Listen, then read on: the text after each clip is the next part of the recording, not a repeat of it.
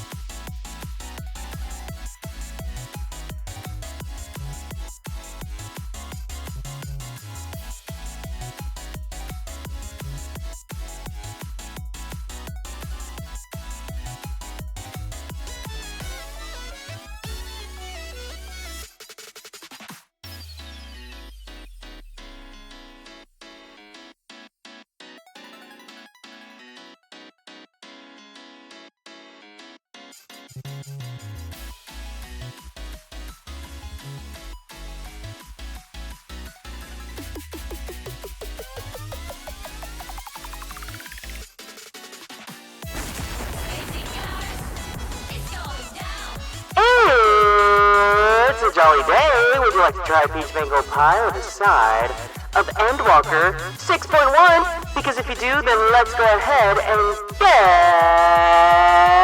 started. Hi, hey everyone. Welcome in. Welcome in. Well, come in. Hope you guys are all doing good today. Thank you guys so much for stopping by. Belle, congratulations on being first. You were number 1.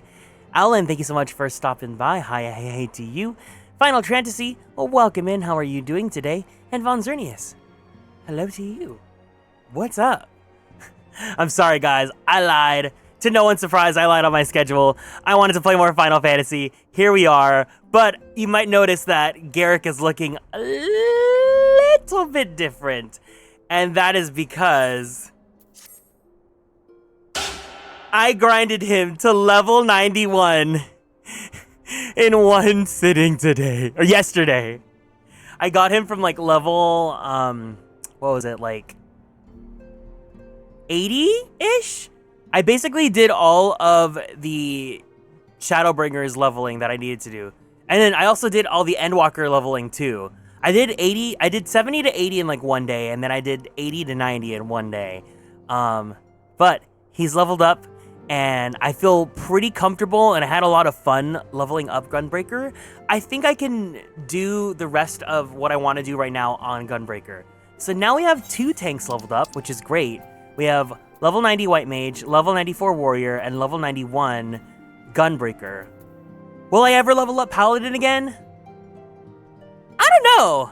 Did I level up my trust? No. So what happened was I just kept spamming dungeons. I did for about like 3-ish hours with Emmy, Nunu, and Ryugen. And then the rest of that, I think it got me to like 87 or 88 around one of those levels. And then after that, I was like, you know what? I gotta just do this myself. And I gotta like trust that I can be good at tanking. And I think I'm pretty good at tanking now. We'll see how it goes. But I think today we're only gonna do patch 6.1 because tomorrow's gonna be the big stream. Tomorrow's gonna be our estimated around 12-hour Pokemon stream. I've done a lot of preparation for that. I'm excited to do another season of Girly Pop Lock. And I hope that you guys are too. But until then, today we're going to be playing some more Endwalker. Of course, as always, if you guys want to join, is Ferry congested? Ferry's probably congested, huh? If anyone wants to join, I'll switch over to Marlboro, but if not, then I'll just go ahead and stick to Ferry for now, so that I get my EXP bonuses. But yeah, feel free to let me know. Other than that, I hope you guys had a great Friday today, and happy weekend. Let's get to it. Let me go ahead and trigger our FC buffs.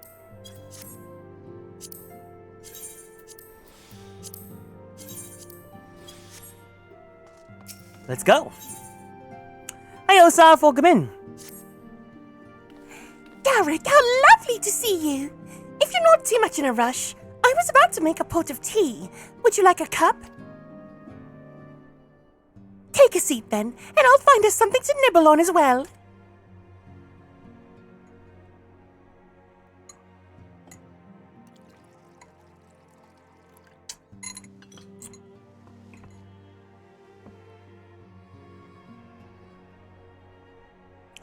Donut! That looks yummy!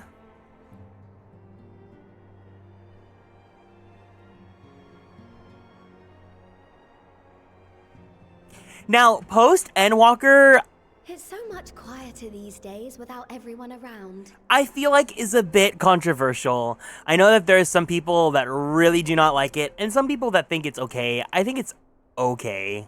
It's not my favorite, but I am excited to revisit it and hopefully power through it with you guys. Also, I think this is the point where I definitely start to remember the plot a lot better now. So I think I have a pretty good memory retention of all this stuff. Hi, Sakura, welcome in. Not that I'm pining for your return, you understand. Yeah, a lot of people very much do not like this storyline. But you know what? Nothing's gonna piss me off more than Xeno, so... I have my sources, and I know that each and every one of you is doing well and keeping busy with your endeavors. Watch us become hardcore stans of post Endwalker. I don't think it's bad, I just think it's... whatever. If you like Final Fantasy IV, you're probably gonna eat your heart out. Meanwhile, I'm left with a surplus of free time and the question of how to make the most of it. What about you? Any plans for the immediate future? A brand new adventure, of course.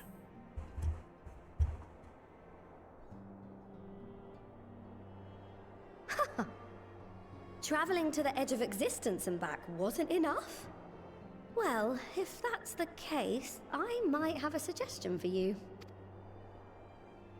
You fought bravely and selflessly, helping those in need and saving our star from unimaginable threats. For your deeds, you've been hailed as the champion of Eorzea and a host of other incredible things. But why not put those titles aside for a while? Acquit yourself as a simple adventurer again and travel the world in search of wonder. AKA, we don't have any plot for you just yet. Go walk around until we give you plot. You're right. Who knows what mysteries are still waiting to be discovered? I definitely don't like when the story starts like this. It's giving like D&D, you went into a tavern and you ran into 4 other people that you're sitting at the same table with. Hi Farm Boy, welcome in. Oh my god, 65 login bonuses already? That's crazy. Do you feel like you've been here for 65 streams? Now, all you need is a destination. The tavern at the D&D. If you're having trouble deciding, just leave it to me. No, because I've lurked longer than that. I did hear that you talked about how long you've been lurking. I didn't realize. How long ago was the last OC stream? Oh, maybe like last summer, huh? So yeah, you've been here for almost a year then. Wow. December? Did we do one in December? Thavner. That's where you should go next. Then that would be half a year. Wow. I doubt you were able to squeeze in a proper tour of Radzat the last time you were there. What with the burning skies and rampaging monsters and so forth. And I'm sure Ritra would be pleased to see you. Then there's the bounty itself. The Empire's presence in the region was always a deterrent to exploration. So if you've a mind to sail that sea, now's your chance. Just think of all the new experiences you could have.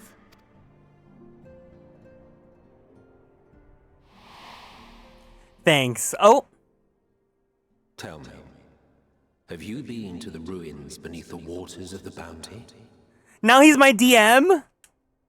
As the bearer of Azem's crystal, you may consider your duty to see at least that much.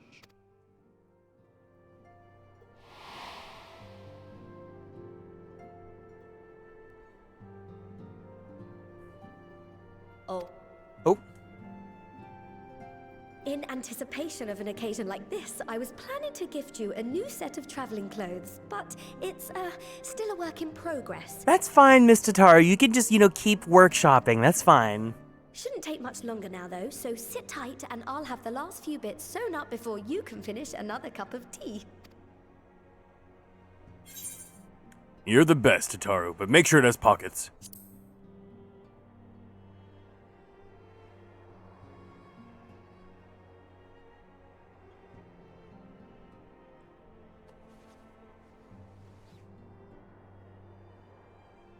It's so sad and lonely when it's only the two of us.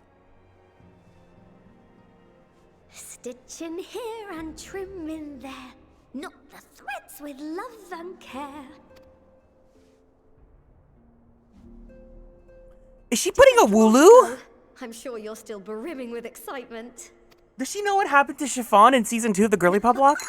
I run with the needle. See how the fabric surrenders to my whims.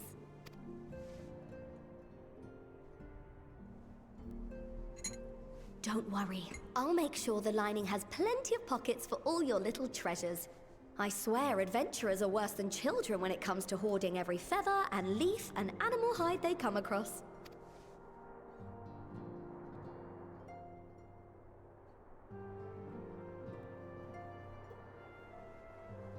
Oh, we mustn't forget the waterproofing.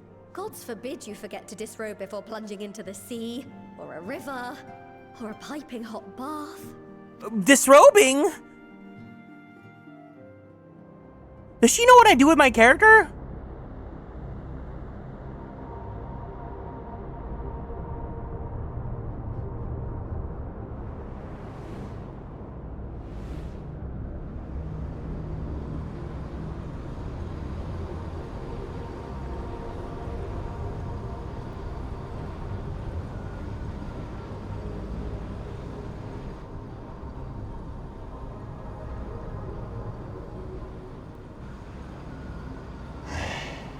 Unless I am returned. Hi, Supreme. Welcome in.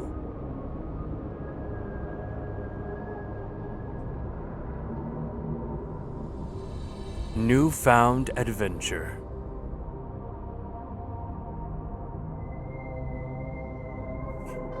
Oh my god, I don't have any snacks with me today. I can't just munch on things that I feel like.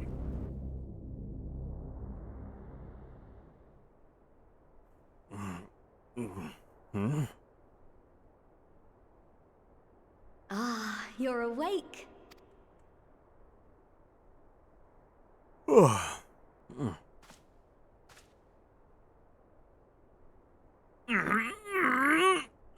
My apologies. I do get a little carried away with my sewing.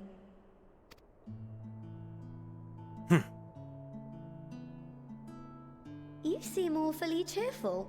Pleasant dream? Or are you just looking forward to the next chapter of your grand saga? Either way, I promise to provide you with new apparel, and so I shall. If you'll accompany me to the Diamond Forge, we can put the finishing touches on your outfit. Shall we?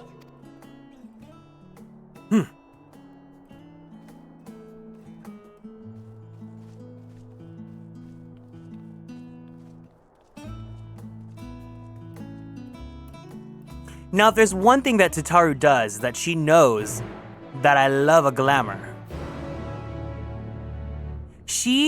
Tataru's voice actress, I'm pretty sure she's in reverse because she's British, but I think most people would know her from Xenoblade. She plays the blonde girl from Xenoblade. I don't remember what her name was.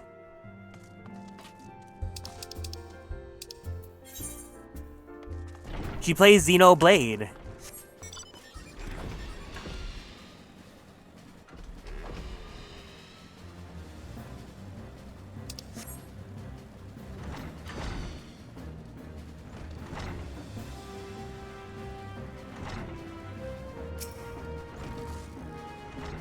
Observe as the artiste refines her piece into a masterpiece. And no napping this time. Yeah, I only need a moment, you'll see.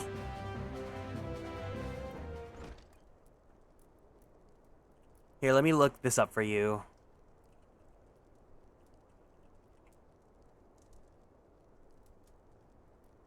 Oh, she looks like a little girl. That's probably... Yeah, that's her. That's Karina Reeves.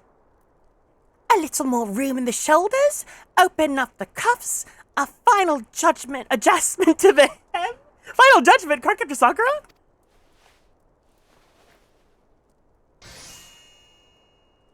All done. Let's look how it sees on the mannequin. Well, what do you think? Wasn't it just scream ready for a bold new adventure? It's giving Link.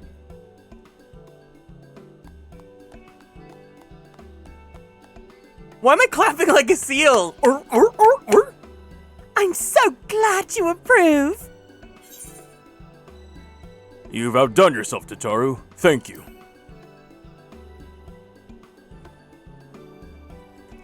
Oh, Stolf, you'll make me blush. If you really want to thank me, though, all I ask is that you wear this on your travels. Or at least anywhere lots of adventurers might gather. Then look at you, a famous hero and wonder. Wherever did he purchase those stylish yet practical garments? And before you know it, hordes of new customers will be climbing over to others to place orders at Taru's boutique.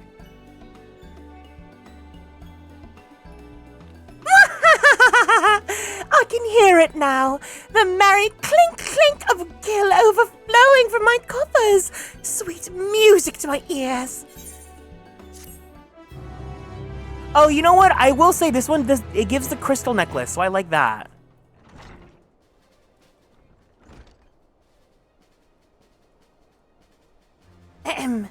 Burgeoning merchant empires aside, you must be excited to start a fresh chapter of your life.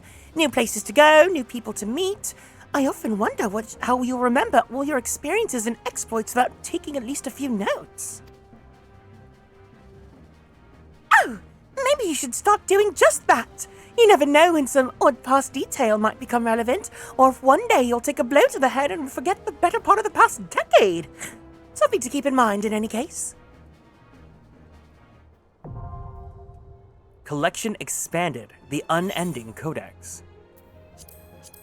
I love that they waited until the end of Endwalker to give you the encyclopedia that tells you the lore about all the characters. Like, yeah, that's great. Reference. After you beat the game.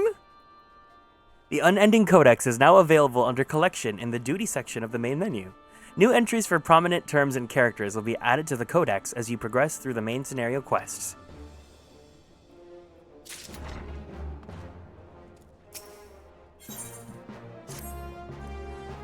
As the, former receptionist and sometimes intelligence gatherer of the Scions, allow me to offer you a word of advice. Do not expect juicy rumors to simply fall into your lap. Adventurers rely on gossip, and the best places to pick up information are taverns and markets. At present, you only have a broad destination in mind. When you arrive in Thavner, I suggest you explore your options at Meride's Mayhain, the finest drinking establishment in Razathan. Charm the employees, and they'll not only point you in the direction of the local tale-tellers, but also share with you the tricks for loosening their tongues. Now, I really must be getting back to running my boutique. Enjoy your journey, Garrick, and may fair fortune find you.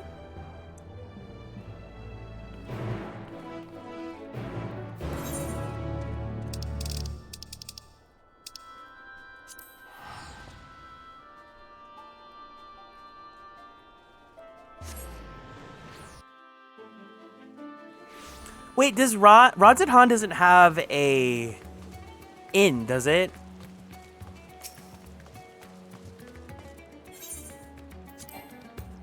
Damn it, I gotta go back to Ul'dah then.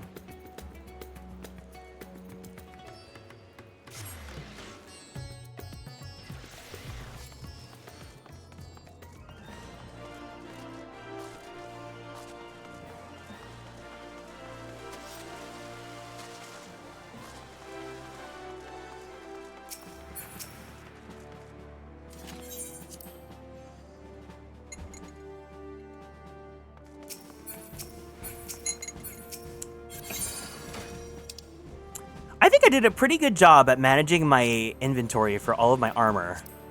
Because now, none of my armor is going straight to my regular inventory. Friendship circlet. I don't think I need this anymore. But I don't think I'm going to use the circlet for, like, glamour purposes. What did she give me? Wayfarer set. So I can put these all in together, right?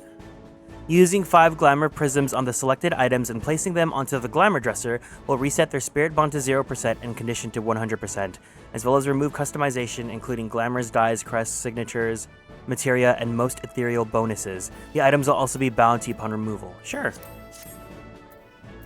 ICB, welcome in. Let's see how this set looks like on Garrick.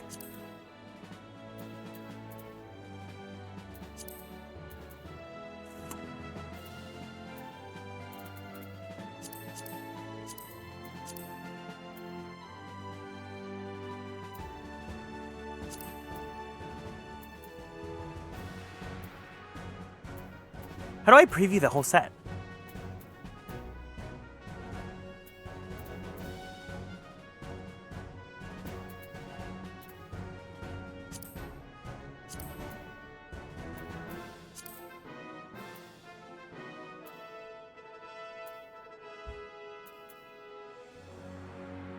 Oy, it's so hard. So this is the Wayfarer set.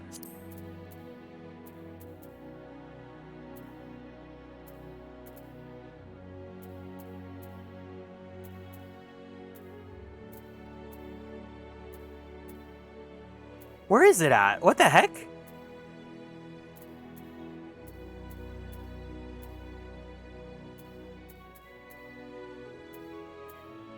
Oh no, I didn't get pants, duh. I think I got shoes, though. Yes. It's not the best. I don't love it. But she does give us these, like, crystal earrings and then, like, a crystal necklace, too. There's that. It's, like, cute. I feel like if you dye it green, then you'll get, like, Link. Right? Is this giving Legend of Zelda?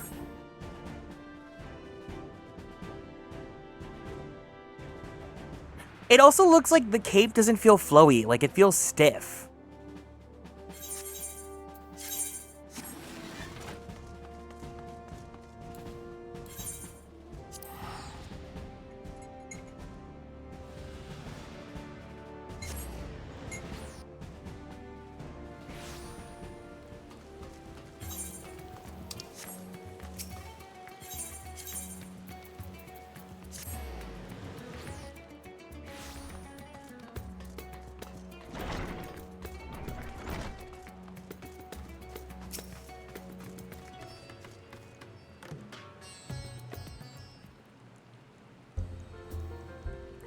Welcome to Mareed's Mayhan. Oh, hello. I didn't recognize you at first. You here alone? Let me find you a table.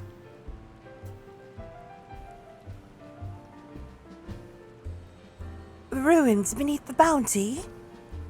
Would you be speaking of the sunken treasure vault? We have one regular, a historian in fact, who could tell you all about it.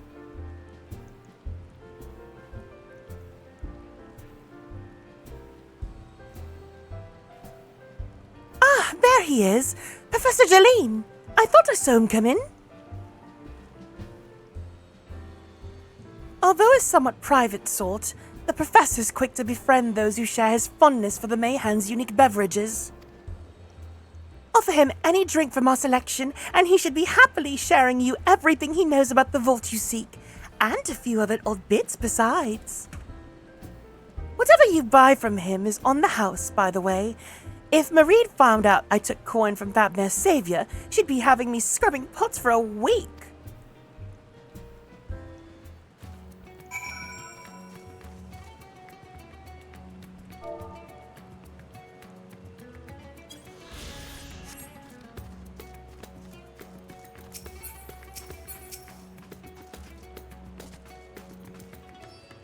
Yes?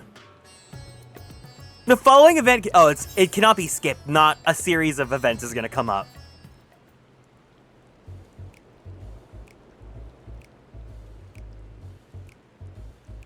And what may I do for you, my Aeosian friend? What can I do for you? Oh, just a friendly chat. How about a drink? We're at the gay bar, of course. Well, I certainly wouldn't say no to a drink freely offered. Ah, here we are, one of Mareed's finest. Enjoy! Ah, lovely. Bottoms up.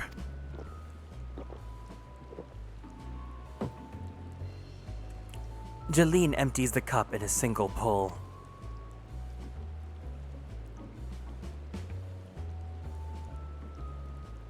That was very kind of you, sir, but I know when I'm being softened up. What is it you want from me?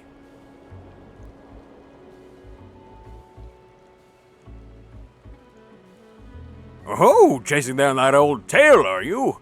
It does seem to appeal to the adventurous at heart. Now, where to begin? Might I assume you've heard of Al-Zadal? He was the Khan of the Auri tribe which sailed to Thabnir from the mainland, and a key figure in the history of Razatan. I especially welcome in.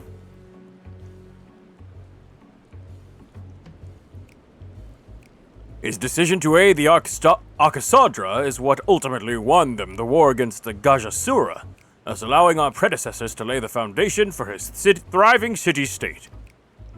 The truly fascinating stories, however, concern his grandson, Al-Zadal III, who is known for his deeds as satrap in Razatan's earlier days.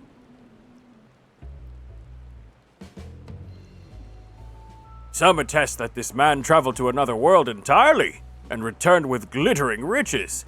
Others that he brokered an alliance with a certain worm of the first blood. Then there is the tale of the sunken vault, the one you seem most curious about. According to this legend, Al-Zadal III claimed a small island somewhere in the middle of the bounty. There he built a structure reaching clear to the bottom of the sea, a deep and secret storehouse, and locked all his worldly wealth within. In the centuries since, whenever a natural disaster or hardship befell Rajasthan, folk would remember the tales of hidden treasure. Hardy souls would set out to claim their fortune, but precious few ever made it home. Would you like to hear more? Apologies, I have a slight tickle in my... Ooh, my cup appears to be empty. Malil, another round for the professor.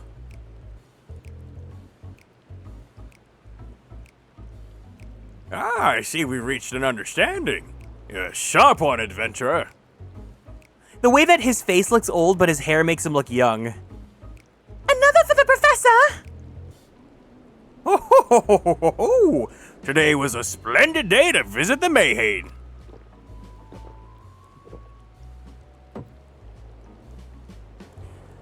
And Jalheen gulps down his newest drink with gusto. Is it a Choa Bob? I feel like it's a little bit longer.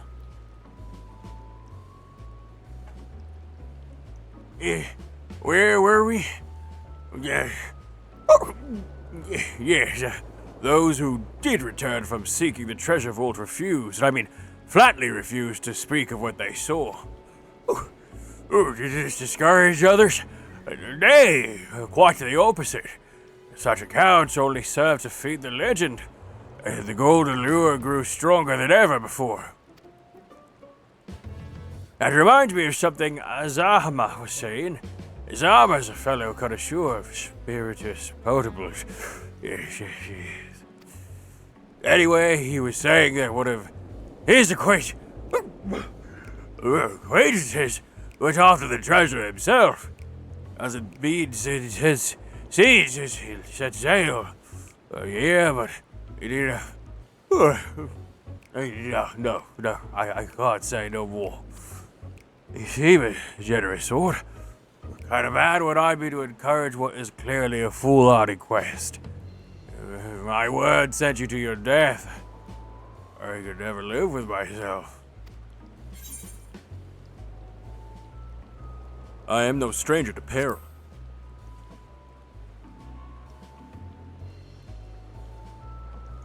Oh. Is that so? Perhaps your turn to tell a tale then. What manner of dangers have you faced? Bought some sandwich cookies from Aldi, and I fear their obsession. I wouldn't call them good, but they're oddly... Well, you can't say obsession and then say they're not good. Ooh, the very edge of existence. From anyone else, I'd struggle to believe it, but I recognize you now. You're the hero of the final days. A drink.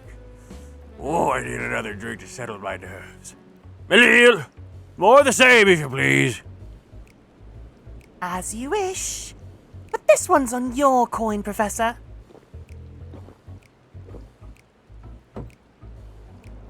I do not agree. I don't think the tacos from Jack in the Box are my go-to tacos for any sort of occasion. Jalene drains yet another cup dry.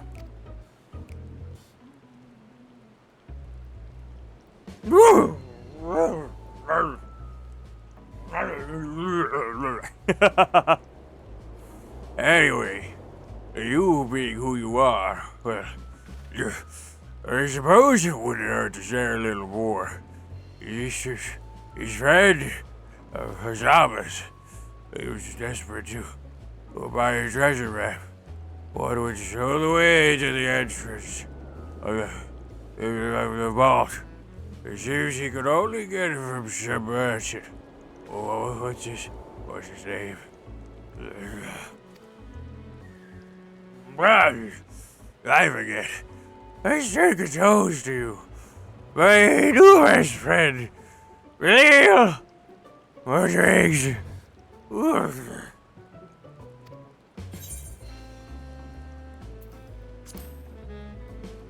Get him some water.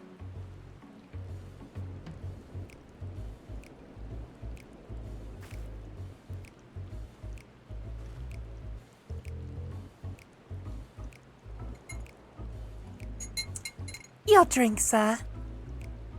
Oh, marvelous. I am parched.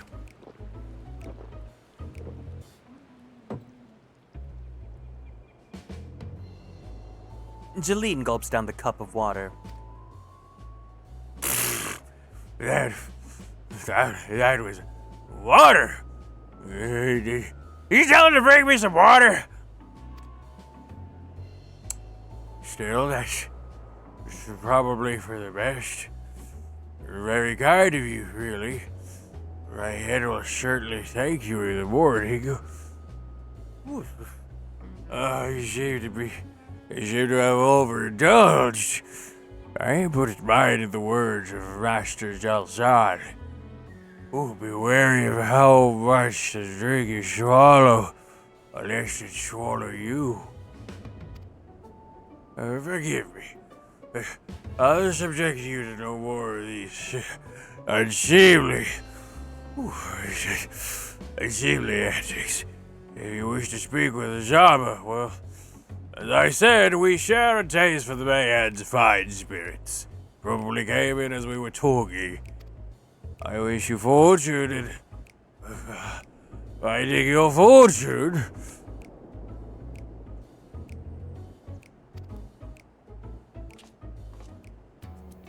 Zam, this guy was getting crunk.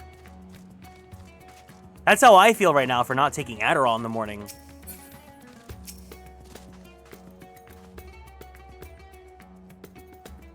Yes, I'm Azama, and who might you be? Oh, all true, I'm afraid. My friend took a ship out in search of Alzadal's legacy. I've been waiting for his sails ever since. That look in the eyes, I knew it wasn't common gold or jewels he lusted after. He was hunting Alzadal III's otherworldly hoard, and his ambition would not be denied. I see it in you too, the appetite for the mysterious and the unknown. I'll not attempt to turn you from your path. I know too well the futility of that endeavor. So I will tell you what my friend told me, how he convinced a merchant in the bazaar to give him the rough location of the vault's entrance.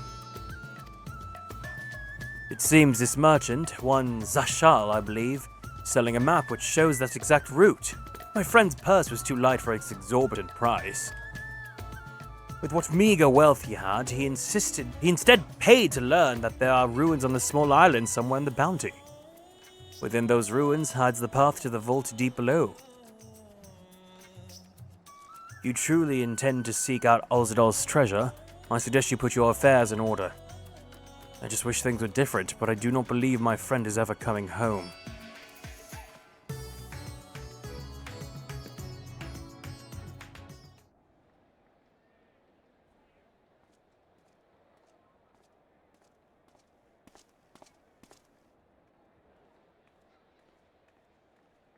Who is Haymitch? Please, Ashal, please! You must let me have that treasure map!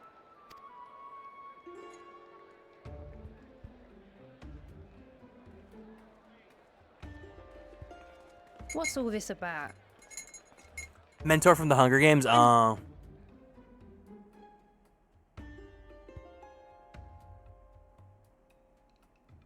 Spiciest Tater. Welcome in. So, you hope to find your fortune? And what? You expect me to surrender my wares for pity's sake? What have you to offer in payment?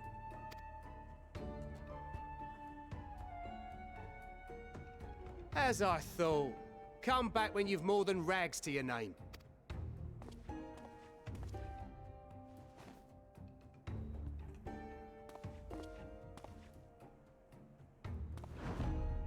This is no mere treasure map. It is a guide to the vaults of Alzadal III, one of the great satraps of Radzat Han, and a direct descendant of Alzadal Khan. A map to Alzadal's legacy? So he says. A fake, I'd wager. This is no fake. The parchment is marked with an arcane glyph of passage. You may find the ruins hidden in the bounty, You won't be setting foot inside without this in your possession. A priceless artifact it is, discovered amongst the rubble in the aftermath of the final days, and lovingly restored by yours truly. This map is the key to fabulous riches, and I'll be the king of fools to simply give it away. Be glad I am no such king, boy. Your scrawny-eyed had never returned with that treasure alive.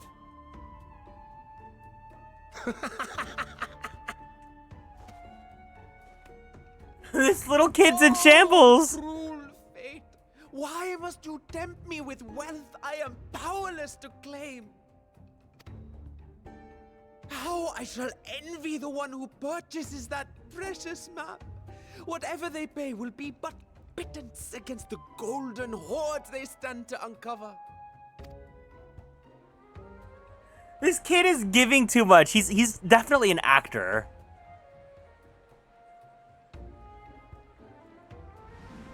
No, Estinian, don't pay for it. It's not worth it.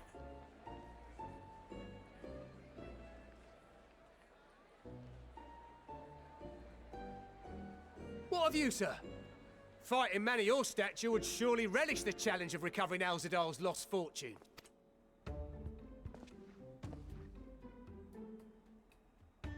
A fortune, you say?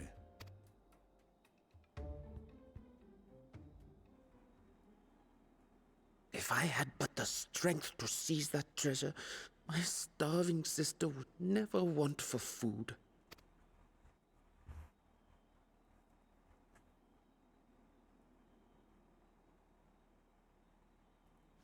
I'll take it. Will this cover the price? Not the paid actor.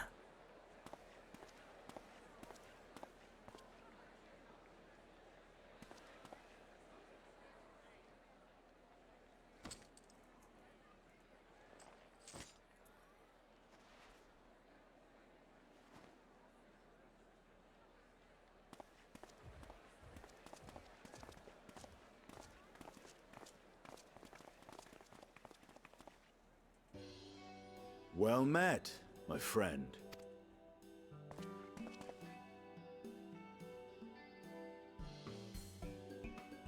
Someone is dressed for adventure.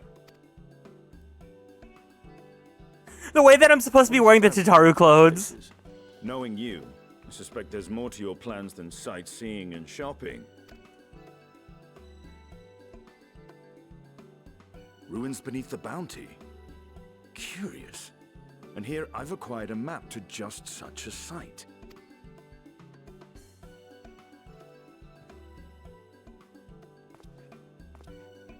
With that sale, I do believe I've earned the rest of the day off. Thank you for your patronage, sir, but if you'll excuse me. You needn't mind us. These scammers! Don't fall for scams! And now I've fleeced one of the heroes of the final days. Pray the sisters were looking elsewhere.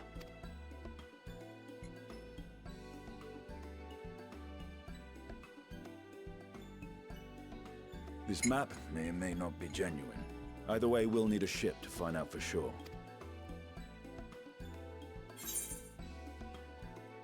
I never took you for a treasure hunter.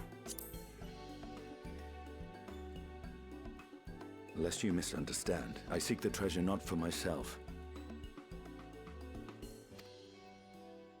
If such a fortune truly exists, then it could help ease the struggles of those who lost their loved ones in the final days. I hope to do for Thavnir what you and Alphino did for the Alamegans when you recovered the Mad King's trove. Ugh. Come now. You know Alphino needs little encouragement when it comes to recounting the tales of your shared exploits.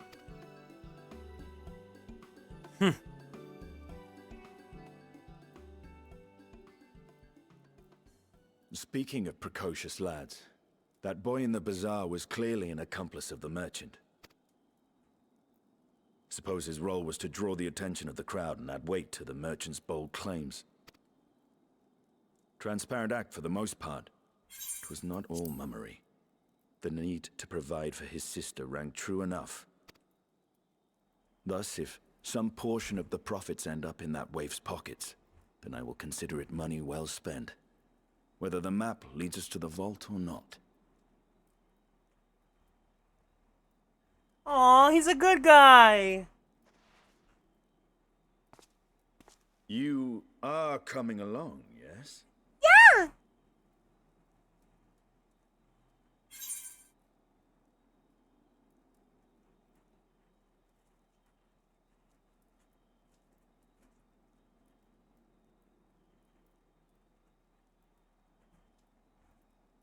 Oh my god. I thought I was going crazy. I was like, why do I feel so tired and so like winded being in my room? I have my AC on, and like if you guys have like an actual air conditioning unit, you know how like you have to like have it mounted against the wall, or you need to have a tube that connects to the outside window so that it can expel the hot air outside? Well, the my AC in my room is like old and busted, and so that tube kind of like fucks up here and there, and the tube was leaking open, so the AC was pouring out cold air, but also expelling all of the hot air back into my room. So my room was like basically just getting hotter, and I was like gas chambering myself. It was so awful. Oh, I thought I was gonna like knock out on stream. Okay, I feel so much better now.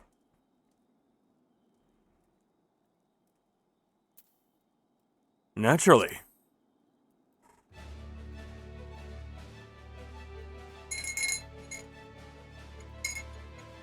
I thought as much. It was not a girly pop tornado, that's for sure. Now, let's see about securing a vessel. Nalki, thank you so much for the 7 stream streak. Going to sleep today early, so I'm lurking. Have fun. No problem.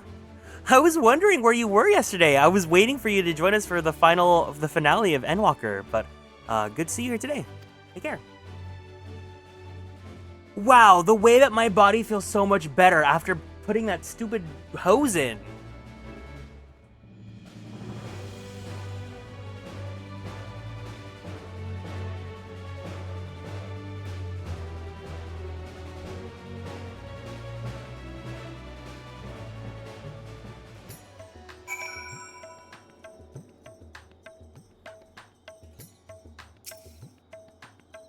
You will recall I spoke of visiting Thavna at Vitra's request. Well, he finally invited me to a feast, and made his proposal once I was too full of Anish delights to refuse. He wishes for me to train the Radiant Host in lance work, but that is a tale for another time. What we need now is a merchant or a trawler with a ship fit for the open seas. Matsya is a fisherman by trade, yes? We should head to Akyali and see if he can help us. I was also there lurking, but I had to sleep because I had to do... You had to wake up at 7:30? Yeah. What time is it for you right now?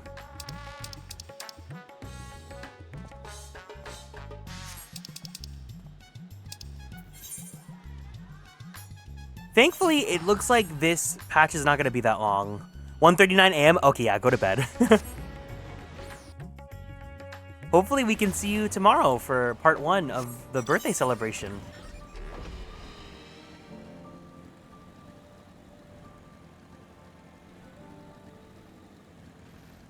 Also, for anyone here, I did release the schedule for the actual birthday Totsumachi. So if you guys are curious, on Monday, we are going to be doing a Totsumachi, and we're going to be inviting some friends on to come and chat with me. And this is the schedule of the friends to come on.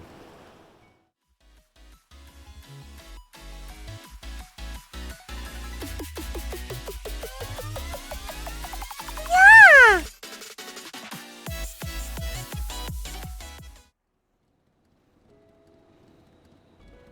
So that's going to be a jam-packed day. It's going to be about 8 hours long, so please look forward to it. I'm looking forward to it because it's going to be about 20 minutes with each friend, and I get to talk to some people that I've never gotten to speak with on stream or collab with or anything like that. And I thought this would be a great opportunity too.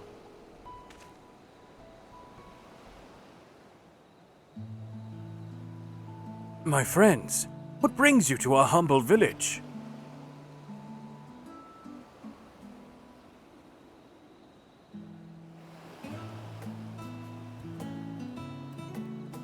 So you need a seaworthy vessel to seek the ruins?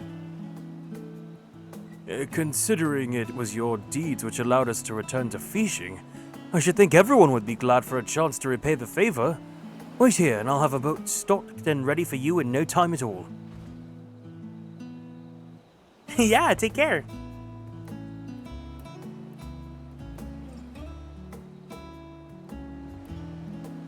Have you noticed our little shadow? He's been following us since we left the city. Oh, I know. Don't worry. We see you there, boy. Show yourself.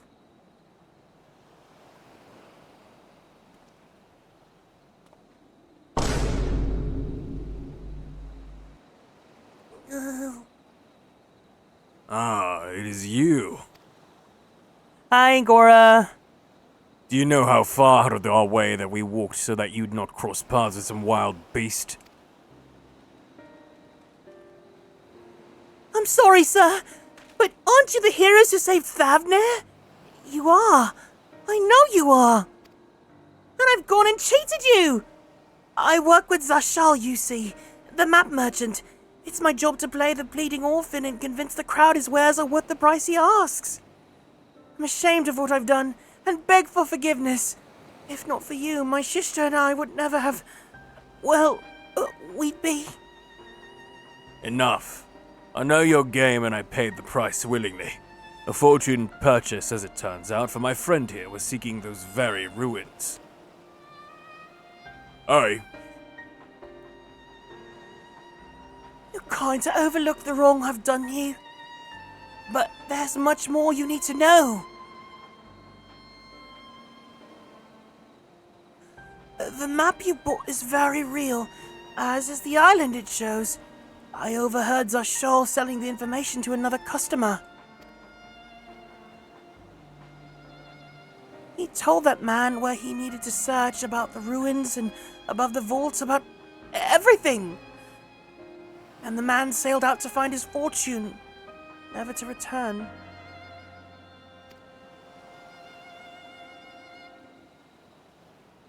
He's a reflection of Astidian. He's starting out as a complete flop.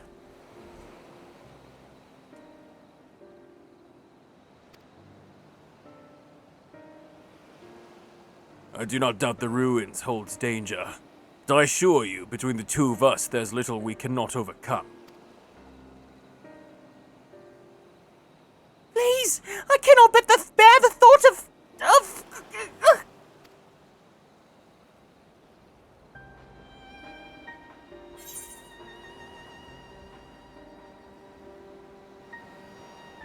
Oh, now you've gone and made him cry. I did not. That was not my intention. Oh, very well. Assuming we do find this treasure hoard, it may prove wise to have more hands along for the carry. Any ideas on who to approach? The scions have scattered far and wide since our last gathering.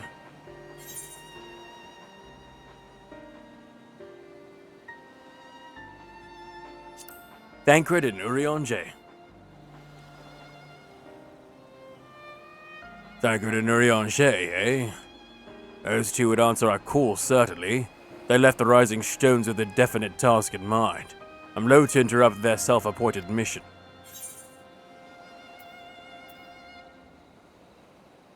Y'shtola.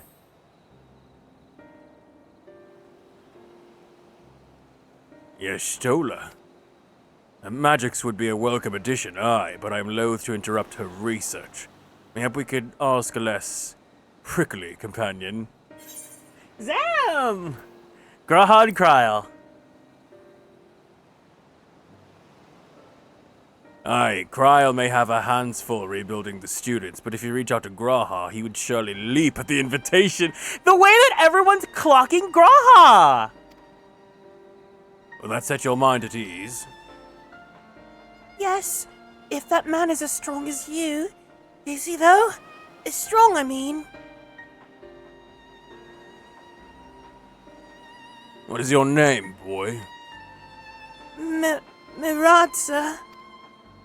Well, Mirad, your life is yours to live as you will.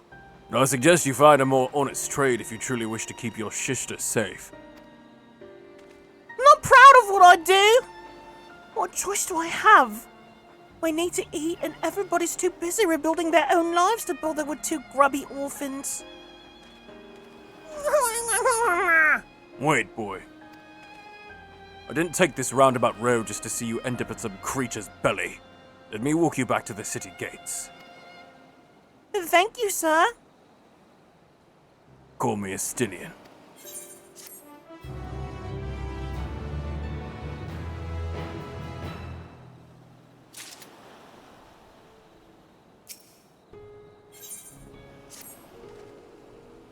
I shall leave you to recruit Graha.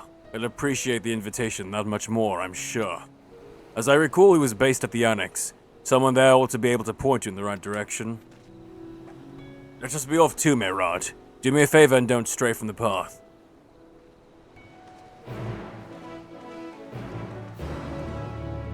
Also, if you have not done so already, the Final Fantasy XI event is going on at the moment, and you get a glamour out of it. Let me show you guys.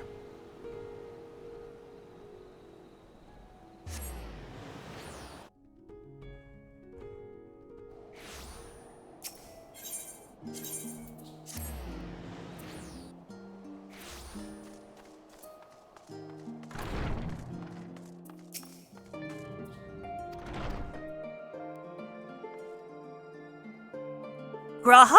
Yes, he's in the main hall with Mistress Kryl. They've been holed up in there for days. By all means, go and give them an excuse to take a break.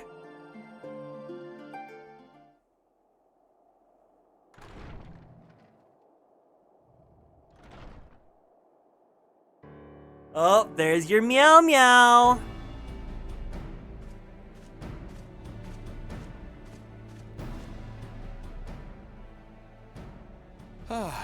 Urgica, my good man. Would you be so kind as to... Oh my god! You found me! Oh, isn't this a pleasant surprise? She's like, hi, and he's like, hi, I love you, hi. I wish you had sent word ahead. I thought I was having visions for a moment there.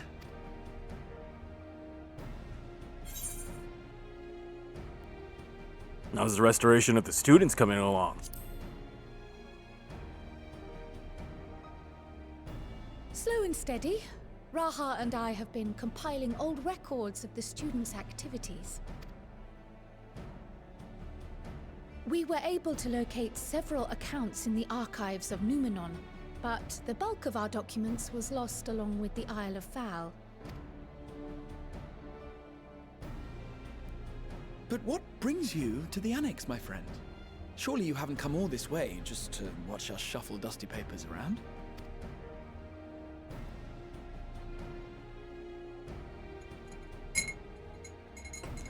They don't want to be. They want you to know that he is in love with you so that you will buy merchandise of him. So that when they host a convention for you to go visit, you will wait 3 hours in line just to take a picture with his cardboard cutout at a gondola.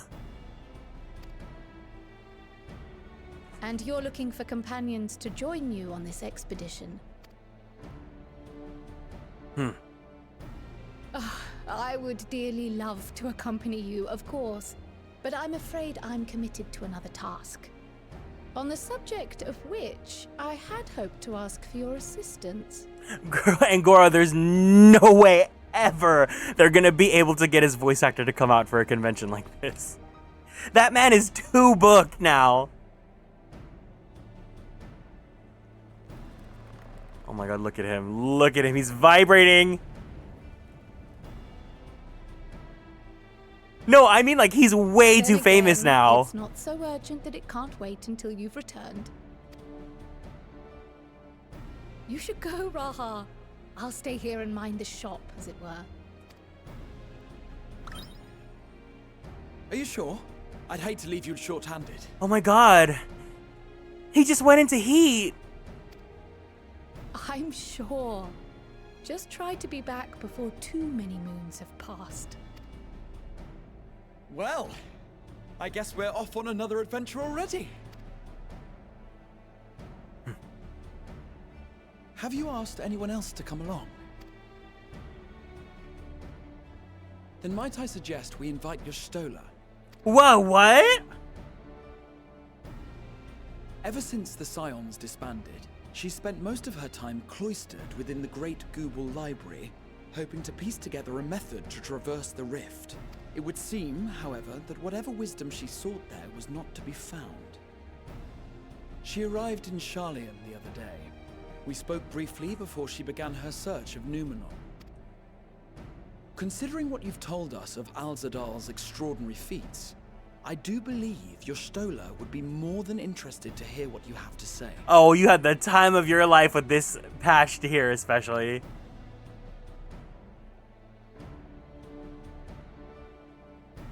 Splendid! Then let us head to the archives at once. Wait, before you go. I have another potential member to volunteer, if you've room to spare. Urianger. So everyone I mentioned, but Stine was like, I don't know about them. He sent the students a request for materials, you see. Treatises on the architecture of treasure vaults and the like.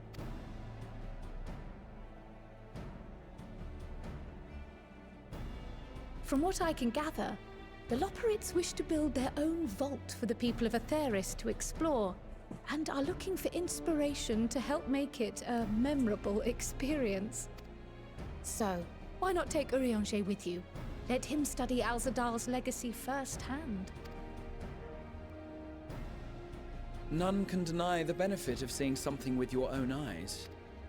If our expedition leader has no objections, I say we extend Urianger an invitation once we've spoken with your Stola.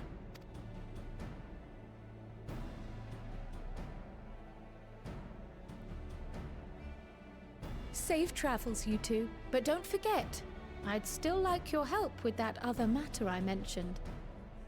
Don't forget about the 24-man raid. It's the only relevance I get until Dawn Trail.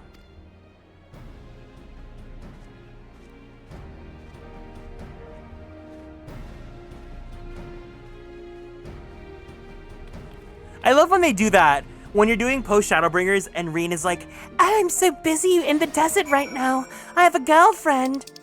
But yes, I can help you with a story right now.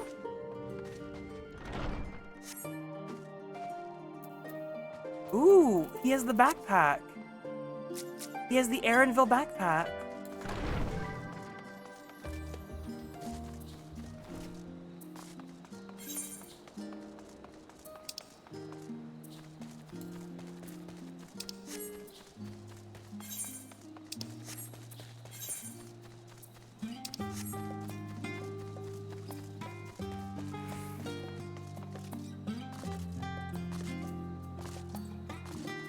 So last night, I had another dream about being back in college. It was another one of those, like, you need to take this one class before you can graduate dreams. And then I was dreaming that I was in a music ensemble, but I was playing an instrument that I've never played before. I think I was trying to learn, like a trumpet or something, just for the sake of trying something different. And in my dream, I felt like I actually knew how to play it.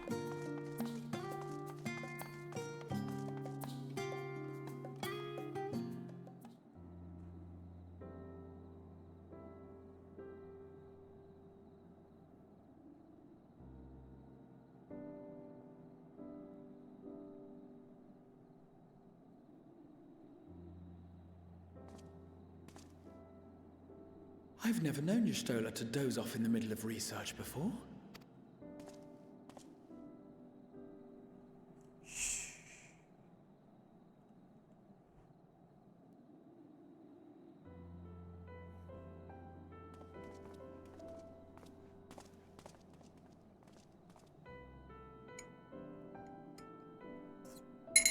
I don't think you can do that at a library. Nor do I think you want to do that at a library, Garrick.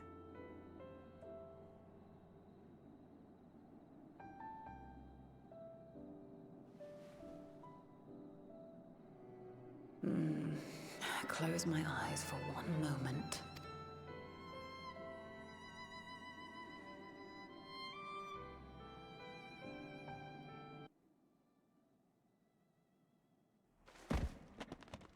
Ow!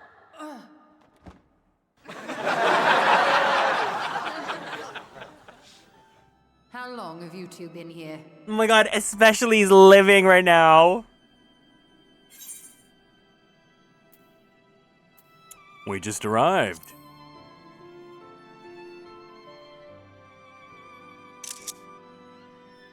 Did you now?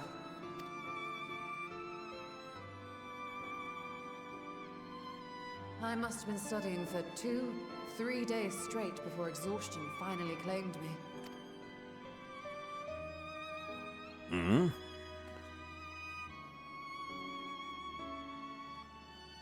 As you know, I've been researching ways to travel from the source to one of its reflections.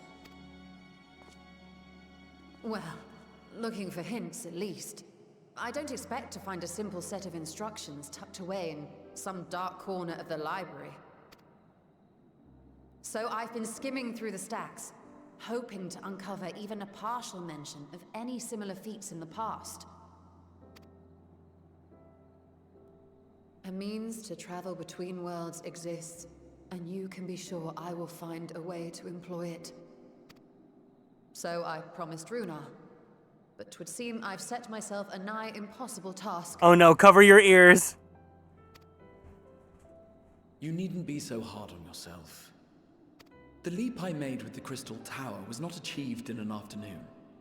It was the culmination of a collective effort spanning generations. Oh, you think me discouraged? I assure you, 'tis quite the opposite. A daunting challenge and the time to sink my teeth into it. I feel like a fresh-faced student again. A scholar in her element.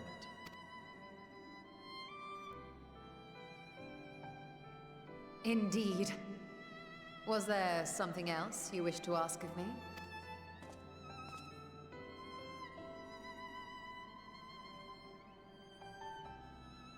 Alzadal is no minor figure in Harnish history, and much is known about his family. But this is the first I've heard of a descendant surviving a trip to another world. If those tales are true, then he may have left behind some clue as to how it was accomplished. An invitation to delve into one of the world's lingering mysteries, as if I could refuse. And whence do we embark upon this expedition? Right now! By ship. But before that, we thought to extend an invitation to Urianger as well. He was in Thalmazane last we heard. Then by all means, let us recruit him and be on our way.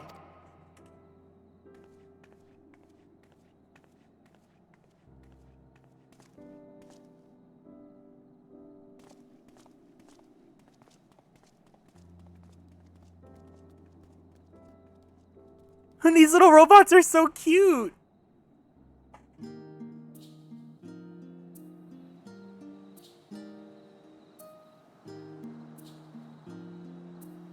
Oh my god, look, especially two of your favorite entries next to each other on the Codex. Y'shtola and Hydaelyn.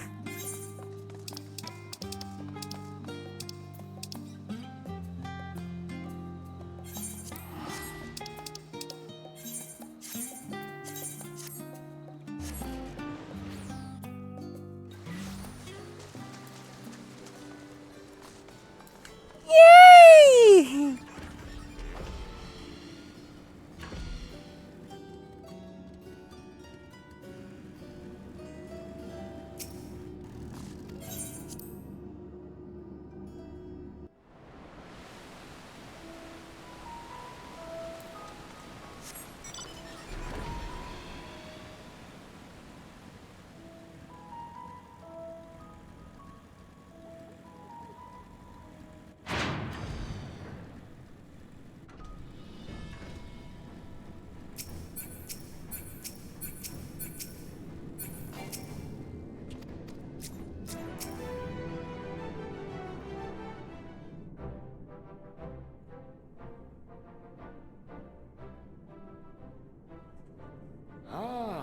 Our illustrious champion. Cloaked in the mantle of the common explorer, fame set aside in thy pursuit of simple adventure. I am told a new expedition is in the offing. Wasn't Thancred with you?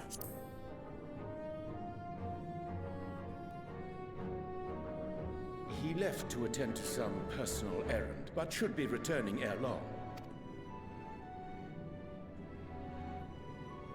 You've been keeping yourself busy, I trust?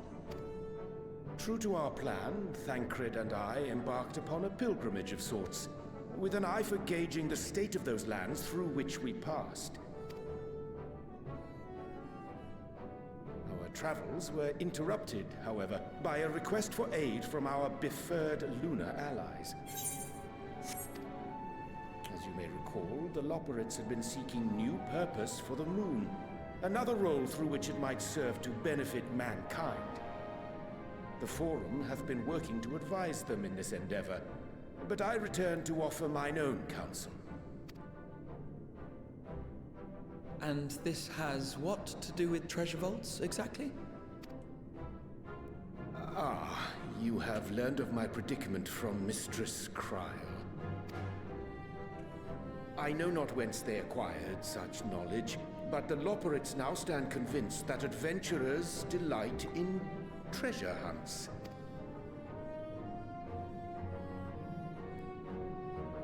Thus, with their newly built wonderland of riches and mystery, do they hope to entice all manner of daring delvers to the moon. So earnest and innocent was their desire to bring joy to the world that I found myself powerless to refuse them my cooperation. Treasure hunts are enticing, yeah. Don't you just love when a story starts with, you're an adventurer, and you're looking to make money with a treasure hunt?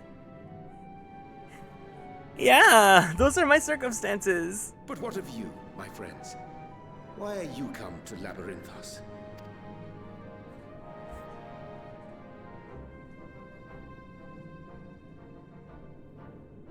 Fascinating.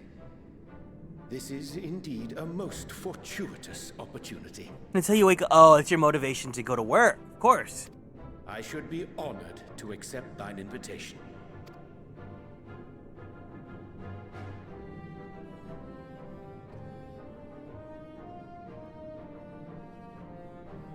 How long hath it been, I wonder, when last our actions were not impelled by fate or desperation? Aye. Though I cherish the Scion's accomplishments, 'tis pleasant to not have the weight of the world upon our shoulders for a change. Counting Istinian, we number 5 now, yes? Without knowing what traps or perils await unwary feet, we may be wise to refrain from recruiting others. I agree. Between us, we should have the skills to handle whatever situation may arise. Shall we be on our way? What, no time to spare a word for the grizzled old bard? A man! All is well, I trust? A wasted trip, I'm afraid. I'd hoped to catch up with a former mentor while you parleyed with the rabbits, but it seems our paths were not to cross.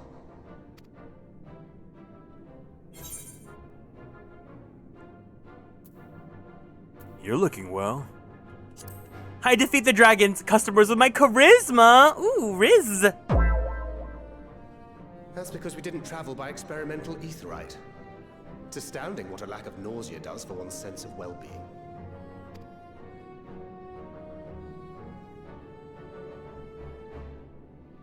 In any case, as we made our way around Ilzabard, we saw that much of the continent was in various stages of chaos. A certain amount of disorder is to be expected. The final days are over, and the people no longer have a common threat binding them together. That's the thing with these fledgling troubles, eh? You need to keep an eye out, lest they mature into full-grown headaches. So, for what reason have so many esteemed personages seemed fit to gather?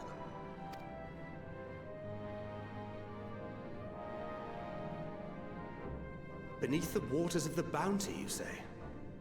I see you've already stolen away my traveling partner with the promise of unexplored ruins and scholarly glory. Nay, 'tis not for mine own indulgence.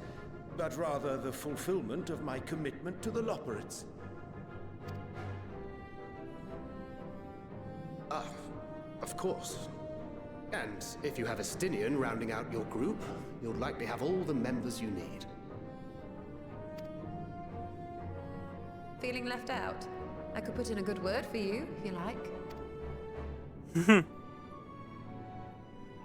We may have been released from our obligations, but I'll never be free of that merciless wit of yours, will I? In all seriousness, 'tis best I sit this one out. Too many former scions consorting with one another might be seen as a cause for concern in certain quarters. I'll return to my usual reconnaissance and scout out the situation in the Far East. Till we meet again.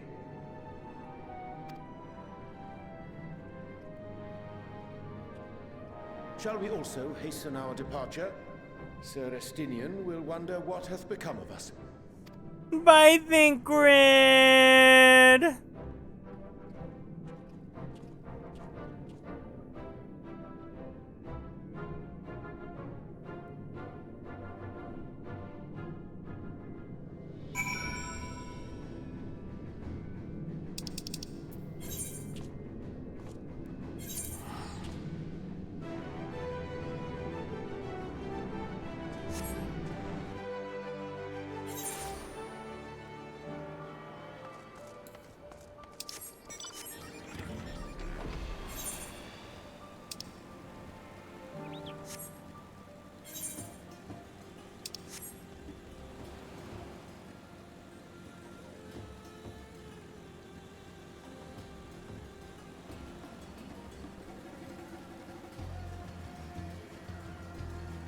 I learned about a knight monk character that might interest. His chainmail is literally skin tight on him. His name is Mizrak from Castlevania Nocturne. Mizrak. Okay, short hair. I like that. Yeah, yeah. Status alive, like that. Gallery.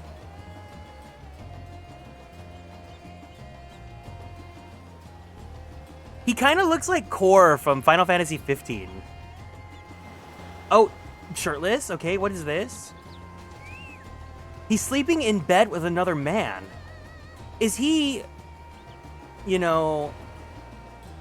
Oh, wait. The other man is hugging him?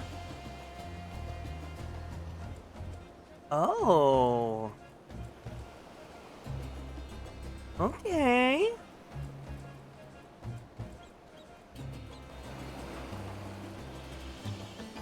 So he's not my everything, but you know what? I can see the potential. Castlevania man, I think Richter is pretty yummy. That's his name, right? The blue guy, Richter Castlevania. Richter Belmont. But with his hair cut and short. Not long.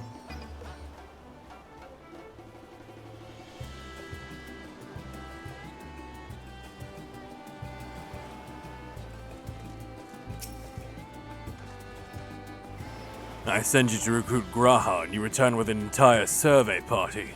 I hope Matia's boat is sturdy enough to carry us all. What he means is we are grateful for the use of one of your precious fishing vessels. Right, Estinian? Oh, we are more than glad for the chance to provide it. I ask only that you take care to steer clear of the reefs and the shallows there. Aye, we'll keep an eye out.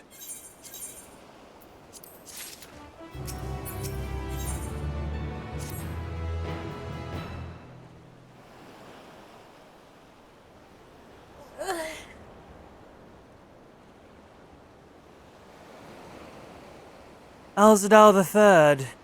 I confess I am somewhat embarrassed that the tale of his journey to another world escaped my notice. Could it be more than simple folklore? And what of the treasure he supposedly brought back? This undersea vault may hold relics from another reflection. My friends, we should temper our expectations. The map doth promise ruins, but beyond that we do not know what we will find. Not until we find it, aye. So let us dispense with the conjecture and set sail for the vault.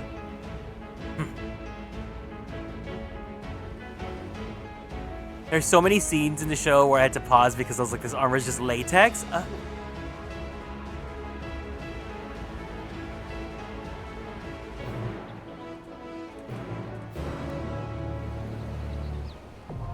Oh, snap! Wait, we're going straight to the dungeon! Okay. Is there anyone that wants to run the dungeon? If so, let me know. And if you need me to switch to Crystal, then let me know. Otherwise, I'll stay here in Ether. You guys can see me rock Gunbreaker for the first time on stream. I'm pretty proud of my skills as a Gunbreaker.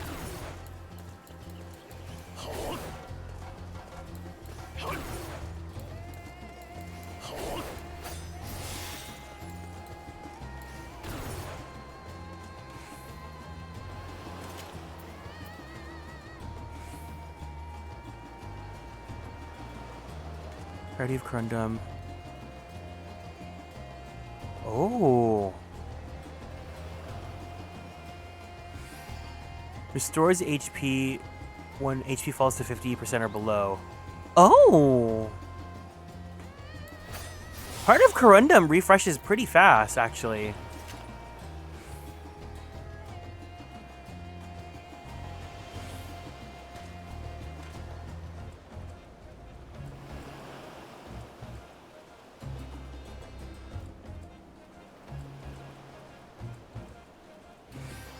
Yeah, by the time I get my heal, the cooldown's ready to go again. That's pretty cool. I need to watch the show. We'll see. I have a lot that I want to do. I'm so far behind now on Marriage Toxin. I don't want to drop it yet, but we'll see.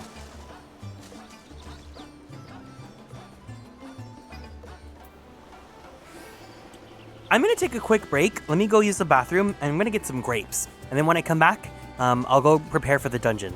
So I'll see you guys in a bit. BRBB.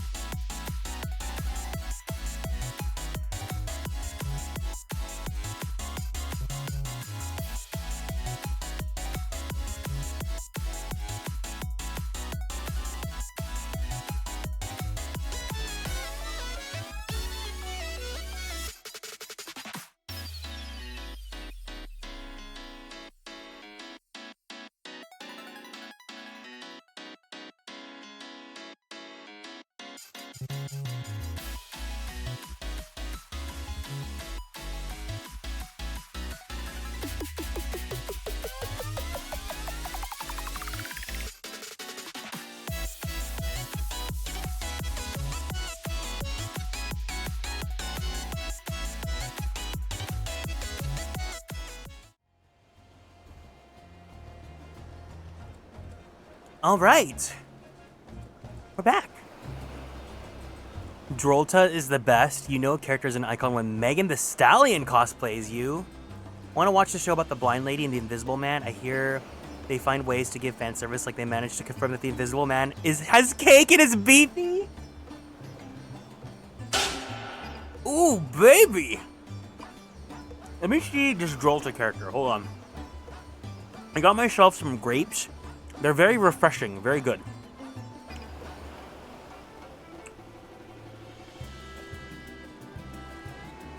Where is that show? I've heard about that show.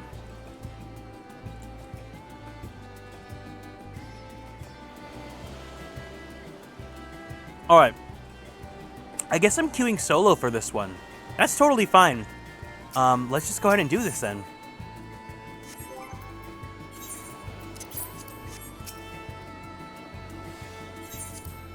Oh, no NPCs. Oh my god, I was about to queue in for MSQ Roulette.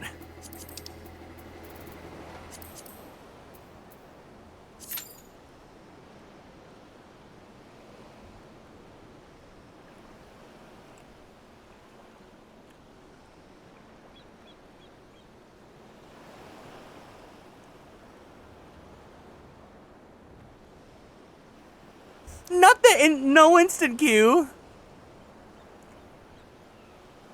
I'm so excited.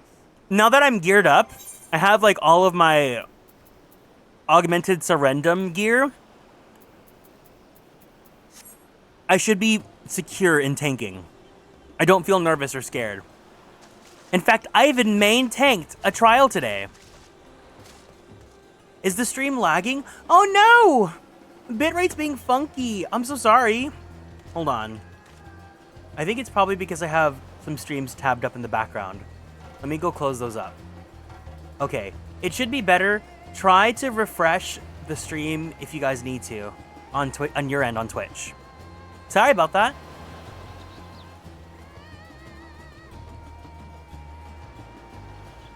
Okay, yeah. It's because I had 2 streams tabbed up and I had them at like 720p. We should be doing better now.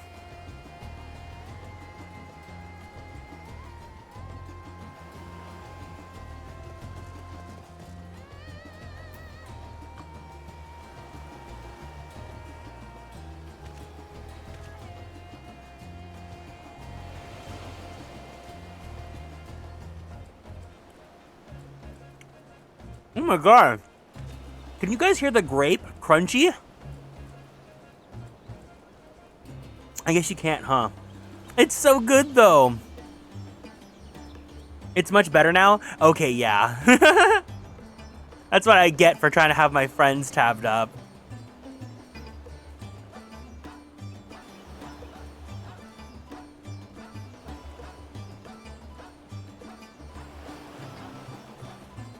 Usually I'll have people tabbed up while I'm streaming, and if so, I usually keep them at like 480p. I don't go too crazy, but I'm also playing 14 right now, which also uses internet.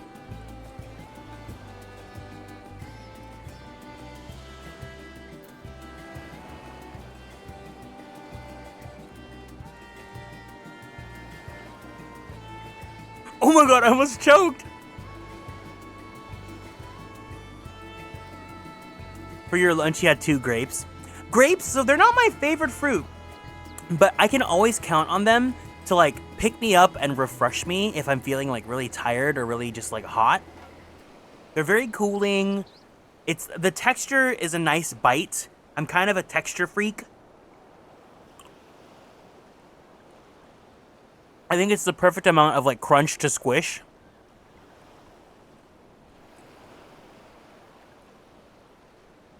I also like the green grapes. Red grapes are fine, but green grapes are, in my opinion, superior.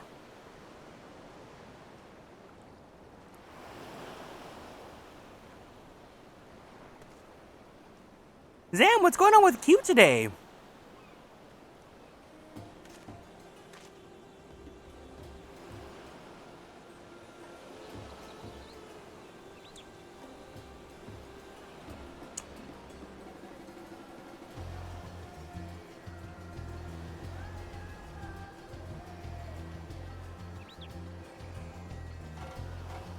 Oh, you like watermelon flavor? I'm not that crazy about watermelon flavor, or even watermelon fruit itself. I think it's fine.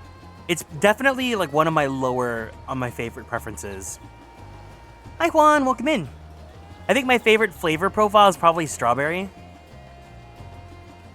Oh, actually, the other day, I went to this Korean place.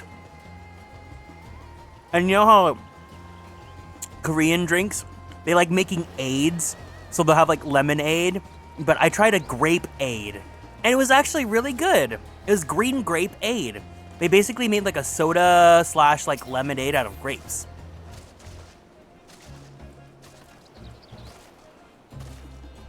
Probably everyone logging on and making it all funky. Oh wow, your trial roulette's also taking a bit too? That's so strange. Hi Medi, hi Medi. Watermelon and tahine. Oh, you love that. I'm not too crazy about tahine. Oh my god, my internet's really being weird today. I'm so sorry about that.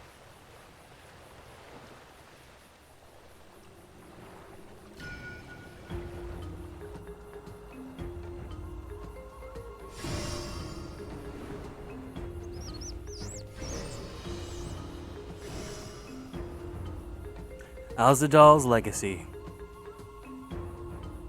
We'll see how bad my ping is in the dungeon, I guess.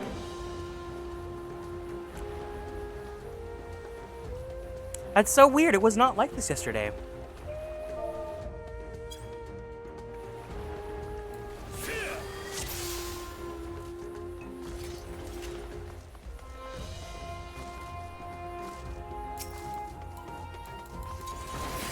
Hi. Hi. Hi.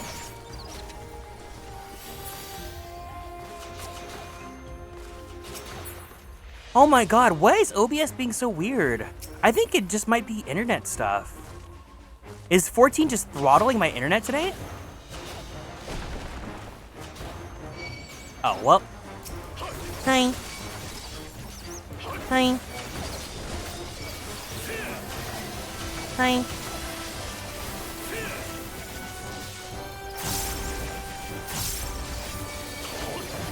One, 2, 3, 4, 5, 6. Yay!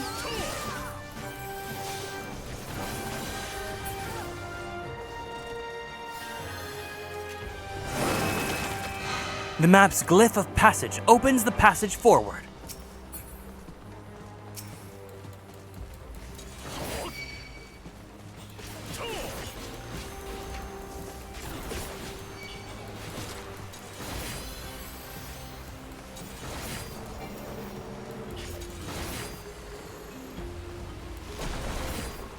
Oh. Hi. Hi. Hi. Boom.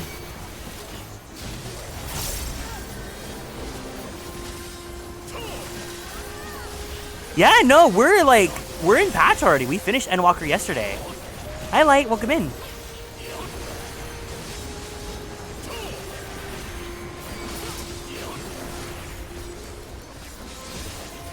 I'm so happy. I've been enjoying it so much.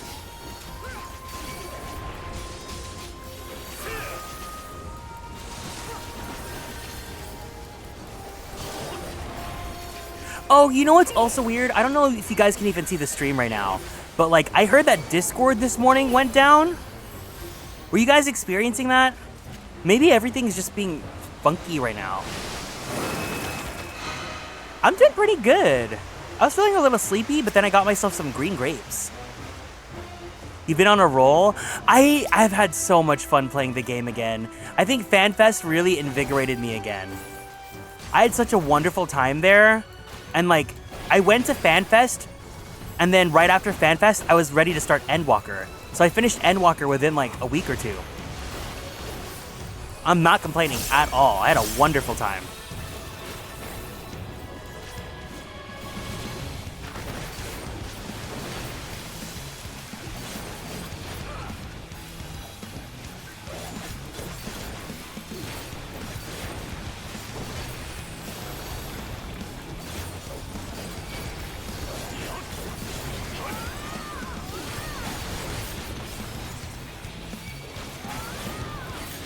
Ever since Twitch got rid of a lot of server stability. Oh, really? What? Twitch got rid of servers? Since when? Oh, I'm gonna Venn diagram. Ah! Splatoon!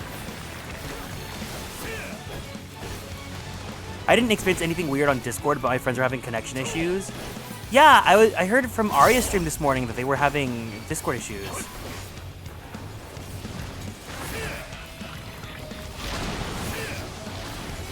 This really is just Splatoon the boss.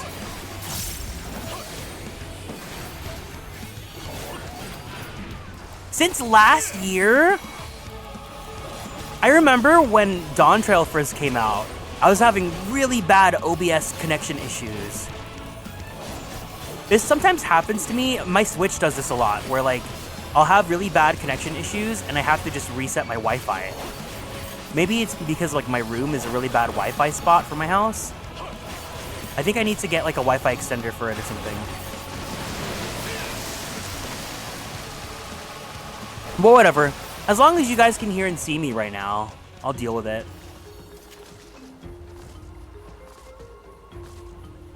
But how have you been?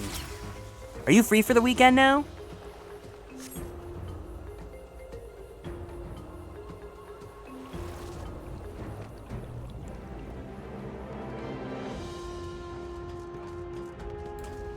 Oh, this dungeon is pretty though. Glyph of passage detected. Confirming bearer's identity.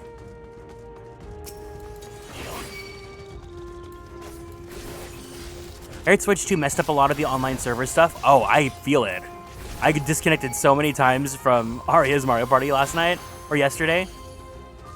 Unrecognized ethereal signature. Brazen Thief, you will proceed no further!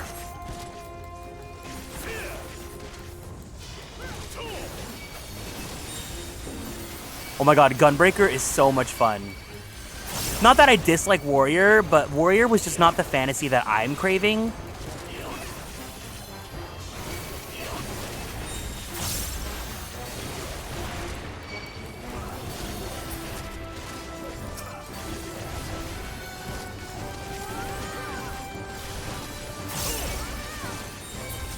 If you check your Injust servers, there's only Ohio, Virginia, and Oregon. What? Oh my god, Raiding and Scarlet and Violet, don't get me started on that. So, not to like go too far ahead, but you guys already know that I want to do this. I think after we finish the Platinum Girly Pop Lock, I want to do Scarlet as a monotype Girly Pop Lock. So I think we're gonna do a grass type girly Pawpaw.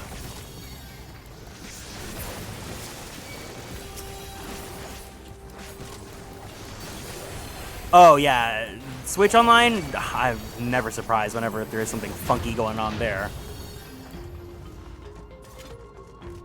Splatoon 3, oh my god, remember when we would play Splatoon together all the time?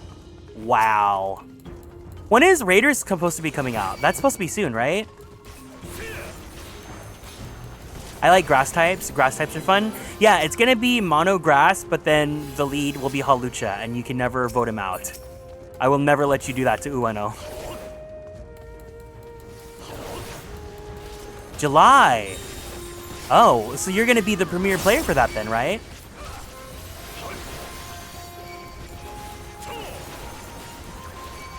Splatoon 3 launch was crazy. Oh man, I remember enjoying Splatoon. I had a great time with that game. May, Yoshi, June, Star Fox, July, Rhythm Heaven, and Splatoon.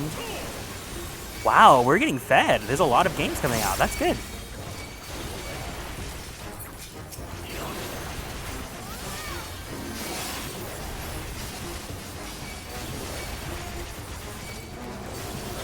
Oh my god, I think I'm eating this up. I think I'm actually eating this up.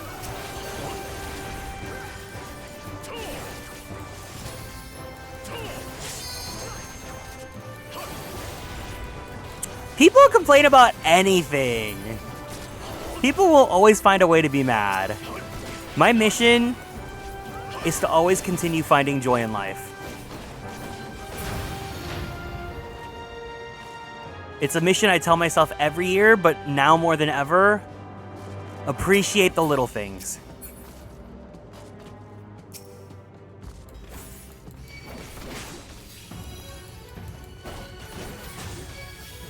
I thought Switch 2 was fine. I was fine with Mario Kart. I also had a lot of Switch 1 games that I was fine playing on Switch 2.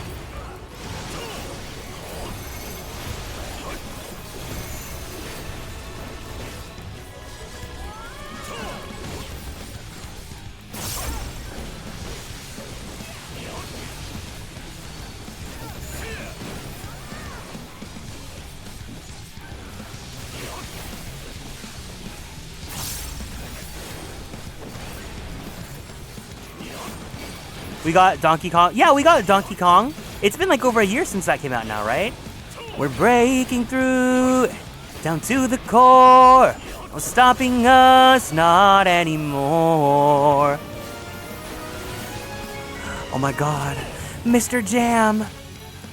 Gar, welcome in, Raiders. Hiya, hey, everyone. It's nice to meet you all. My name is Kieran. I am a magical boy idol VTuber. Hold on. As well as a queer Filipino-American voice actor for animation, anime, and video games. How was your stream? Did you guys have fun? We're in a dungeon right now, but I hope you guys had a great time. Hi Pickled, hi Gar, hi Dwimblin, hi Evan, hi Caleb, if they're here too. Hi Farm Boy, hi Sublink, hi everyone else. We're playing the critically acclaimed MMORPG Final Fantasy XIV, available for free up until level 70, 80. Era 97 blankies, era 97 blankies, era 97. Oh boy, here we go. Era 97 blankies, era 97 blankies, era 97 blankies, era 97. Yeah, yes. Yes. 97 blankies. I cannot wait for my birthday where you guys are gonna spam that. Era 97 blankies, era 97 blankies, era 97 blankies, era 97 blankies, era 97 blankies, era 97 blankies, era 97 Oh my god. Era 97 Oh my god. blankies, era 97 blankies, era 97 blankies, era 97 Hi Haru. blankies, Hi Melodic. Hi Nell. Blankies, era 97 blankies, era 97 blankies, era 97 blankies, era 97 blankies, era 97 blankies, era 97 blankies. Now, what if I told you Pickled is not the first person to do that? In fact, Lytos himself is the one that started the trend of making the resub message just Kieran97 blankies for 3 minutes. Why is it speeding up? No, literally, my TTS gets fried when you resub and all you do is spam the same emote. Hi, Emmy, welcome in. But yeah, speaking of, I'm just gonna switch screens really fast, even though I'm in the dungeon. For the Raiders, if you guys care, this Monday is going to be my birthday. And in celebration, I'm gonna be turning 30. It's a big milestone birthday for me. I'm excited to join my flirty 30s. So tomorrow we are gonna be starting off our next girly pop block. We're gonna be playing through Pokemon Platinum, and every Pokemon we're gonna find is gonna be shiny. So please look forward to that. But then on Monday, I'm gonna be doing a Totsumachi call-in stream in which we invite a lot of friends over, and here is the roster lineup of all the friends that are coming in.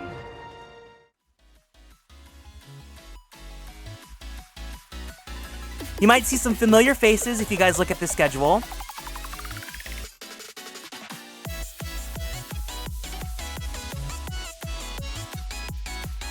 Many girly pops, many friends of the stream, including Gar himself. Gar is going to be coming into the stream as well. So it's going to be a fun time. I'm going to be really excited for it. And I hope that you guys can show up too.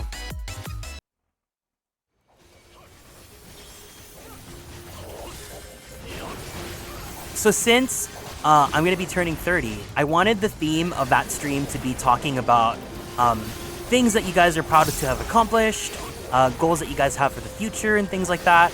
Especially for a lot of friends that I've never gotten to like talk to or collab with. I definitely want to learn about like the things that you do outside of streaming. So I thought it would be a fun conversation piece. It's also like a little lead up to like, you know, I want to do a podcast eventually. So it'll be a good way to learn about some of the friends and whatnot. And I'm really excited. It's going to be a long stream though. It's going to be like 8 hours long. Happy early birthday from the road. Hi, Road. Road work ahead. I sure hope it does.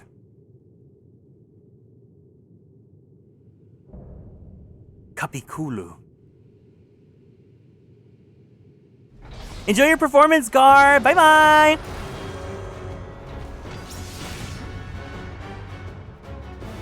You should record it. So that I can see it and hear it and feel it. Caleb, thank you so much for the 100 biddies.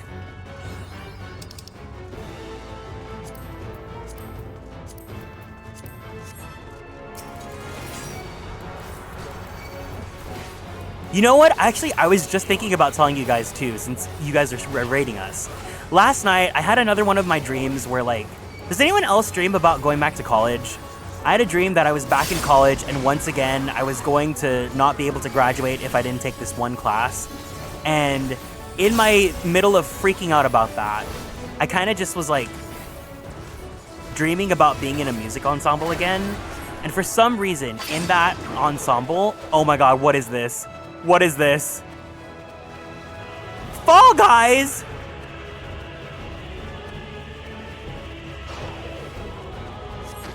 And within that dream, I dreamed that I played trumpet for some reason. I've never played trumpet before. You've been fantasizing? No, because Nell, I've had dreams about getting my master's too. But like, why would I need a master's in theater?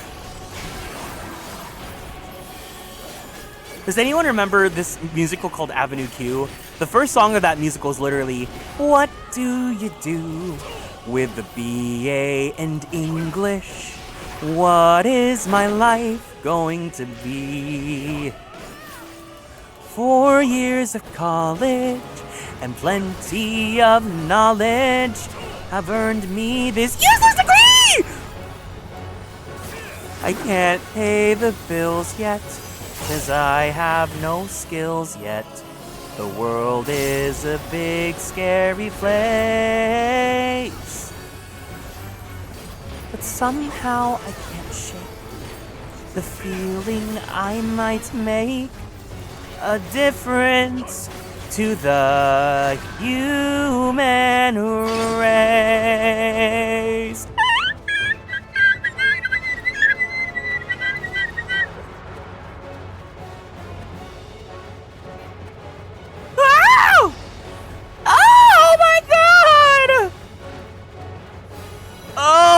my god!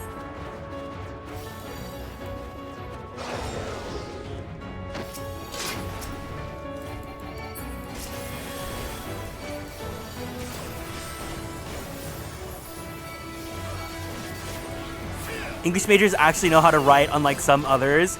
Are you looking at me? Just because I got my degree in theater.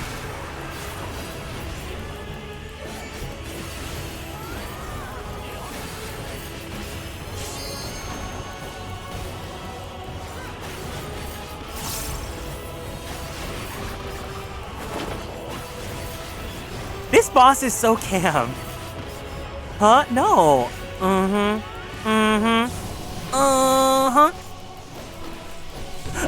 my god! This is what a superstar looks like. So anyways, Raiders, if you guys need to run, please make sure you take care of yourselves. Go drink some water, give yourself a nice stretchy, and don't forget to take your meds if you guys need to. Or, if you gotta do that, make sure you do that.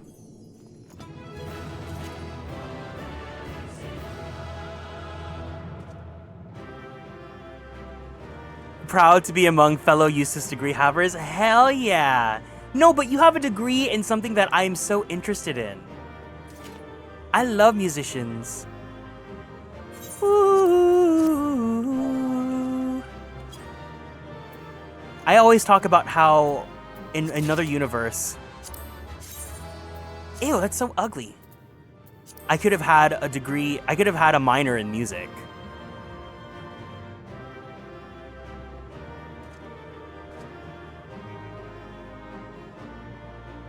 Is this person gonna hang out or leave?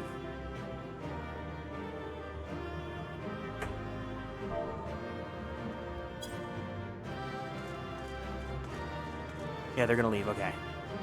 Let's take a picture with these Zivas.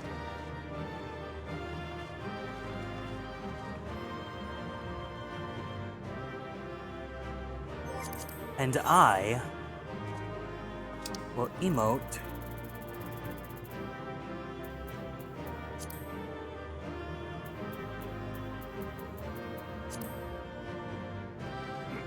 Hi, Crystal Moon. Welcome in. Thank you guys for the hype train. I appreciate it. Wait, 1 gift sub and 30 biddies? Hold on, what?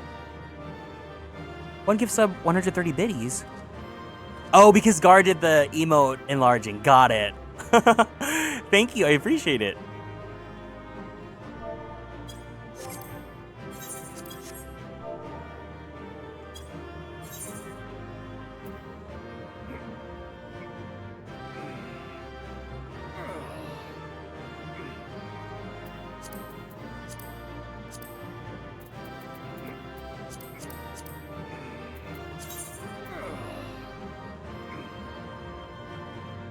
What's a fun emote that you guys like using for G-poses?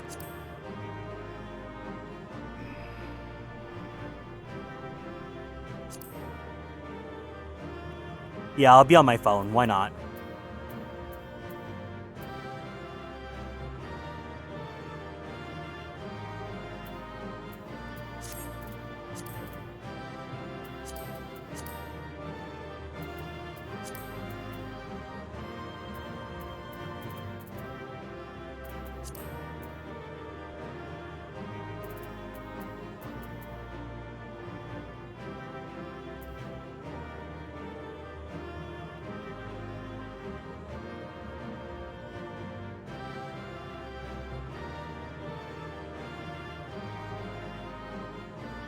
Little Ladies Dance or T-Sip is my go-tos.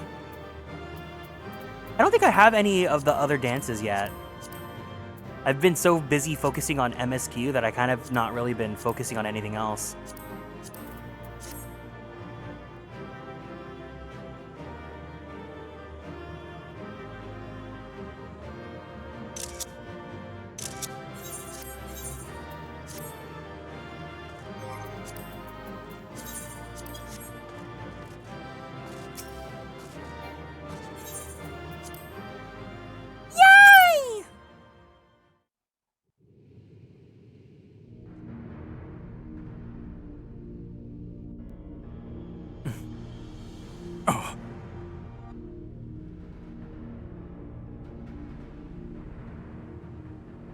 The Flop Hrothgar man dance? What have we here?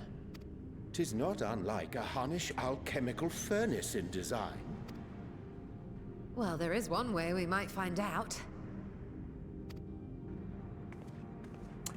Enjoy your rehearsal, guys. Thank you for stopping by. You mustn't touch it.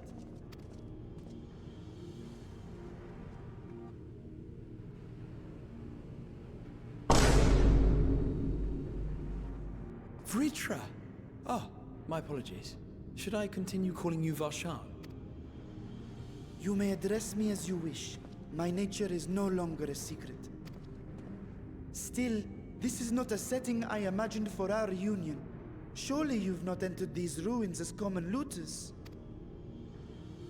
Would that we could deny your accusations, but I fear you're not far from the truth. Great Vritra, might we beseech thee to explain the nature of this strange contrivance?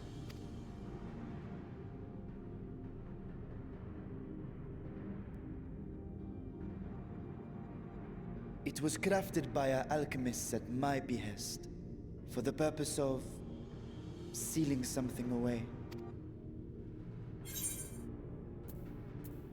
Oh, I wasn't gonna touch it, but you know you stole her. You know you stole her.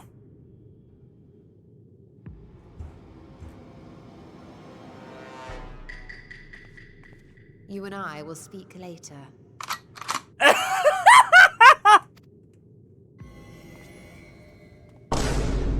Not the time for frivolity, my friend. Not the time. Oh!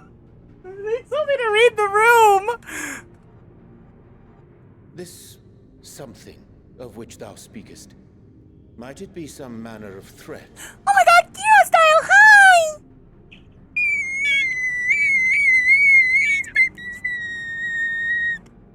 You're my best friend.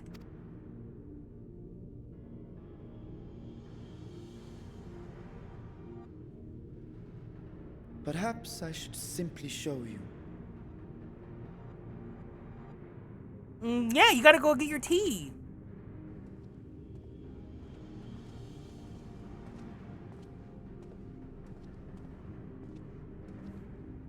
Hi!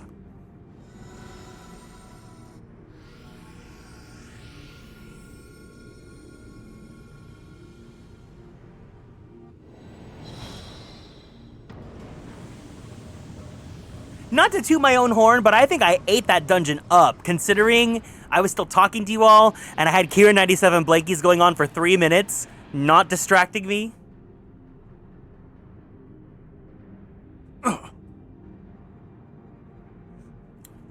Consider me a gunbreaker. I have lifted the seal, if only for the moment, by an authority only I possess. New raid mechanic. Imagine I become like a Savage Raider streamer, and then the way that you guys distract me is by subbing and spamming the emotes, making my TTS like torture me. No, my friend. Small though it may be, this is a functioning gate into the void.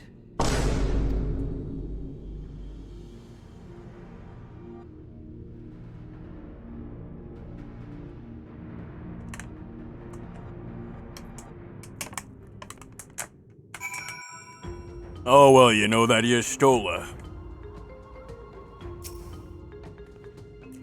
I came here in search of something that might further my research. I did not anticipate a fully functioning void gate. Void gates and fissures are much the same thing in practice, in the sense that they both allow passage between the source and the 13th. The difference in terminology refers to the circumstances of their creation.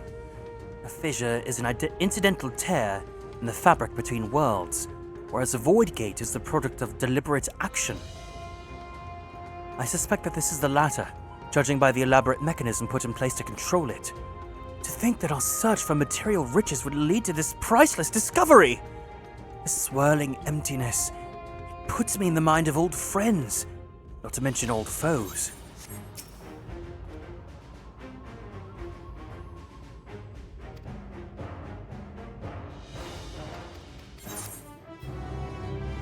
Each Kieran 97 Blankies is a Vuln stack? Wait, how many were in the last one? Let me see. 1, 2, 3, 4, 5, 6, 7, 14, 24, 5, 6, 7, 8, 9. 34! Wow!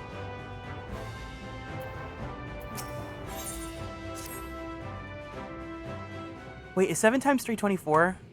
I think I might just be dumb. It's 21. Oh, oops. T. I must admit, I am deathly curious to know how a void gate came to be hidden in the depths of these ruins.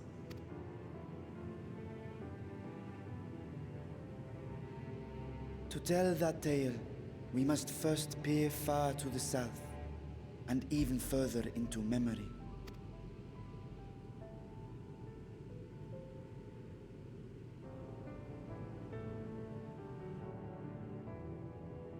An age 5 millennia passed when the Algan Empire sent an invading force to the shores of Mericidia. The southern people rallied around the commanding figures of Bahamut and Tiamat and fought fiercely to repel the would-be conquerors.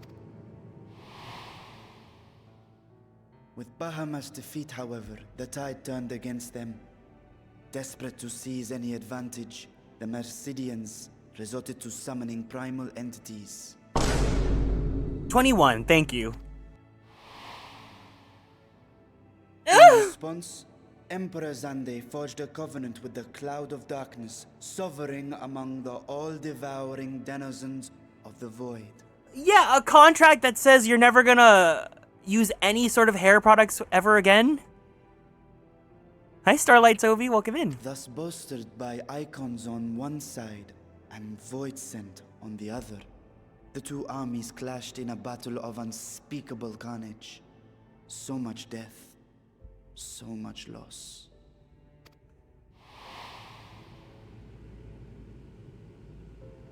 I consider myself well versed in that period of history, yet you speak as one who witnessed it happen.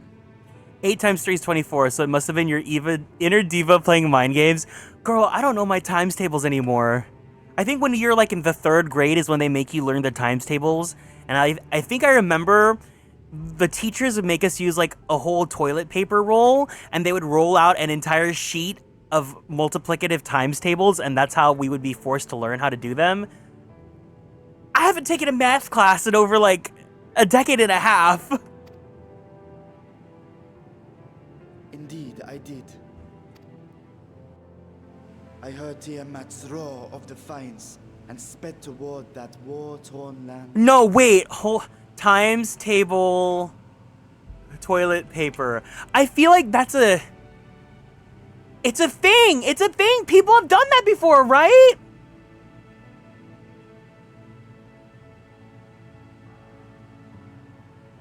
I swear people have used toilet paper rolls to make times table sheets.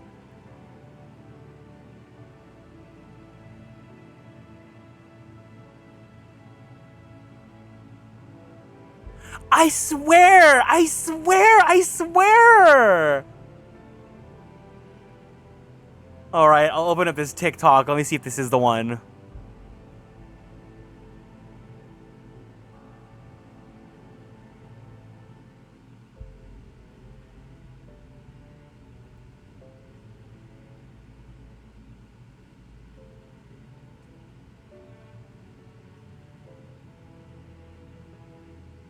No, this is not it. No. No, no, no, no, no. Maybe I just went to a weird school. Like, they would... Okay, so, you know how when you finish using toilet paper or, like, paper towels, you have that, like, just cardboard roll, right? It's like a brown cardboard roll. They would, like, tape on a times table sheet to that roll, and you would scroll it out to get your times tables. I'll have to do a live demonstration. I haven't been in 3rd grade in like over 20 years now. I'm turning 30. Oh my god. We live in a different era now. Now children are gonna just use ChatGPT for whatever. Along with my sibling, Ashdaya. No, don't make me do Am I Smarter Than a 5th grader, because you guys are going to find out how stupid I am. It's just the core role. We don't use the toilet paper. We dragons are not male or female as men are wont to classify, but elder sister is the closest a mortal tongue can come to describing what she meant to me. Oh, so you're saying that dragons defy gender? I mean... I was the last of our brood to hatch, and Ashdaya cared for me where my sire could not. Thus, I was with her when Tiamat roared.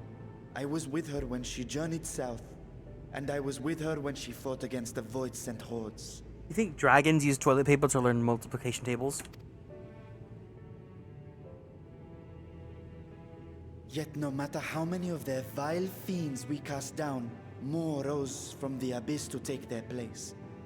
Faced with an unwinnable war of attrition, Ashdaya risked her all on a final gamble. She plunged through the void gate itself to strike at the root of their strength.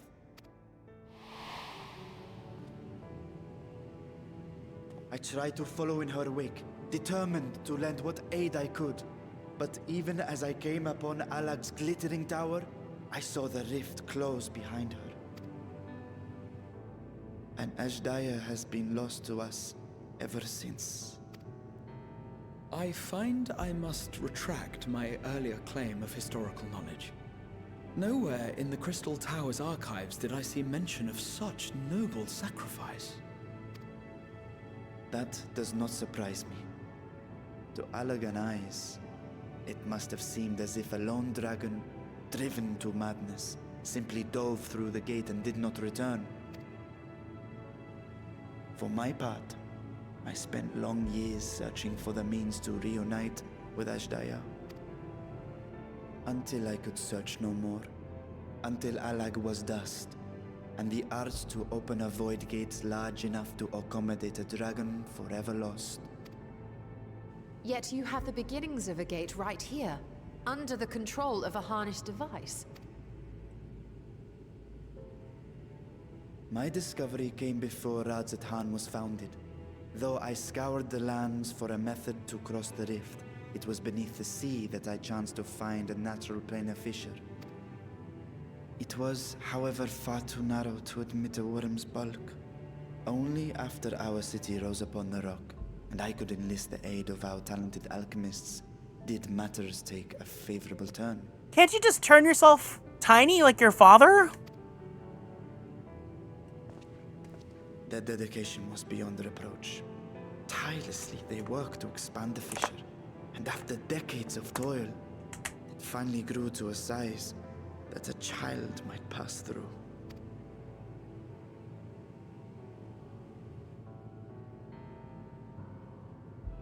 Not long ago, you told us that you called out to your kin, that Ashdaya's answer was silence. I suspect the conclusion to your tale is not a joyful one. With hope in my heart, I used a simulacrum to cross the threshold. But no, I did not find her. What I found was a host of voidsent, clamoring around the opening they had sensed. It was but a moment, but enough. I had no choice but to retreat and allow the portal to contract once more.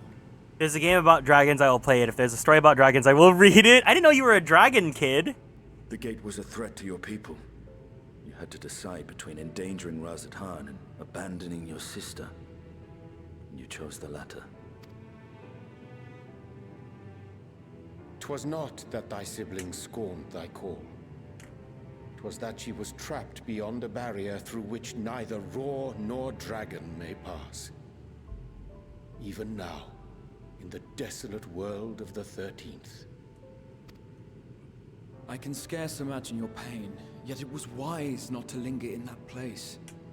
Too long a sojourn, and even a being of your power risks being warped into a creature of the void.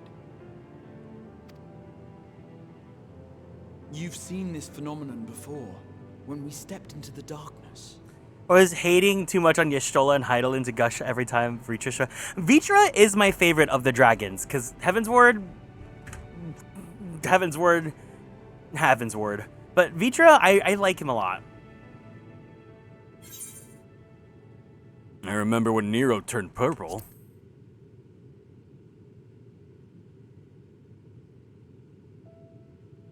Turned purple? Well, yes. His wounds had allowed the void's corruption to enter his body and twist his ether.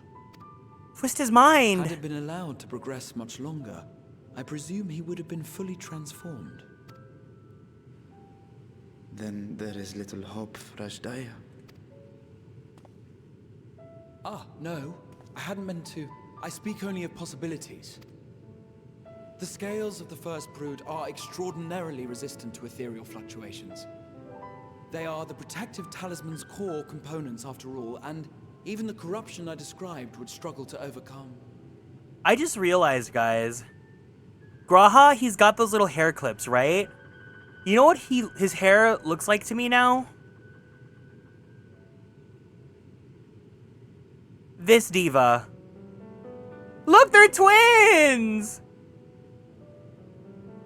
P3P protagonist and Graha.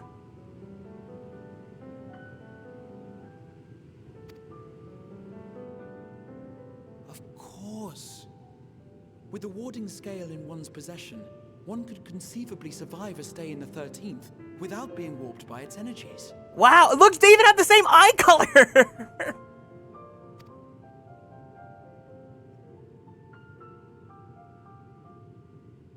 Be that as it may, it is too late to rescue my sister. 5,000 years too late.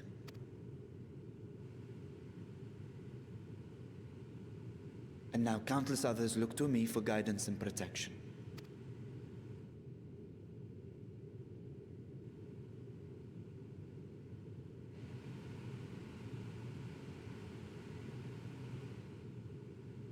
So when I sensed intruders in the ruins, I came only to ensure that the gate remained closed.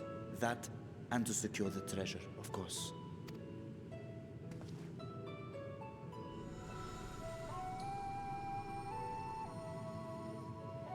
I wish only to forget the rest.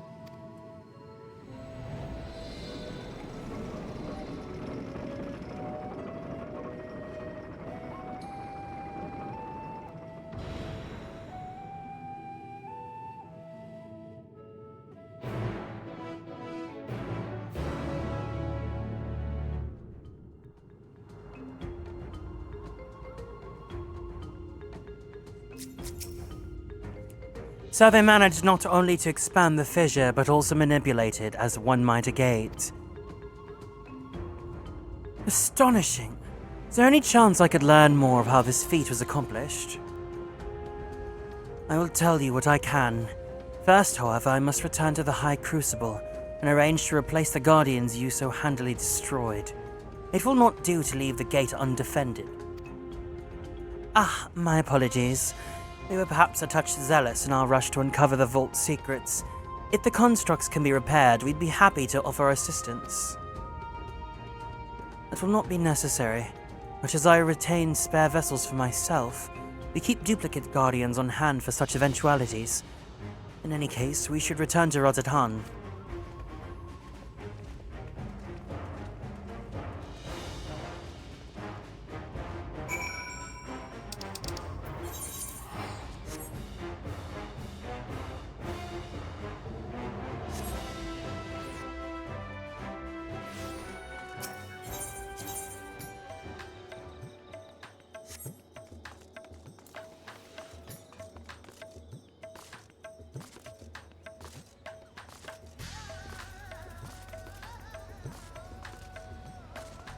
This city is so sad and dead.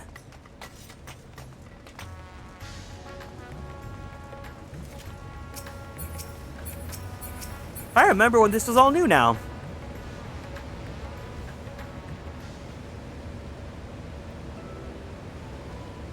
I promise we'll discuss the Void Gate further, but I must attend to the matter of the Vault Sentinels.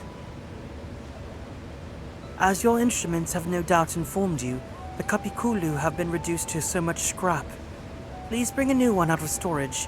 See that it is conveyed to its post along some few lesser constructs. Was it tomb robbers? Fiends born of the Tower of Zot? By the Shishters, do not tell me a blasphemy yet roams free!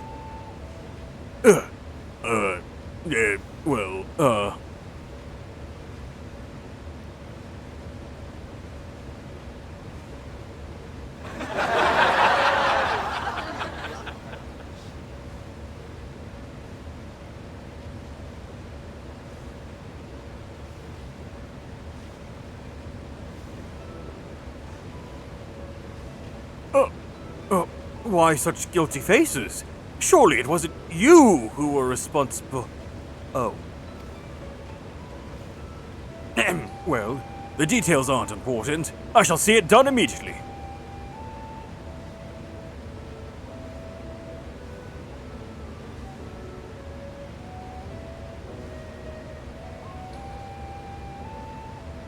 And with that, the vault will soon be secure once more. Now, I believe you had questions. Quite a few, in fact. But I'd like to begin with the gate itself. It is functional, yes? Indeed, which is why I saw it sealed with an alchemically forged lock and warded it with my magics. Such power must not fall into the wrong hands. In truth, the primary reason for the vault's construction was to keep the gate hidden from the outside world. So much effort for such a little door. That little door you spoke of leads to an abyss teeming with unspeakable horrors. That said, in its current state, it would only admit the lowliest of void scent. From this side, no man would be able to pass through. No man? I should think Elfina would fit, given a firm enough push. Physical size is only one's consideration. The true restriction hinges upon the etheric density of the soul in transit. Yet you succeeded in expanding this diminutive portal and sending your simulacrum to the 13th.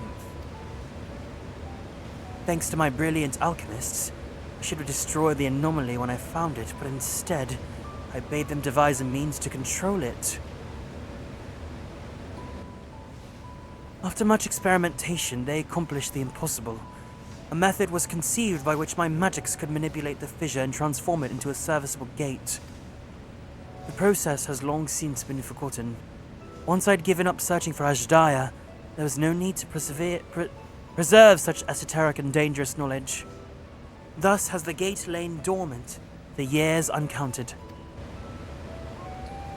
Our own passage to the 13th was made relatively simple thanks to the Crystal Tower. An ancient mechanism channeled the tower's vast stores of energy to open a void gate, one bound to a covenant made with a cloud of darkness. Once that sovereign entity was beaten back, however, the covenant was broken, and the doorway severed from its connection to the void. Theoretically, it should be possible to reconnect the gate by forging a new pact with another void sent, but such details usually end up in betrayal and death. In any case, we should attempt to gain an understanding of the Bounty Gate. Mayhap you could resume the search for your Shishta. As I have already explained, I put those futile hopes to rest centuries ago. My place and my duty is here now. I meant to ask, what prompted you to search for the vault in the first place? It was all Estinian's idea. As I recall, 'twas you who was chasing tales of undersea ruins. Well, as you have seen, the fabulous wealth from the stories is quite real, if not its rumored origin. But I'm afraid that I must assert a prior claim. I've been adding to that trove for years, little by little. The time has come to spend it, that I might alleviate my people's suffering. And we are of one mind. I had no intention of taking it for ourselves. Isn't that right, my friend?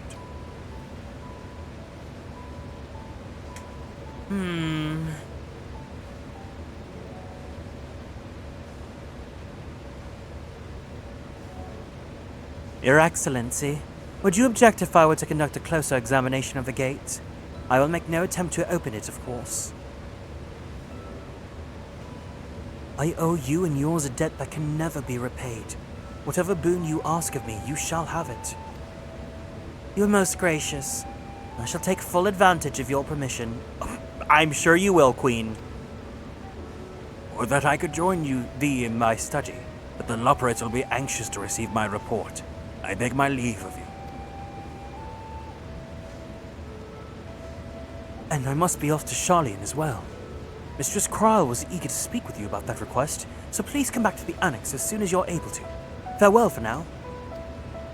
Give her an inch, she'll take a mile, it's true! Y'shtola. We can discuss my findings once I return. You'll not be rid of me so easily, especially gay.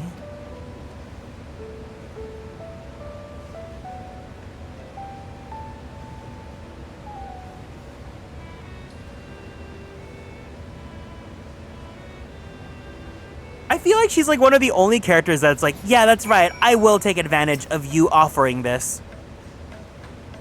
The difficult part in all this will be deciding how best to put these riches to use. Will you lend me your assistance in these deliberations? Anything to make up for the constructs we broke? I know, they're using the meow meow as bait. Then think of your employment as recompense. Serve me as guest advisors, and I will consider the broken constructs paid for in full. Garrick and I are in this together. I will follow his example.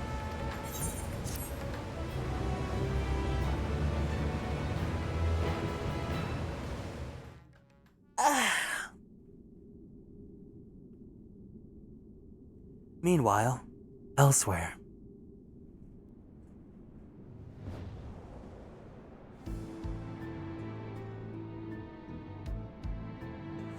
What's this?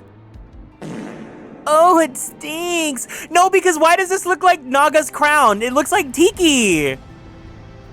I thought this the last time I played this too!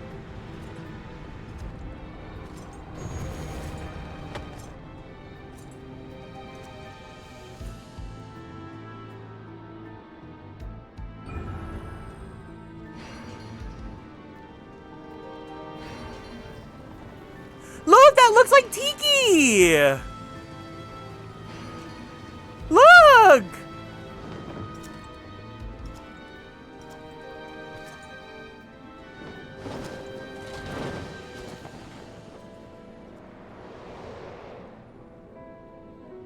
Once again, Fire Emblem!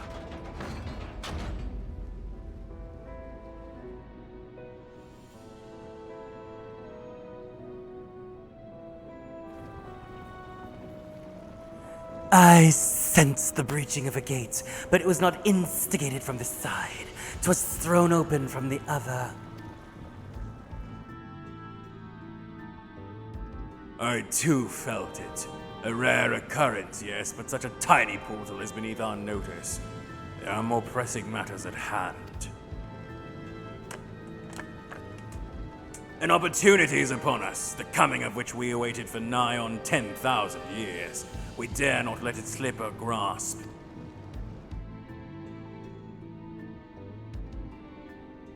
Yet we must not underestimate he who bested the cloud of darkness.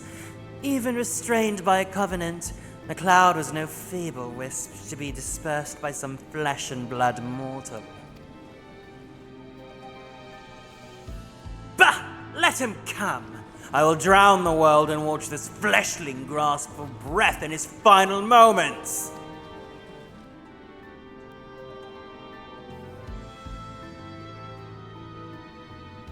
Your zeal is admirable, but forget not our cause.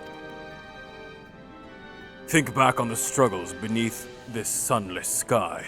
Remember why we cede not our will to fight. Oh, actually, I could use the Black Knight filter on him. 'Tis time we set the war in motion and win redemption for our star. Oh my god! Who could those flops be?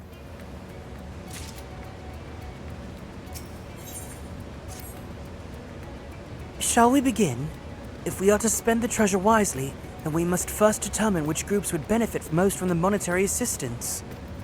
Some of my citizens may find it intimidating to speak with the Satrap directly, so I would ask that you act in my stead. Garrick, you are to visit Akyali and Yedlimad. Speak with Matsya and his people, and listen to their grievances. Estinian, I bid you do the same at Balakastand. I will be conducting my own inquiries at the Giant School grounds. Once you believe you've ascertained the needs of the populace, we can reconvene at Megaduta.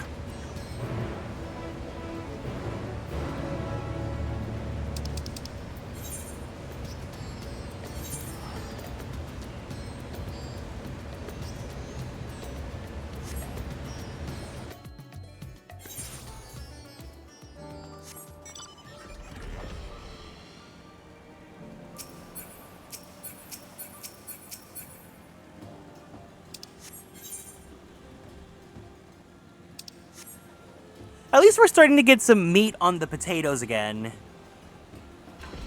I really dislike when a patch starts with, "Oh, you got nothing to do. Let's seek adventure."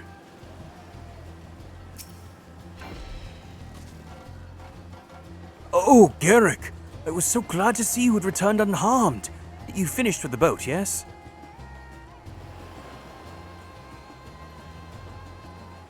Anything the village desperately needs? Well, I suppose Khazal's loss hit us the hardest. I've been trying to find buyers for my fish, but although I sell a few here and there, it's so much more difficult than it was before. Everyone's still struggling to rebuild their lives, but now we're just banding together as best as we can.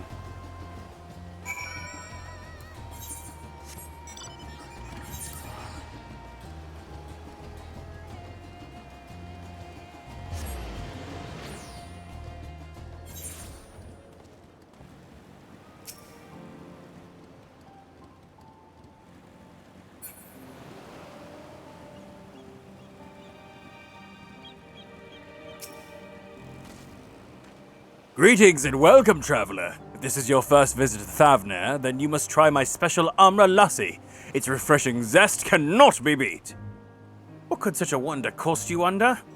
Normally I part with 3 bottles for the generous price of 19,800 gil, but for you, I'm willing to go as low as even 10,000. You'll be practically stealing from me. I am not Estinian.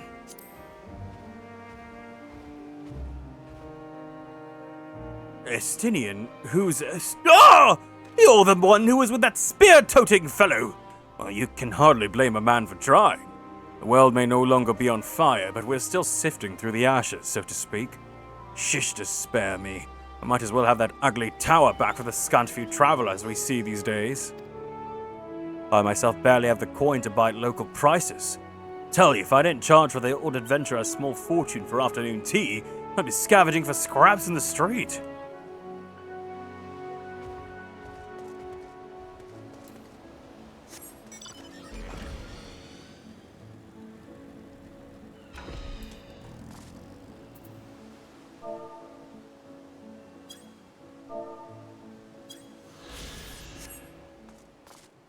Oh, Aya!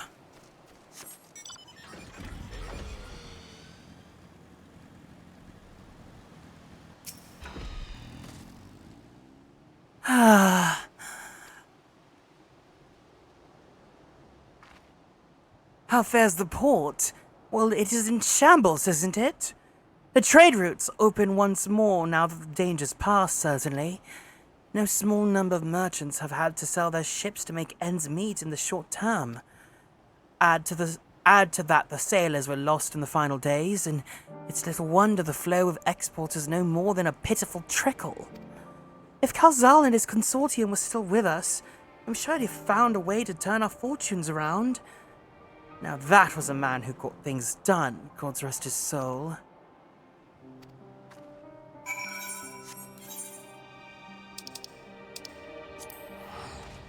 Wow, these quests are going by like... That's fine by me.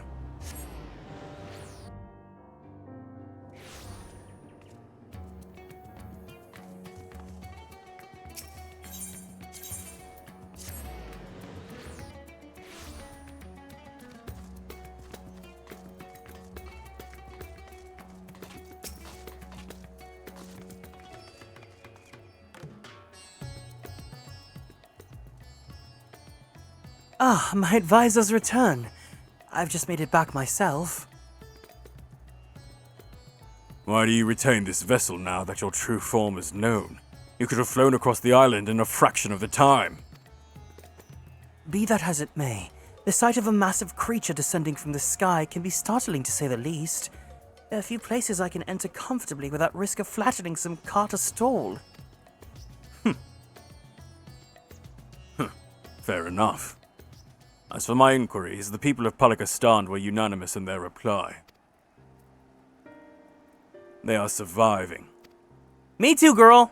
Resources were stretched to the limit when refugees were pouring in, but they persevered with some assistance from Yedlamad. From what I understand, they've always been an independent community.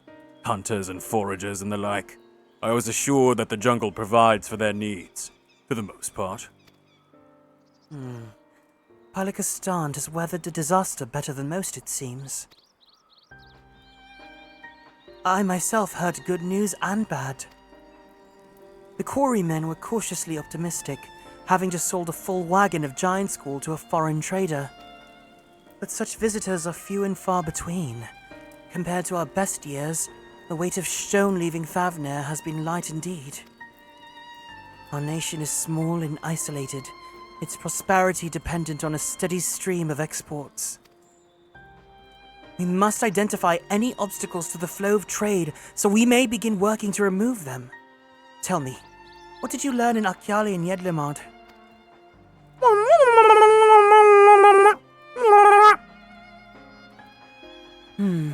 I see. Without a dedicated buyer, the average fisherman must struggle to offload his daily catch. Which is why I believe we should first address the lack of ships and shortage of able-bodied soldiers in Yedlamad. I'm reminded of a child I spied as I made my way back to the palace. His father lost at sea when the beast sunk their vessel. So many variations of the same tragic tale, repeated over and over. So many lives lost.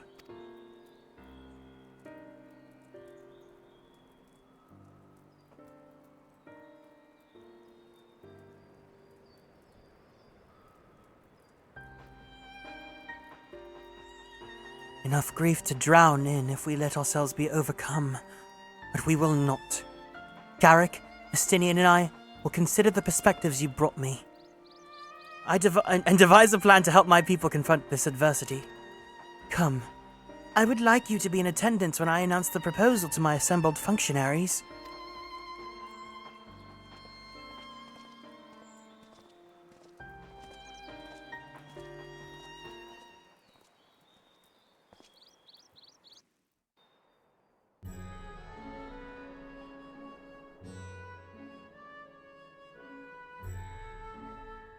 I still really like this armor set for the Radiant.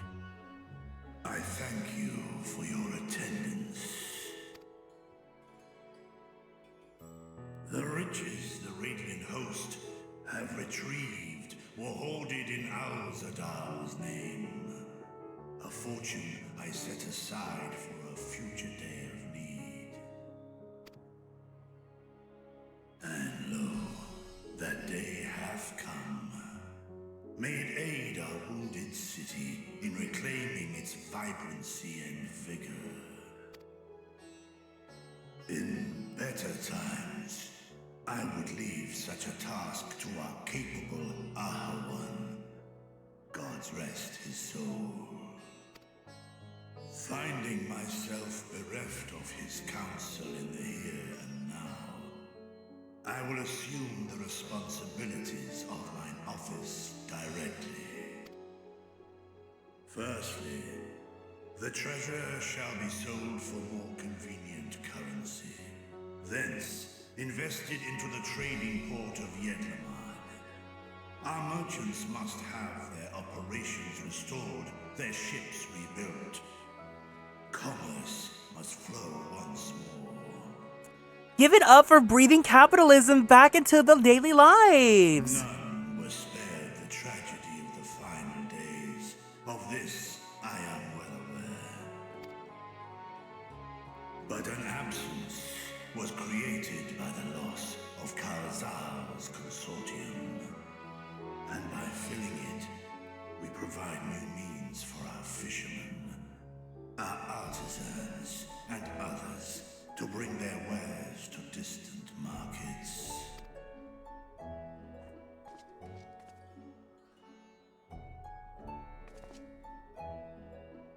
And what of the children who were left without family to care for them? That is a concern which weigheth heavily upon my mind.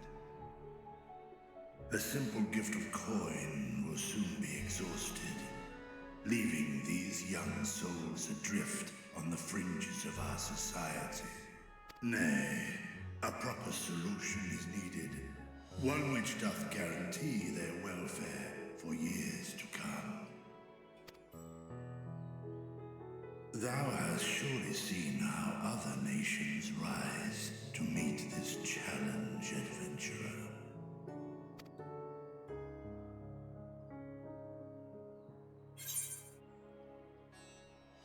Taxes! Taxes! Taxes. Levy them on trade profits in exchange for your investment. Yeah, okay.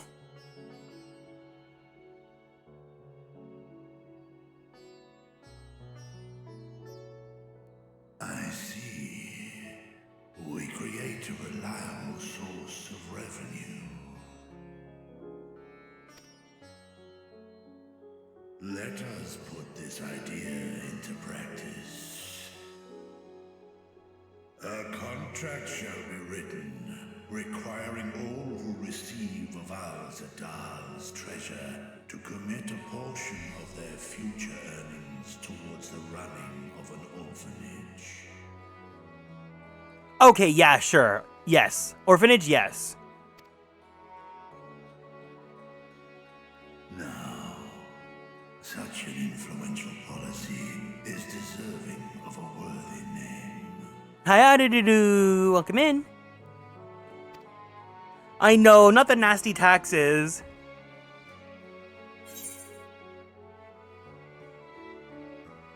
Something with Khalzal seems appropriate.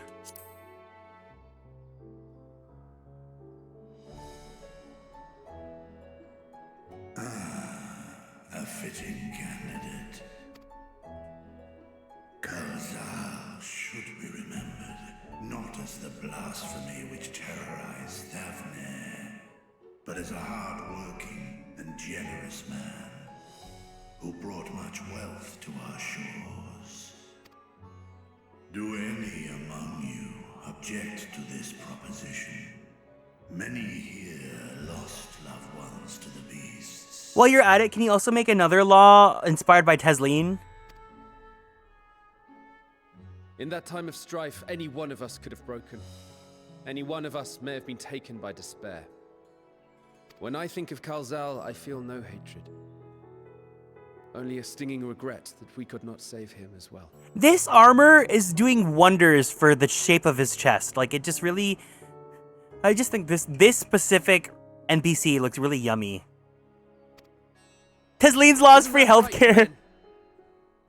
I need Tesleen's Law stat.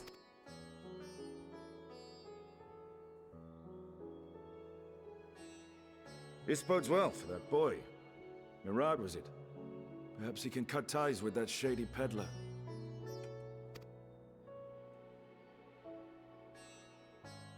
Then let it be done. Henceforth, this initiative shall be known as the Khalzal Foundation. Nabdeen, thou art to assemble a patrol and ensure that no child in this city liveth in squalor.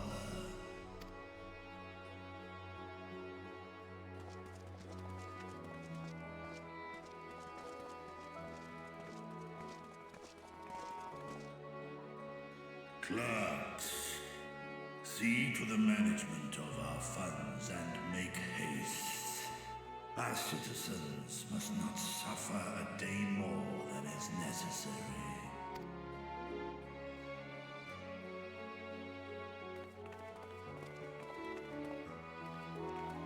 Dragon and man. side by side in pursuit of a brighter morrow. Reminded of Ishgard.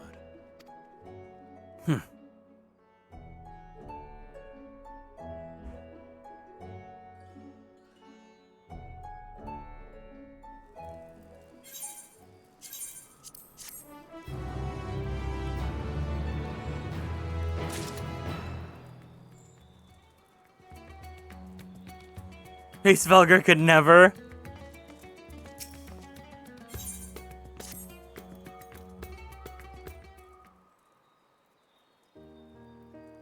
Thank you for putting forth Kalzal's name. Those whose lives he's enriched will take comfort in seeing his legacy honored. You'll forgive me for not speaking sooner, but I bear a message from Archon Y'shtola. She asks that you meet her at the High Crucible at your earliest convenience. Understood. Thank you. Y'shtola must have finished a study of the Void Gate. Shall we hear what she has to say then? I shall go with you.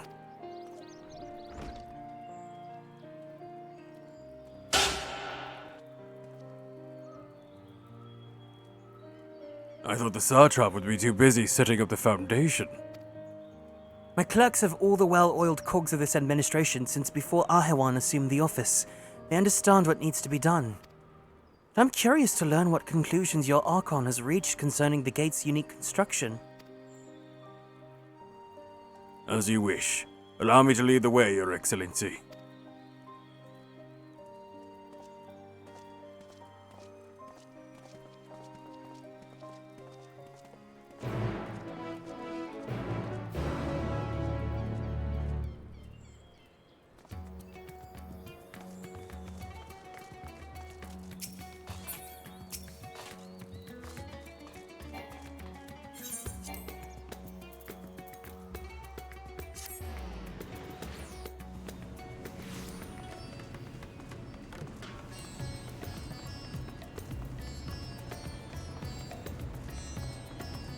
I feel like a child. I see colors, I'm like, ooh, colors. I like to play in color.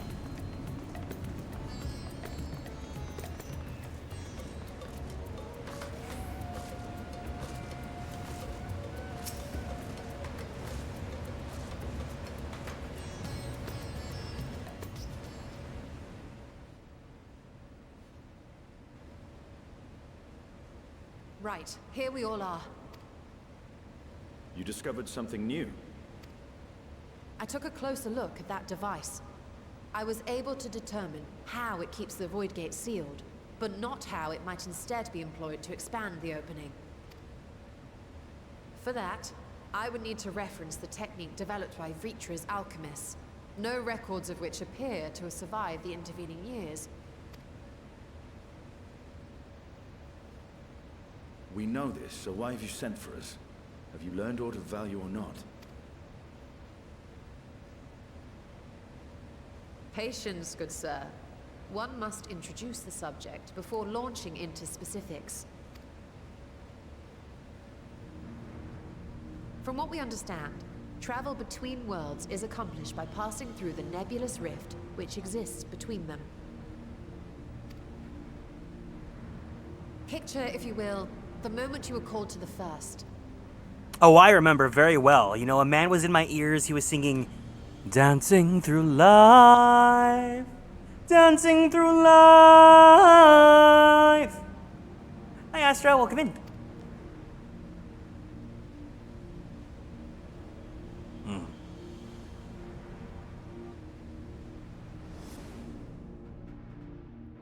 When you're dancing... You touched a focus of some kind to help the Exarch pinpoint your location. His summoning spell then channeled the energies of the Crystal Tower to begin your journey to his world.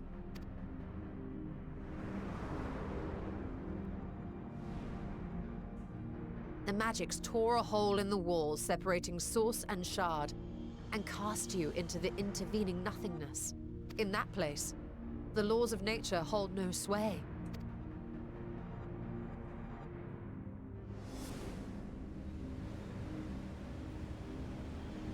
Yet even through this realm of temporal and spatial instability, you were borne safely to your destination in the first. The feat that guided you across such an unimaginable distance, both physical and metaphorical, was nothing short of a miracle.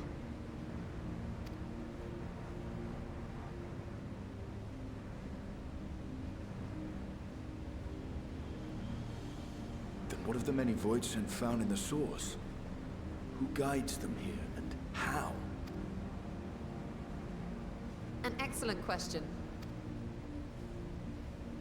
Though there are several methods by which the Void's denizens might intrude upon our world, the rituals of summoning are the most typical. For example, let us consider the Gargoyle, a creature of middling power.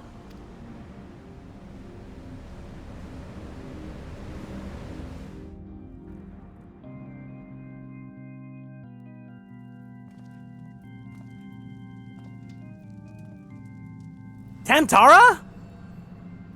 That was like so 250 hours ago. To fund such an entity, the prospective summoner must force open a void gate.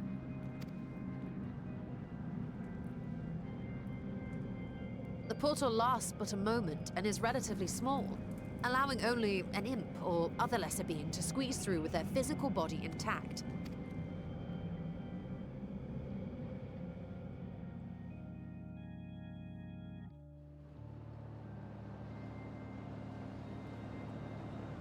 Our more powerful gargoyle, however, is too large for that.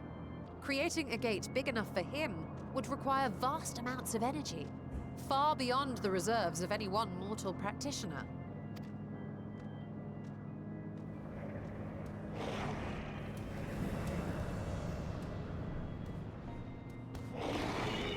Girl, summoners don't do any of this. What are you talking about? She's just slandering me. It's far more common to bring over only the entity's soul. We had a taste of that ourselves when a certain exarch dragged us to the first.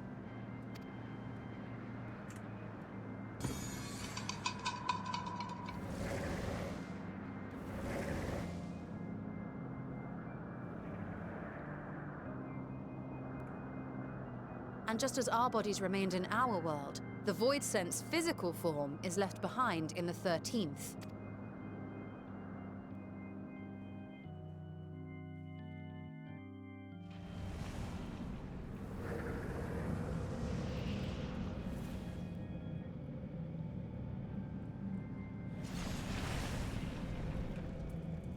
Once at its destination, the summoned soul is granted a temporary shell to inhabit.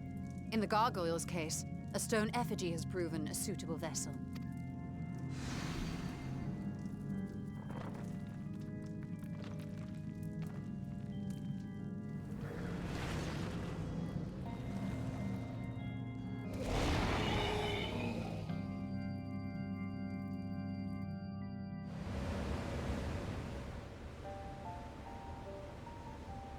Wait. You said that void scent must be called here deliberately by someone in the source, reeled in like a fisherman with his catch. Exactly. For a being to navigate the chaos of the rift, with or without form, there must needs be a guiding agent on the other side. When the hordes poured forth from Alag's Great Gate, it was the technologists who drew them through. Though to my knowledge, planar fissures are in essence natural passages between our world and the void, which require no such guidance to traverse. Why is only the boundary between the source and the 13th so fragile? So much so that it often tears open of its own accord.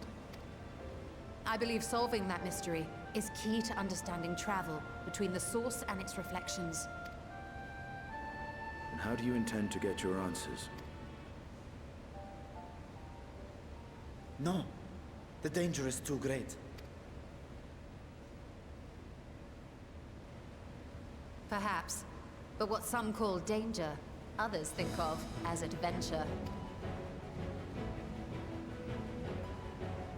Were you not listening to my tale? Never mind that the means to expand the gate has been lost to the ages. Even could you force the portal wide enough, you would be greeted by an army of murderous horrors the very instant you step through.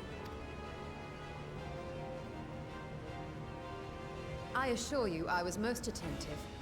And I agree that to go alone would be certain death.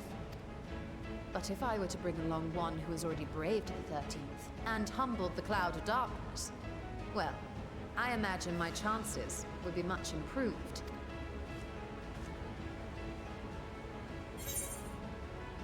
So much for taking it easy. We can be so goofy this patch. Since when were you one for the quiet life?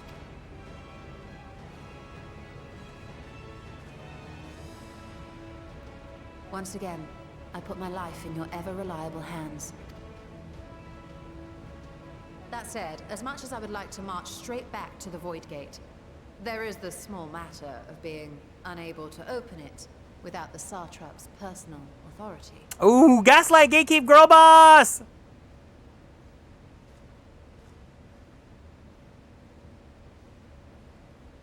As I've said before, I will grant you and yours any boon you choose to name, provided it does not endanger my people. You have my word that we will take every precaution. Not a single Voidsent will be allowed to threaten Radzat-Han, assuming we manage to expand the portal in the first place.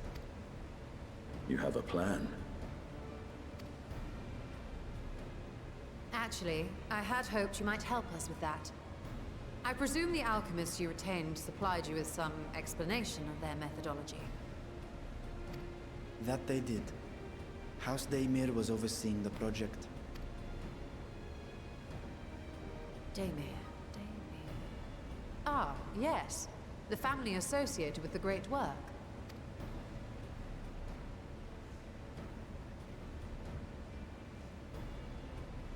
I did not fully comprehend the theory, but their research began with a Voidsent which had slipped through the fissure. After a thorough examination, they created an arcane simulacrum possessed of similar qualities. A man-made Voidsent, if you will. It was apparently indispensable in their efforts to enlarge the gate. A man-made Voidsent?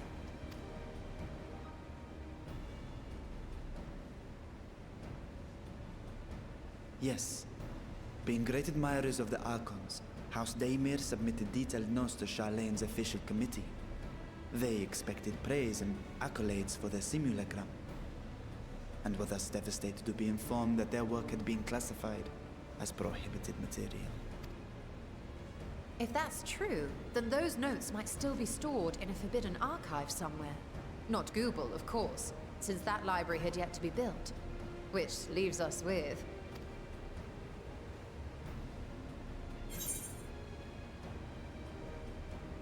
with Graha's favorite place to sneak around.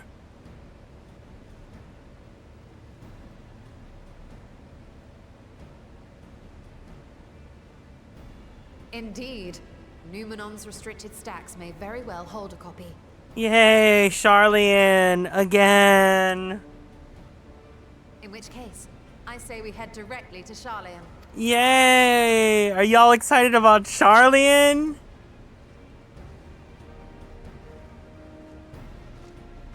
Unless you anticipate needing help to reach the high shelves, I see myself being of little use. Go on ahead. I still need to find Mirad and tell him about the Kalzal Foundation.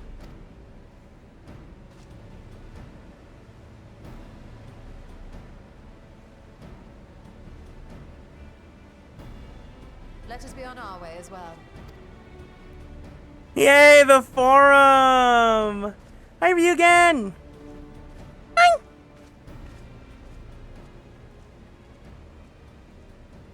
They are resolved to venture into the void.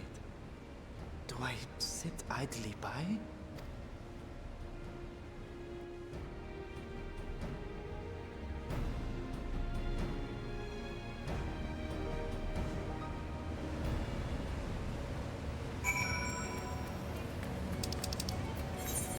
Yeah, dude, after we were grinding yesterday, I finished getting Garrick to 90. He's level 91 right now. I might get him to 90 or 100 before we get to Dawn Trail. If we're to enter Numenon's restricted archives with a minimum of fuss, then we must secure the permission of the Forum. First, however, we shall need to enlist the cooperation of a member to broach the matter on our behalf. Who do you think might be inclined to assist us? No one springs to mind? What of Scholark Monteshane? He did come to Graha's defense during the inquiry, after all. 'Tis settled. Let us head to Phenomenon and see if he's willing to help us once more. Every time I think about Monteshane, I just think... just because the wrapper's wrinkled doesn't mean the candy ain't sweet.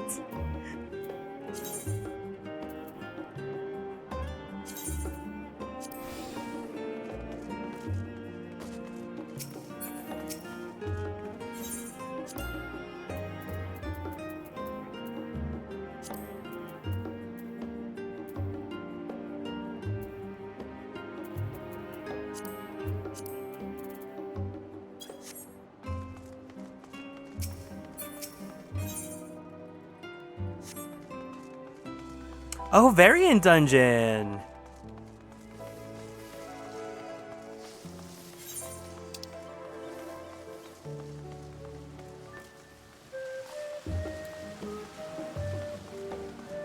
See, look, Gishtola actually runs when she's putting in the work.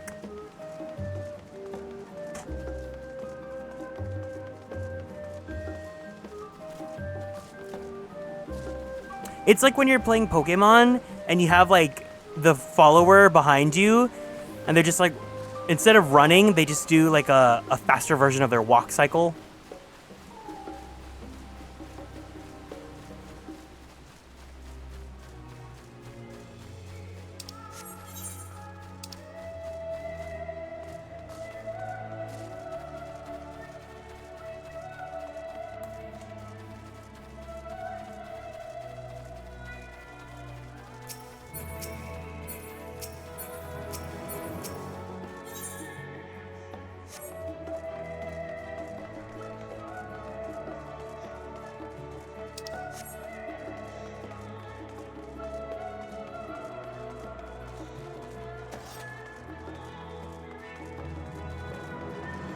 I really like the particle effects from Titania set.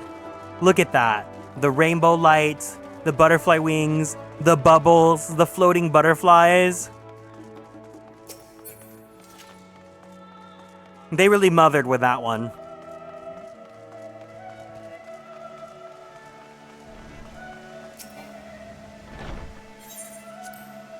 I apprenticed to Master Matoya at the age of 7 and labored under her tutelage for a full decade. Never had the chance to attend the studium. Neither did Thancred, as I recall. Soon after Master Louis Swore took him in off the streets, he's put into the care of another Archon. It was a rigorous and practical education in the arts of espionage and survival. I sometimes wonder what my life might have been like had I pursued studies here instead. Tea at the last stand after a day of lectures? Oh, that does sound lovely. Afternoons with friends spent sipping tea and debating theories. Still, I wouldn't give up my time with Master Matoya for the world. The dank cave I studied in was about as far from the bright, airy halls of academia as one could get. But it was a wondrous, magical childhood nonetheless. It's my favorite EX weapon set for that. Zink! Hi.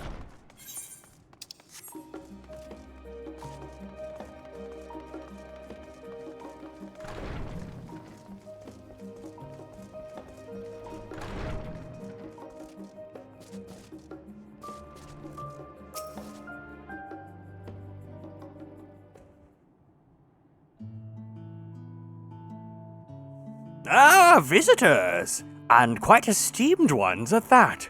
What may I do for you?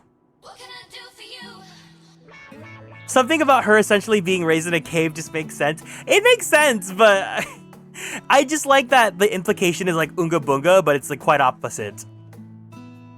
Pray forgive for the intrusion, Scholark, but we were hoping you might help us secure permission to enter Numenon's restricted archives. Oh! No furtive forays into the stacks this time, eh?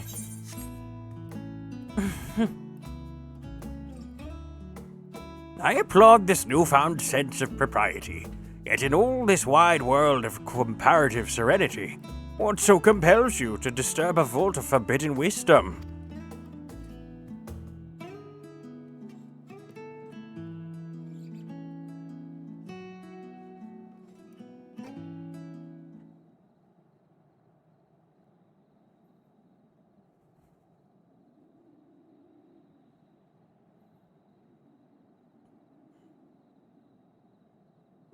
Fascinating. I had no idea such a technique existed. I would have been surprised if you had. If my assumption is correct, the research left behind by House Daymare has lain dormant in Sharlayan's archives for many centuries.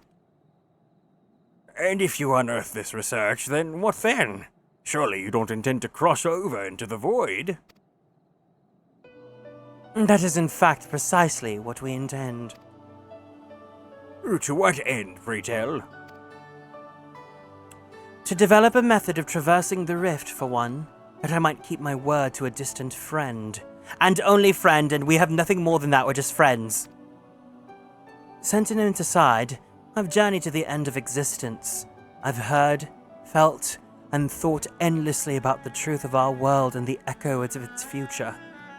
And yet I want to understand everything, to unravel it all down to its very last secret.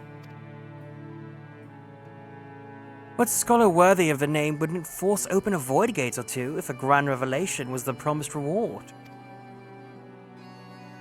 Oh, marvelous! An audacious proposal worthy of Master Matoya herself. And after hearing the wish and the wherefores, I, for one, do not believe you would use the knowledge for ill. I see no reason to prevent you a request for the forum's consideration.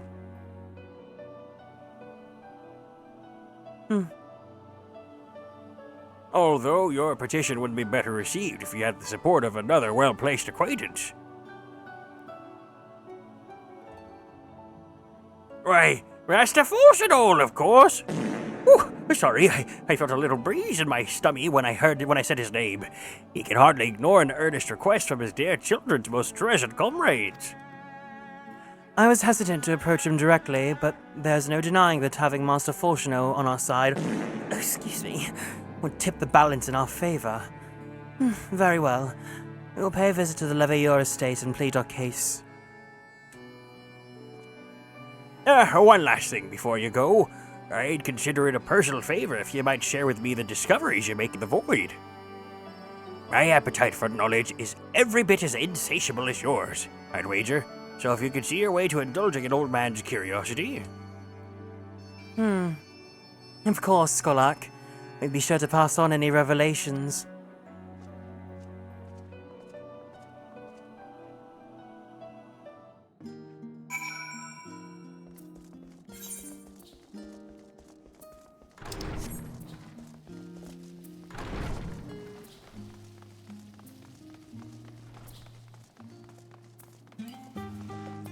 Is this why I've been having dreams about going back to school? I really don't miss school as much as I used to now.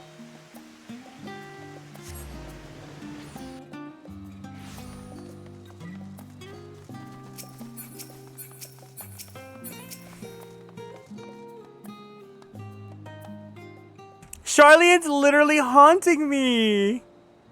Ah, Master Garrick, Mistress Yestola, how may I be of service? We've come to speak with Master Forsenol. Is he home by any chance? Yes, the Master's in residence. I shall inform him that he has guests.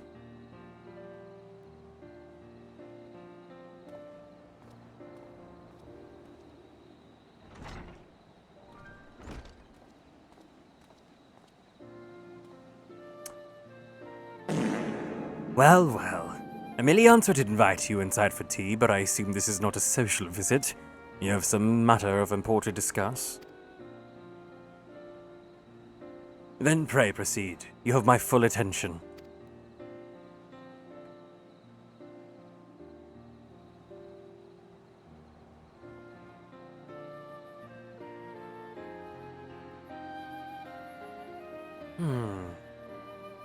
Well, I suppose I should praise you for following the proper protocols this time around. Scholar Montaigne expressed much the same sentiment. I assure you, will not attempt to circumvent the forum's authority again. Unless it is absolutely necessary, of course. Of course. You do understand that the restricted archives are restricted for good reason, yes? If no pressing need exists, then why risk the consequences of employing this forbidden knowledge? For a brother who misses his sister, she was his guardian and his friend. A selfless hero who crossed the rift between worlds to save her homeland from horror and suffering. But the brother has given up on thoughts of reunion. He spends his efforts elsewhere, watching over a people yet healing from the flames of the final days, loyal to his duty while betraying the longing in his heart. 'Tis no vital mission, perhaps, reuniting these siblings, but it feels a worthy cause to pursue all the same. As one who feared losing his own loved ones and spent years in research to prevent it, surely you appreciate how painful such a separation must be.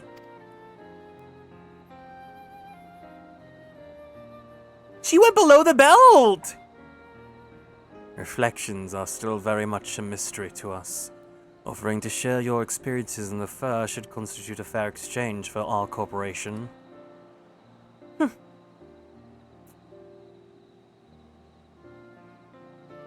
Do not celebrate just yet.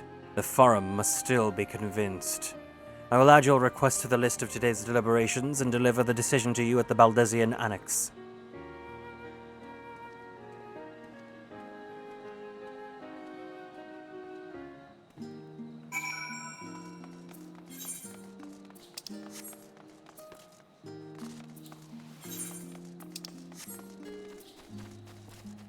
I get that the way that they do this, like, it makes sense and it's fair, right? Everyone's given, not necessarily a trial, but, like, you know, it is brought up to the parliament and the parliament has to make a majority vote decision on it. But for, maybe it's just because the way they were introduced was very stinky.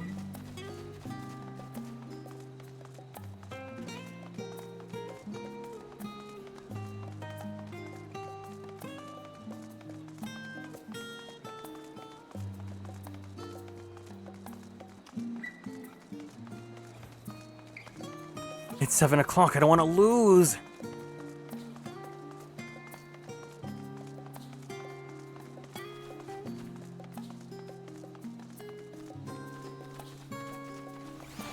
That is true, they do make their deliberations within the day.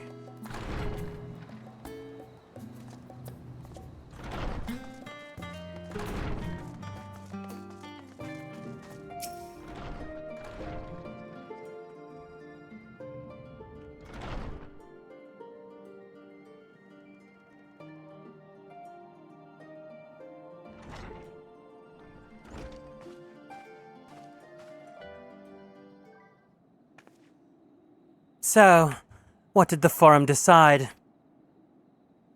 To put it bluntly, Master Matoya has burned some bridges here in Sharlayan and salted the earth for good measure. When it became clear that her student was the petitioner in question, well, a few members voiced their discontent. And the chamber was reminded, in no uncertain terms I might add, the incredible debt would owe to you and your companions. And that's why Matoya is mother. That served to silence the grumbles and stiffen a few spines, and it was agreed that allowing you to entry to the archives was the least we could do in return. Well, that is wonderful news. Thank you both for speaking on our behalf. Yes, well, as I am sure you are aware, this permission was not extended lightly. Forbidden knowledge is to be treated with utmost caution, and there will be repercussions if it is not. I wish you well in your endeavor and bid you a good day. Hi, Rainvelt! Bye, Stinky! Ever the same, that old one. Uncompromising? Aye, but that very stoicism is exactly why Sharlayan needed to guard it. Uncompromising? Aye, but that very stoicism is exactly what Charlian needed to guide it through not one, but two exoduses.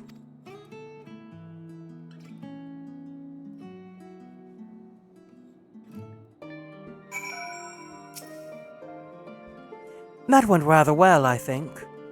As a child, I dreamed up any number of schemes for getting my hands on those forbidden tomes. Now I can simply walk through the door. Our focus will be finding Haustemer's research notes, of course, but the thought of so much knowledge at my disposal has me feeling giddy.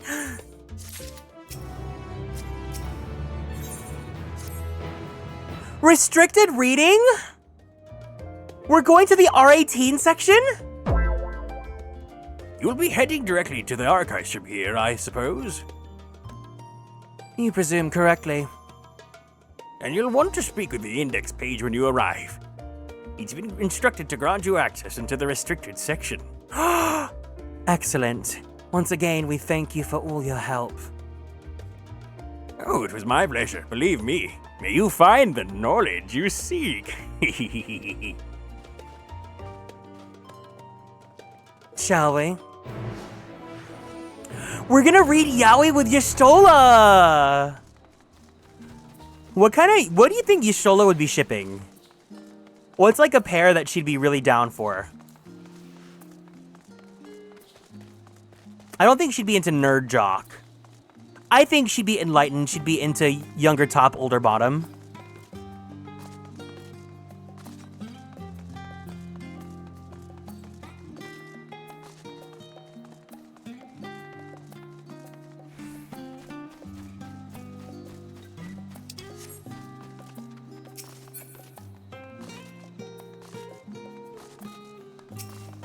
Shipping Runar and Wool. Oh, there you go. You win there. To think the set of instructions I laughably imagined may actually exist, but yawns away where you found me napping. If I had known that Alzadal III's exploits sooner, I could well have saved myself days of research. Even a children's book might have pointed me in the right direction. To achieve the impossible, one must needs be flexible of mind and look beyond conventional wisdom. A lesson I'd already learned, but clearly not taken to heart.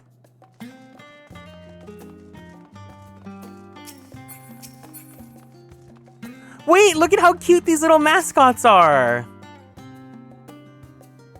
Archon,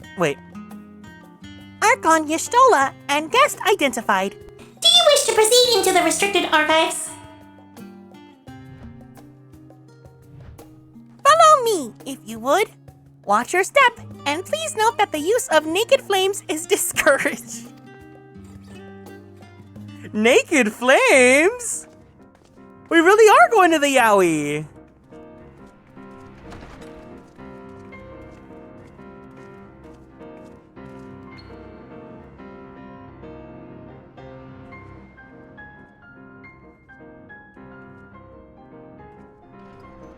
Enemies to lovers or slow burn? I think I can see slow burn. I can kind of see enemies into lovers. If Haustemer's notes are to be found anywhere, it will be here. Let us begin.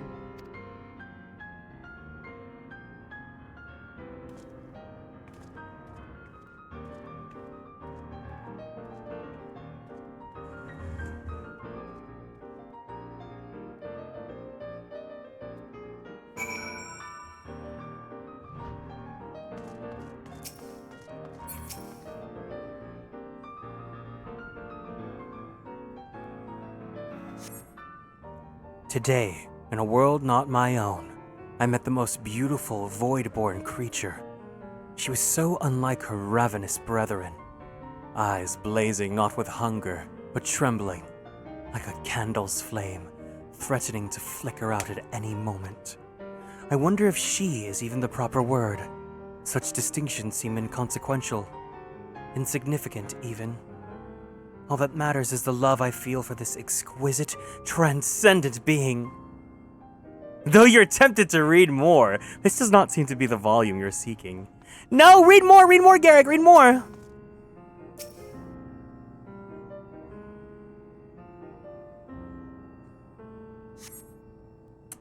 In the year 1564 of the 6th Astral Era, the Amalja summoned Ifrit, their patron god. Accounts describe the being as a gigantic lizard-like being with a potent command of fire-aspected magics. If we consider that primal summoning is an act fueled by faith and prayer, it is unsurprising, if not expected, that the resulting deiform entity should manifest the appearance and powers with which it is attributed by its worshippers. What then might emerge from the ether should one who believes in an almighty omniscience attempt the same ritual? Would the scholar himself grace us with his presence? Some other embodiment of divine sagacity? Could this man-made god truly be all-knowing? And if it were, whence would such knowledge arise? I myself have many questions concerning the nature of the ancient world. With no spell to transport me back to the days of old, could I instead summon a being possessed of encyclopedic wisdom of every age? Yet with no means to verify its pronouncements, how could one be certain they were true? Though your mind spins with the possibilities discussed therein, this does not seem to be the volume that you are seeking. The flop Charlian Primal!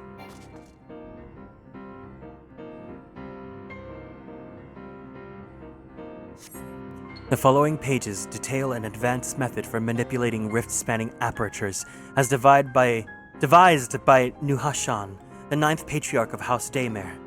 We present these research notes to the faculty of Charlian Studium as both a token of our friendship and an expression of our boundless admiration. You appear to have located the forbidden volume you seek. Y'shtola will need to make the final confirmation. Wait, but I want more yaoi! Do you think Y'shtola would be a monster? No, she totally would. She totally would!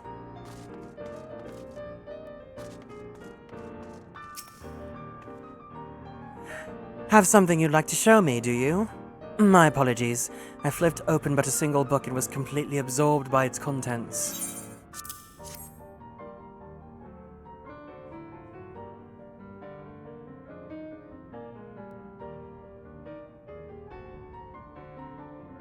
Well done, Garrick.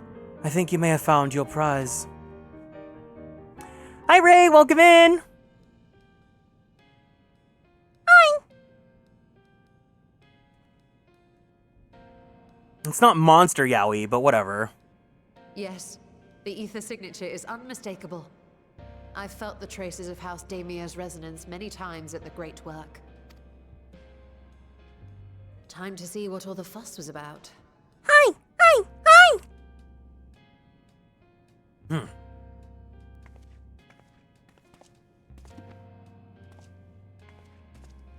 We're in the forbidden section of the library. We're trying to find some good yaoi.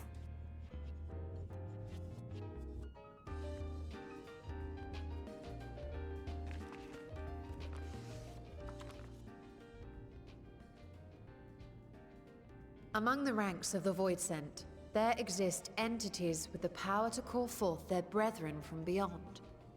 The species known as Atomos, however, is uniquely prodigious in this regard. From its distended maw, it can expel an endless procession of void-born creatures. A talent which sorely tested the Radiant Host in its battles against these abominations.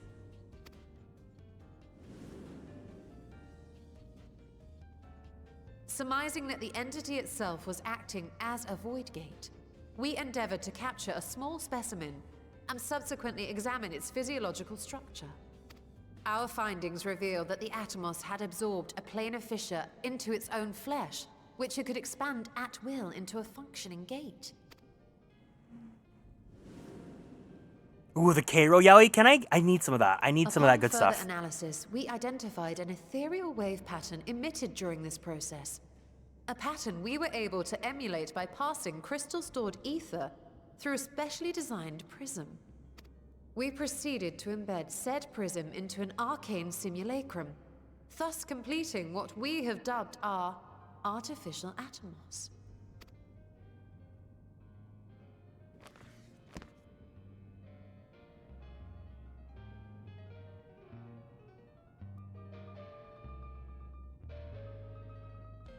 How could I have been so blind to the possibilities? This species, not to mention its ability to summon void scent, has been discussed among academics for years now. And treasure hunters. Just before the advent of the 7th Umbral Calamity, we received reports of Atomos sightings from every corner of Eorzea. Surely you've at least heard the tales. Oh, I know, because I love treasure hunting. And still, House Daemir went and built a mock Atomos of their very own. I'm not surprised the Archons consigned their work to a restricted archive. It was no easy task, but at last we've unearthed the volume we've been searching for.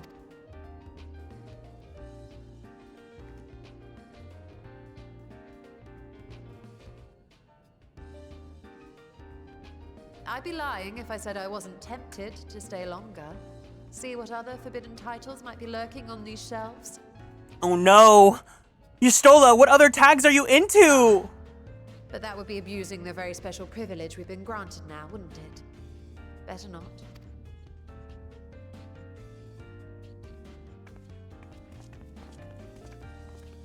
She says that she has a mountain of books hidden in her dress.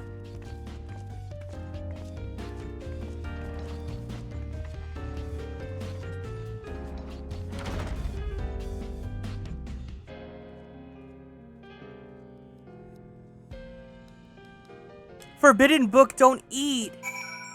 Where I feel like there was it Jimmy Neutron? There was some like show or something where there was an episode where like they would have books be in the form of gummy candies, and if you eat the gummy, then you've read the entire book. Ink long dry. As much as I would love to start crafting the Atomos, I'm afraid that this is far outside my field of expertise. Fortunately, we know a Hannish alchemist who would be delighted to involve herself in our House Daemir project. Look at how cute this little Mozart mascot is. It looks like a Mozart. Your message will be conveyed. Should you wish to indulge in more forbidden literature, I will be here. Patron mode disabled. Security mode engaged. If anyone can help us, Nidana can. I say we return to Thavner and look for her at the Great Work. Forbidden gummy! I need the gummy that teaches me how to be good at art. How to be good at art, and how specifically to just be good at drawing big beefy boys.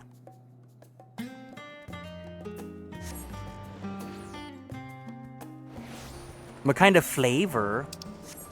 I mean, it's a small gummy, so I don't think the flavor would matter too much.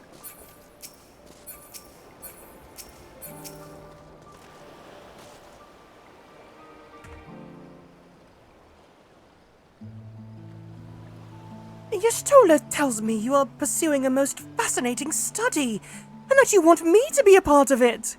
Yes, Women in STEM convention! I have no doubt you will be interested. This research log should speak for itself. It's fun to think of the characteristic of the topic being flavorified. I love asking this question. If you guys could do a collab cafe, Ryugen for you, your Ryugen, Reisky with like your OCs, what flavor would your OC's drink be? Oh, beef jerky? Okay, a beef jerky drink! Will it now? By the Shishtas! This is the mark of House Daemir! I never even knew such a work existed. Few should. It was sequestered in Numenon's restricted archives, after all. It was? But that means every word within is forbidden knowledge! A forbidden tone with forbidden research. And you put that good, sacred yaoi right into my unsuspecting hand? I can hardly wait to read it!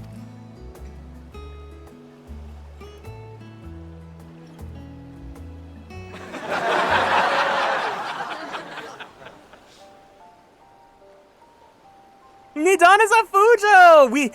It's the women in STEM, they love that yaoi. To think that Daemir were developing such marvelous techniques so long ago. How many innovations have been lost over the centuries, I wonder? Now that you've glanced over the notes, what say you to helping us build a mock Atomos? I say yes, 1,000 times yes! Work on a daymare project that has even the redoubtable scholars of Charlian trembling in their sandals. Ooh, no great alchemist of the great work could resist. You are a woman after my own heart. Lesbians! Let's go, lesbians! Oh, I suppose I should ask. What do you mean to do with this big-mouthed simulacrum once we've built it? So there's a secret void gate, and it's sealed in the ruins at the bottom of the bounty. Ooh, today is a day of revelations indeed. If the purpose of our man-made Atomus is to expand this hidden portal, then I will need to see it for myself. I think manipulating rift-spanning apertures is not the sort of thing you'd want to attempt without first taking into account every single factor. Then by all means, accompany us to the vault. I plan to lead us back there shortly, once we've finished gathering the components I require. Charlian's markets provided the raw aquamarine and pure water crystals, but I might need help obtaining a small quantity of astrally infused water. For such a liquid, you need not go further than the font of Maya. The ascetics of once old favored the place for their meditations, and the water which pours there now is known to enliven the flow of ether. That sounds perfect. If you'd be so kind as to fill a flask at the pool, I would petition Vritra to join us. Shall we be about it then? We meet back here, none. I like dragon fruit, so that's what Lev would drink. Ooh, yummy! Some sort of butterfly pea tea with strawberries and mangoes. Oh. Love butterfly pea, love strawberries, love mangoes. The Kieran drink is gonna be a blueberry yogurt drink, and then there's gonna be star jellies.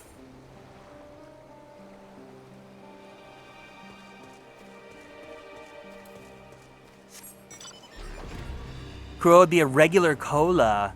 It would be, he could have like a cola with like...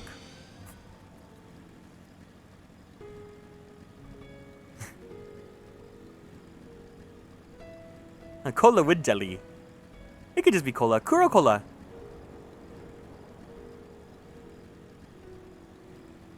Maybe like the glass could have like a little bit of his outfit.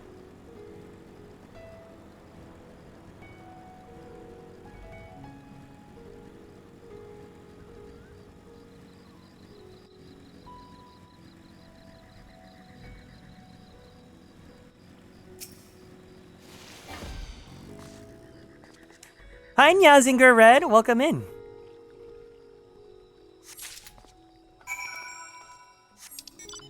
I am doing wonderfully. I hope you're doing well too. Kills would be lemonade with monster and 5-hour energy. Oh my god. It's like that like death lemonade from Panera Bread.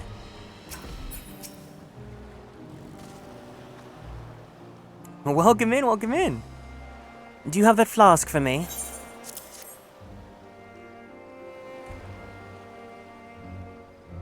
Yes, this should suffice. Thank you, Garrick.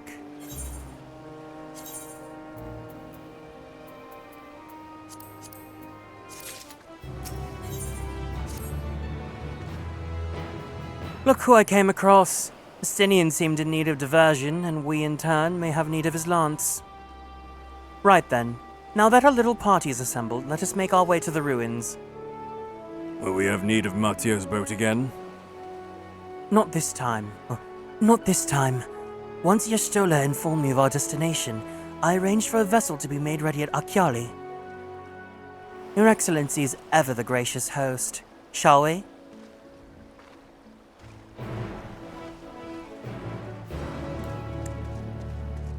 Yogurt. Yogurt is a really good drink. If you've never had like boba and like you get a yogurt drink, it's so good. It's like the perfect amount of milk without it being too thick.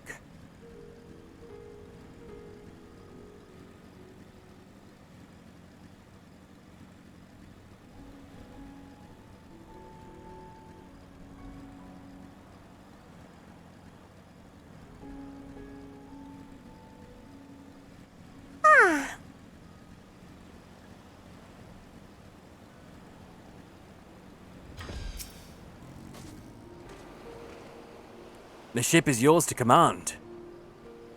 Oh, thanks. We set sail at once. Ooh, this is exciting! Alzadal's legacy! To see the truth of a legend with mine own eyes! Well, aboard for the treasure vault. I really like this armor because look. His, mask? It's giving mask, but it's also giving, cat ears. If I could mimic the headband, I'd add some sort of strawberry foam on top with some stripes of mango syrup. Ooh, yummy!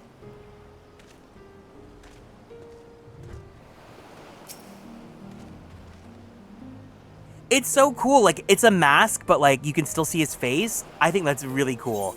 Because there are some people that really think that masked men are hot. I think masks like that can be hot.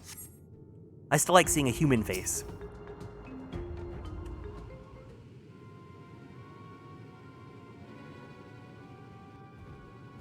The ruins alone were impressive enough, but I never dreamed such a treasure lay hidden in the depths of the bounty. It may have been helpful to know this device existed, Your Excellency. My apologies. The gate was a secret I shared with none but my closest advisors. I feared for what might happen should those with ill intentions learn of its existence.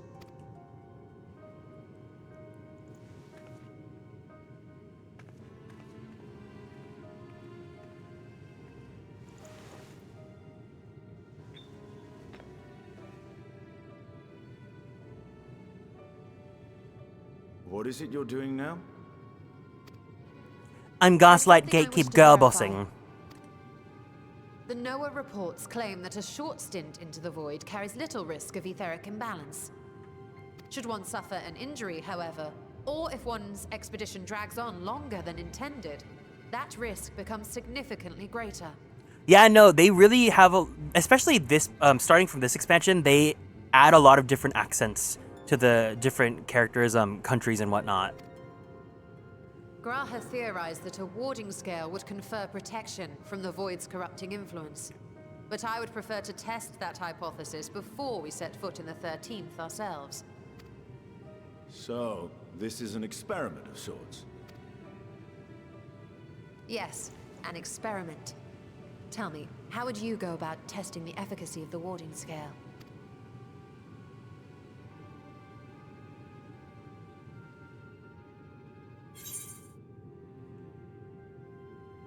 Say nothing and look meaningfully at Estinian. Why did the choices in this patch make us sound so like baby girl? What?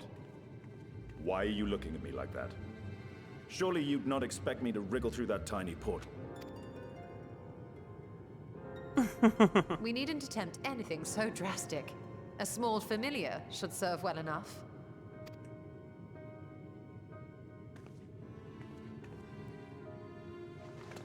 Now, a lowly imp can navigate a fissure, no matter how narrow. Which means an arcane entity of similar stature should be able to manage the same. I hadn't wanted it to come to this, but no other familiars will do, I'm afraid.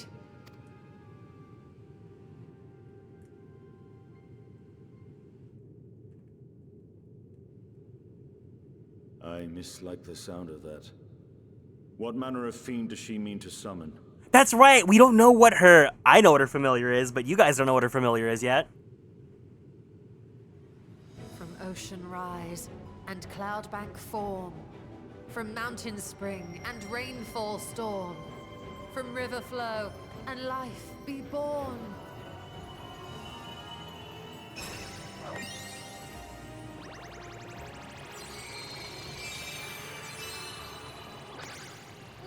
Water, froth and foam!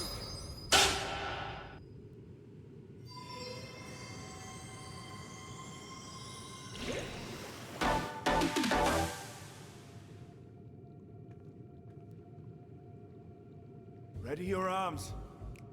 I fear she's been possessed. Oh, come now. That was adorable.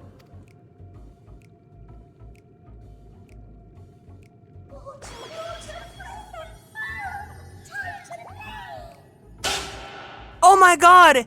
It's the Wubbaboos from Honkai Star Rail!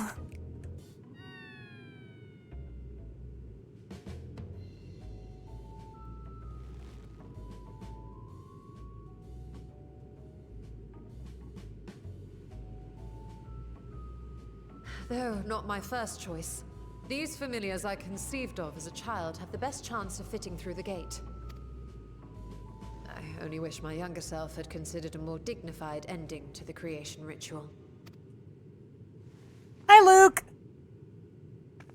In any case, these two should serve as well. This one will bear a warding scale.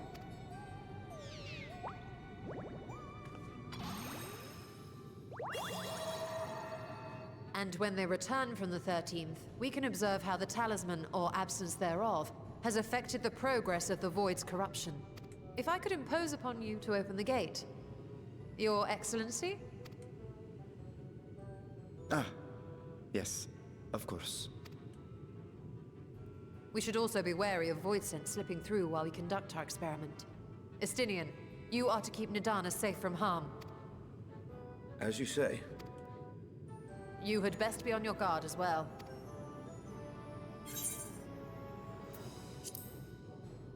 Wrath and foam! Oh, are you volunteering to join the Nixies? I could shrink you down, you know.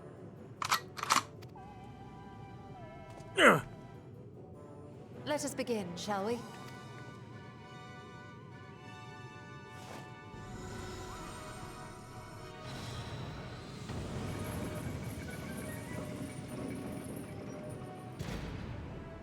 Nixies, into the void.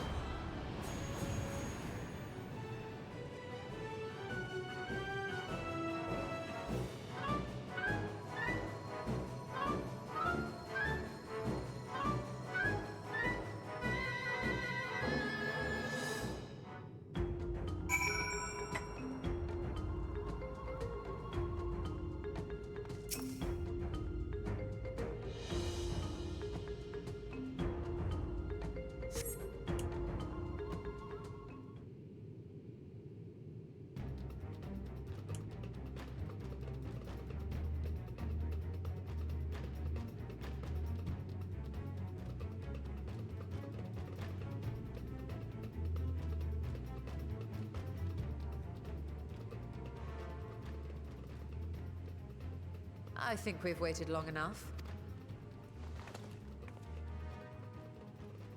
Nixies, return to my side.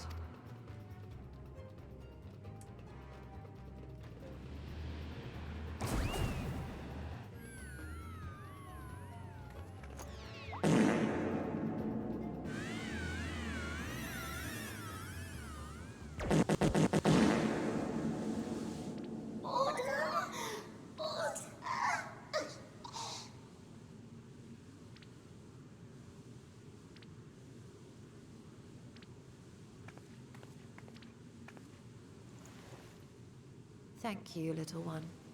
You did well. The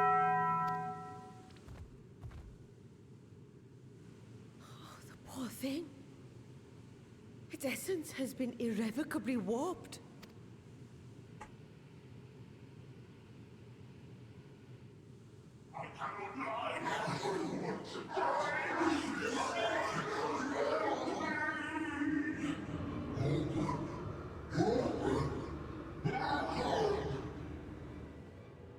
We're out of time.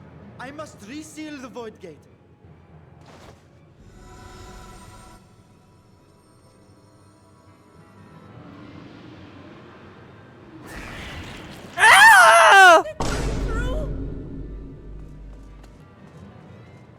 Oh my god, get the fuck away from me!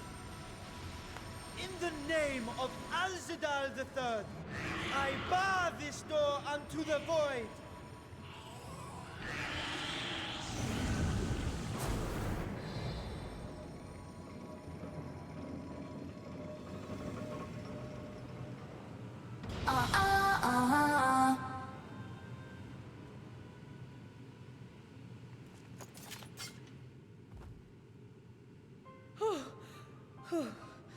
That was a sharp lesson in the dangers of void gates.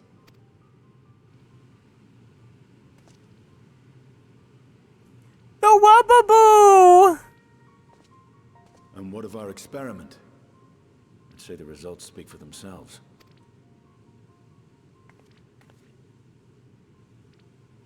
The unprotected Nixie has suffered extensive etheric corruption. As Nidana observed, it's well on its way to becoming a void scent.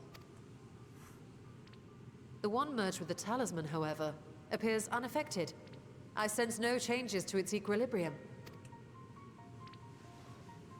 Rest now, little ones.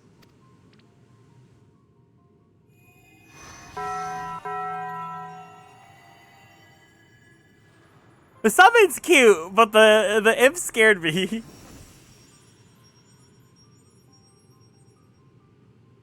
Graha's theory was correct then. One of the devs talked about having their daughter help them design the Nixies. They're cute. I really like them. I think what Final Fantasy I really enjoy is that they have really cute mascot characters. Chocobo's cute. Black mages are cute. Whatchamacallit? Cactuars are cute. Tomberries are cute. Namazu are cute. So it would seem that while our second familiar was untouched by void energies, the talisman itself shows signs of degradation. It was, of course, originally designed to shield the soul from primal tempering. It stands to reason that etheric corruption of a different sort would affect it differently. We may need to modify the warding scale's design to account for the 13th's uniquely unstable ether.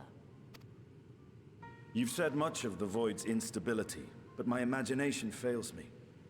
What manner of place is this broken world? Ah, my apologies. I forget that not all of us spend our days sequestered in dusty archives. She really created one of them to die. That's why she'll never be mother. Now, especially, you know that she needed to do that so that we know if it's safe or not in there. You can't take that jab at her. The 13th is a reflection of the source that was drowned in a flood of darkness. Mira, Snoopy! In Emmett Selk's own words, this tragedy was a result of the Ascians' attempts to force a rejoining. They erred in their haste, and made of that world a useless void. Mira! And what of your own experience? Will you tell us of what you observed during Noah's expedition?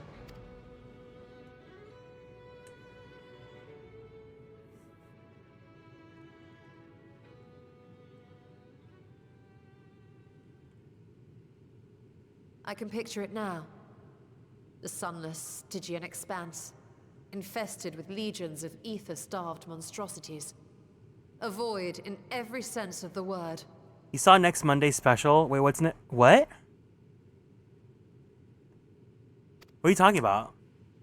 What you have described in such lurid detail is exactly why I hesitate to encourage you.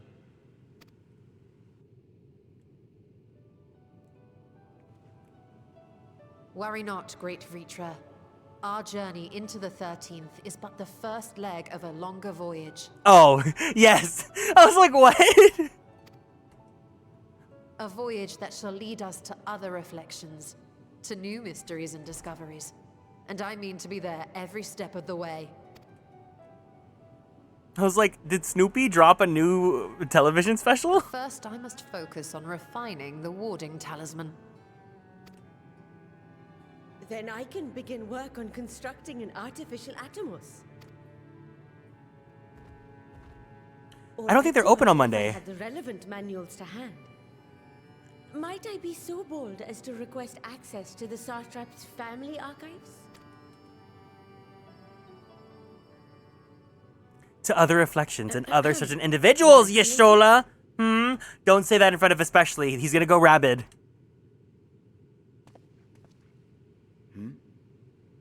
Oh, yes. That can be arranged. I will speak to my officials upon our return.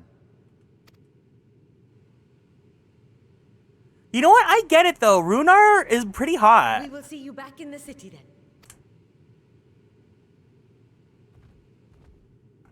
Runar makes me want to be a furry. That's next. I want to make a fursona. Well, I want to make a mascot too.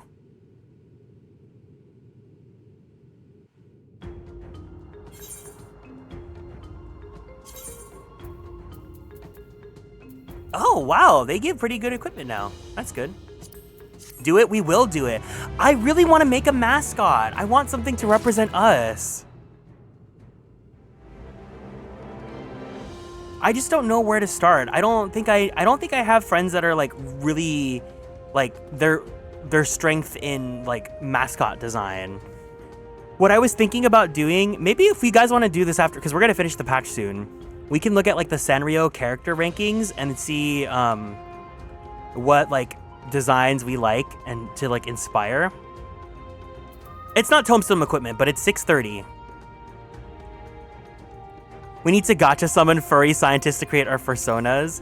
I know someone that likes doing 3D modeling for furries. So maybe I could work with him, but we'll see. I still don't know. I think wolves are hot, tigers are hot.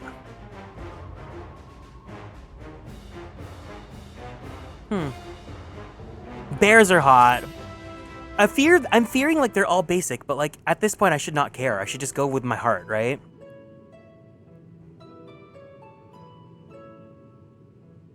No, Runar's so good, though. Once Nidana succeeds in replicating the Muk Atomus, Miss Dawn to the 13th will be ours to open. Will you be crossing the threshold alongside us? I realize this is more than my endeavor than yours. To be honest, I've no interest in visiting the Void myself. But we discuss this later. There's something I must do first.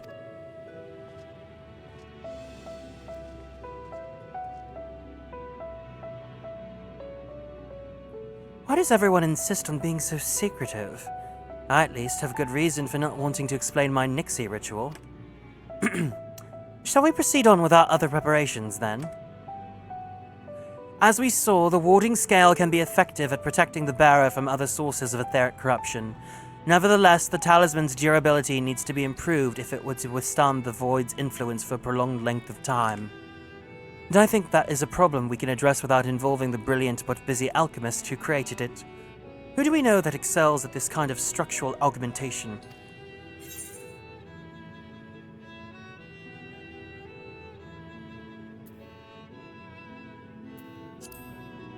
Garland Ironworks. An excellent suggestion. As I recall, Sid himself is no stranger to the Void and its volatile energies. With his experienced hand at the helm, I have every confidence the Ironworks can strengthen the warding scale. Come, let us visit the operation in Rolga's Reach and commission their best and brightest. Question for the culture. If you guys have personas, or if you guys want to make a persona, what animal would you guys go with? I think when I think of the furry that I am most into, I think Lycan from XIV. Garrick, what brings you to the Ironworks? We have a commission for you and your president, actually, assuming he's available.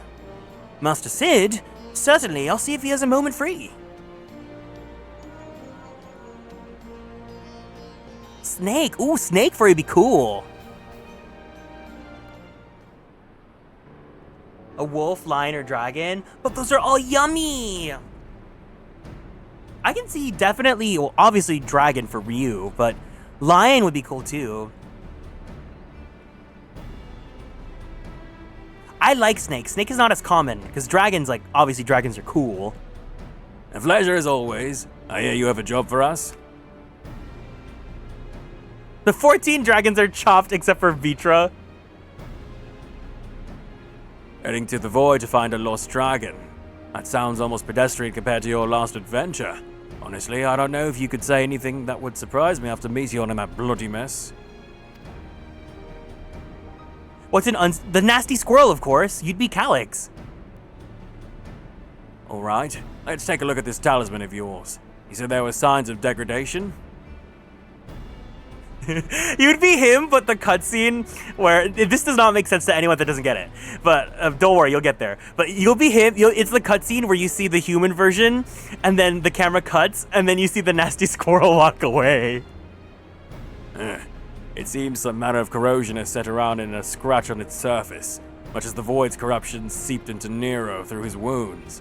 In which case, our best bet may be to simply prevent the scale from being damaged in the first place. And how might we achieve that? We have a coating agent for strengthening trinkets and the like, but I'll be wary of applying my compound, which might be upsetting the scale's delicate alchemical balance. They're safer to dress it in armor.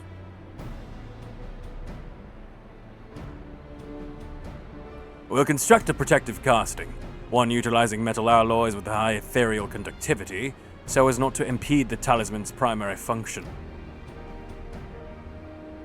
Suit of armor, as you said. See, the thing about squirrels that I can also see you with is... I feel like you've said this before, but I think you might have, like, quoted something, but I can imagine your voice in my head being like, why he holding that big nut? And I just see, like, a nasty squirrel holding a nut. I don't know if you've ever said it, but I hear it in your voice. A suit of armor, as you said. Nero has compiled data on the 13th, so I'll have him pitch in with the design just to be sure. If only it weren't such an ordeal to convince him to follow our safety protocols. In any case, we need to have some time to untangle the particulars. Understandable. We know how busy your schedule is. The final result will be doubtless worth the wait. I heard it! That's what I'm saying! I don't know, sometimes I just hear things in people's voices and I'm like, you said that. You totally said that. Why he holding a big nut? Huh. The hard part will be ducking Jessie and her constant barrage of demands while we sneak about doing the fun stuff. I'll see what we can do.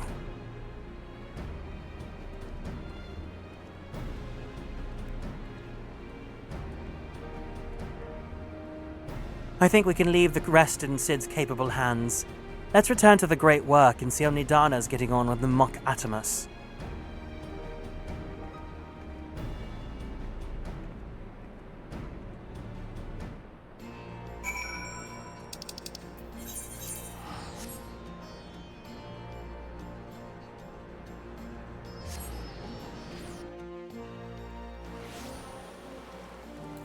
I played an RPG that had a gay squirrel guy as a party member. He was pretty charming. Wait, what game? A gay squirrel guy? That doesn't sound familiar to me. Small Saga. I've never heard of this. Oh! Ah, hey Stola. The adjustments are going well, I hope? 'Tis a lengthy process, but the end is in sight, yes. Oh my god, the sprites are so pretty! That's wonderful news. I myself had some good fortune searching through the Satrap's private records. What I found was a transaction log dated around the same period as when Al-Zadal's legacy was built. It included a purchase list of highly exclusive alchemical components. And I knew I'd discovered the key to making the artificial atomos. I then visited the High Crucible to commission the materials. After I'd explained my requirements, I was beset by volunteers insisting I allow them to help with the entire project. The usual reaction to someone forcing open a void gate is to run for the hills. Harnish academics certainly are a different breed. This is the Women in STEM convention, Yestola. The alchemists of old were cut from a similar cloth. The unknown held no fear for them. Indeed, they were ever eager to seek new knowledge, regardless of the danger. And were you not also fearless, heedless even, in your determination?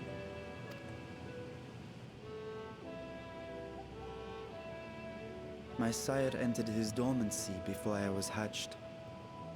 And so it was Ashdaya who kept my eggs safe and warm. It created a bond between us.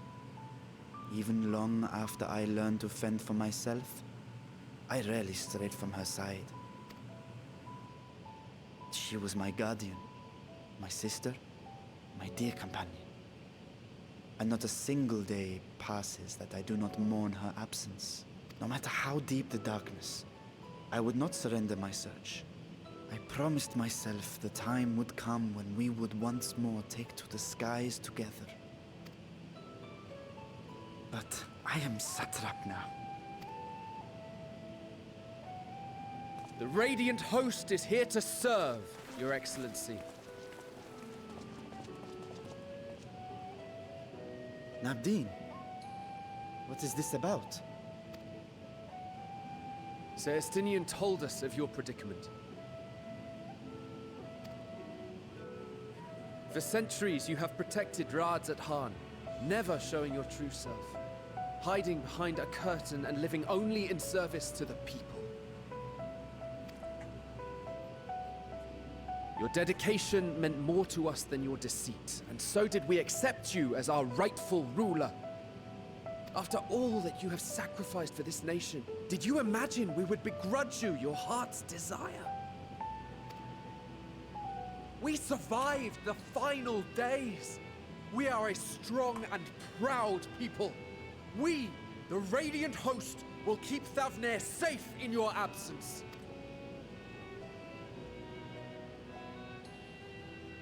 I am grateful for your loyalty and for your encouragement. And yet... Now you listen to me, Varshan. Ooh.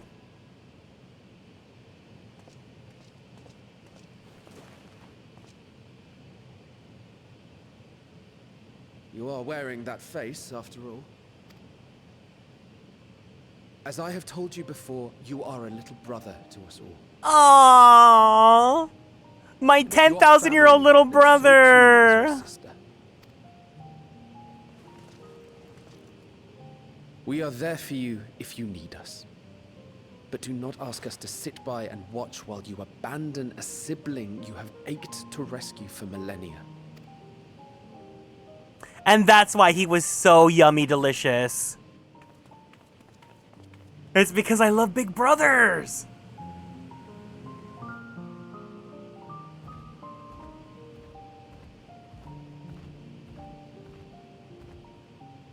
We will succeed in opening the way.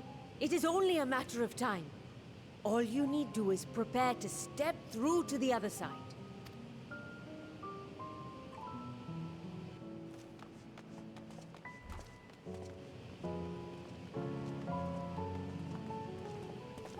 Your Excellency, I wanted to thank you for building the orphanage.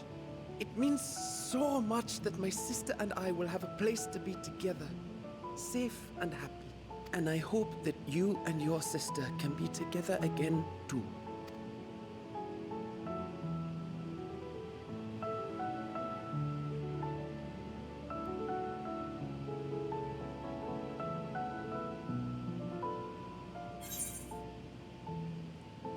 To protect them well, you must take heart.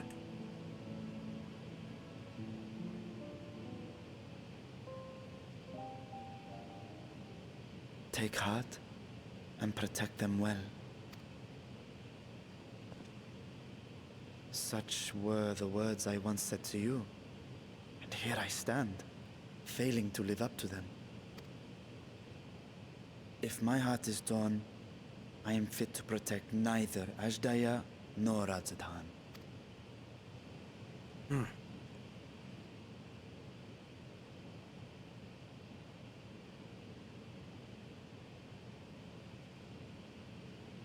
My people, I have come to a decision.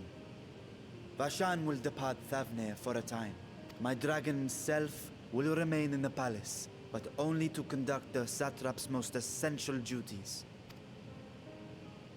While I am focused on controlling this vessel, there may be matters that escape my attention. I rely on you, my trusted friends, to watch over one another until I return.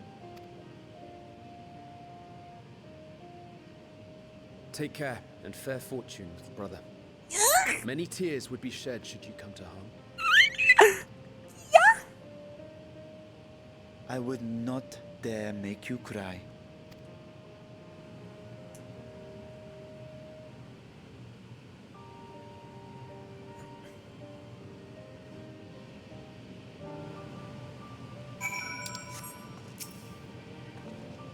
You surprise me, Estinian. For a lone wolf, you've shown an unusual degree of, shall we say, involvement for helping Vritra reach this conclusion. 'Twas for the greater good. The worm's thundering sighs were keeping his citizens awake at night, and the travelers be leaving the palace whacked by some unnatural storm.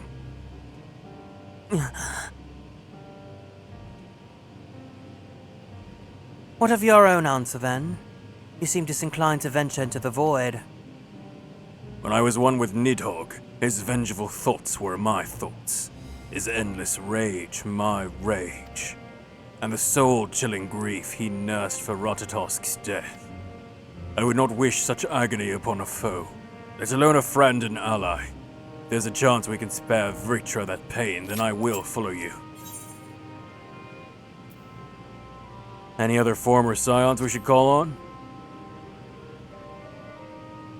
I'd rather not bother our comrades with aught less than a dire threat to the star. We four should be sufficient for our purpose. Now, on to specifics. Like the first, where the flood of light was halted before its devastation was complete, the 13th has been utterly subsumed by darkness. My plan as such is to explore the void in stages, withdrawing to safety after each brief foray. Should be more convenient had we had some manner of base camp nearer to the gate itself. One of the palace chambers should serve. Come, let us reconvene outside Megaduta.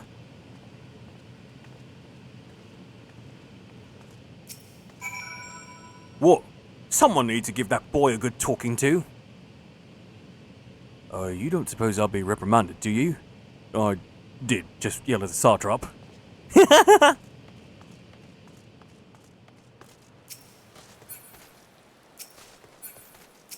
Perfect! Okay, wait. The patch was 4 hours? I'm kind of down to look at... I have tabbed up the Sanrio character ranking and then Magical Girl Mascot. There's a Magical Girl Mascot wiki!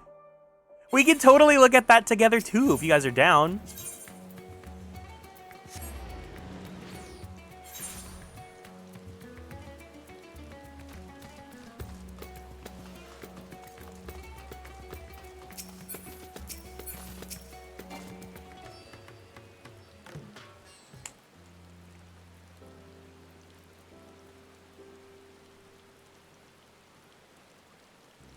And so we shall require suitable accommodations. Might we make something available for our guests? All the chambers are presently hosting the great mounds of treasure we carried out of the vault. Once the Foundation's activities begin in earnest, however, we can redistribute the trove and make a room or two ready for the habitation. Good. Please inform me when you've completed the arrangements.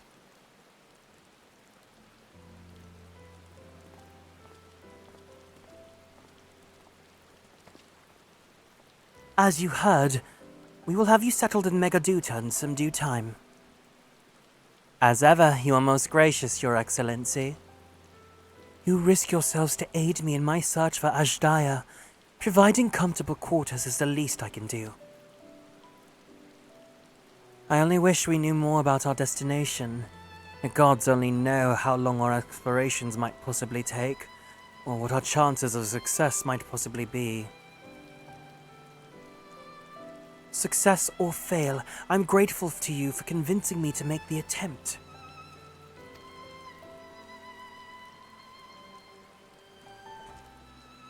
On that note, I'll return to the great work and lend what help I can to Nidana. We've preparations to make ere we venture into the 13th. Now's the time.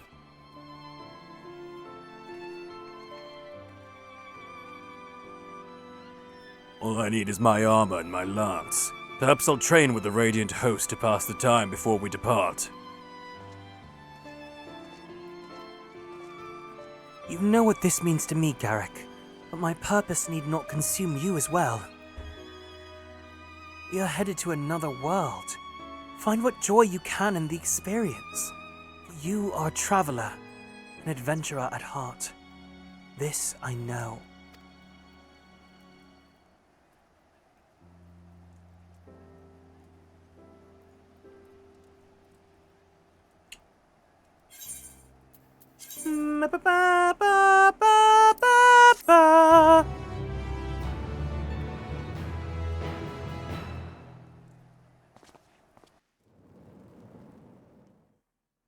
Meanwhile, in the 13th.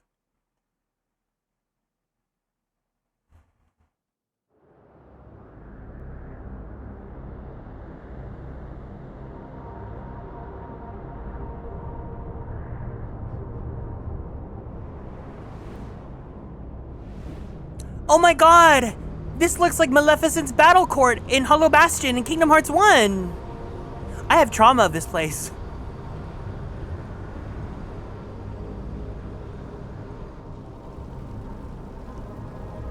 The green flame, it's literally Maleficent!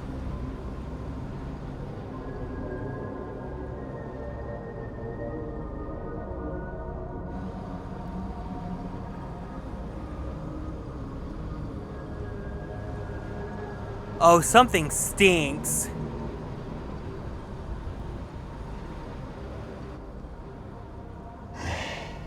And thus I am returned.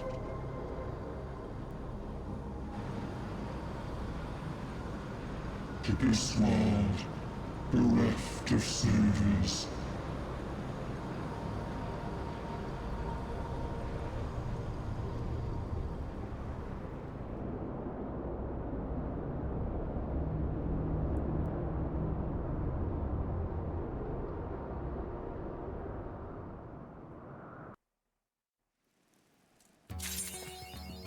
Wow, that was a pretty short end of patch cutscene. Okay, so we have completed patch 6.1. That's all I want to do today for 14. I think I actually do want to check out mascots if you guys want to hang out with me. But because I'm too lazy to split the VOD on YouTube, I'm going to keep this part on YouTube. But if anyone is on YouTube is watching and wants to end the VOD here, bye YouTube. Yeah. Mascot research. I really want to do this now because this is going to be like what, my third, fourth year of being Kieran. I still don't have a mascot yet. I want a mascot.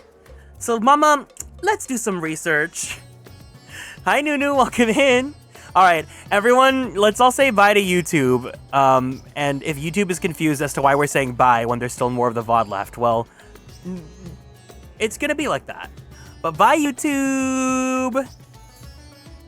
Hi Nunu, bye YouTube. Here, let me get these I can't believe there's a magical girl wiki. That's so funny. Okay, I'm gonna close 14 now. Yeah, like Carol from Cardcaptor, exactly. Okay, give me 1 second while I set up.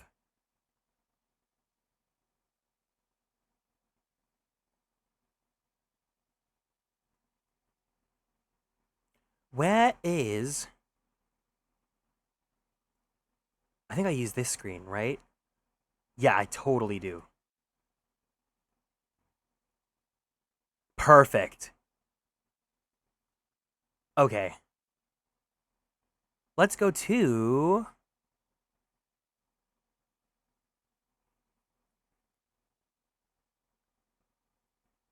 Okay, can you guys see the Sanrio character ranking? Let's put some cute music. Let's put the Mario Kart playlist that I love.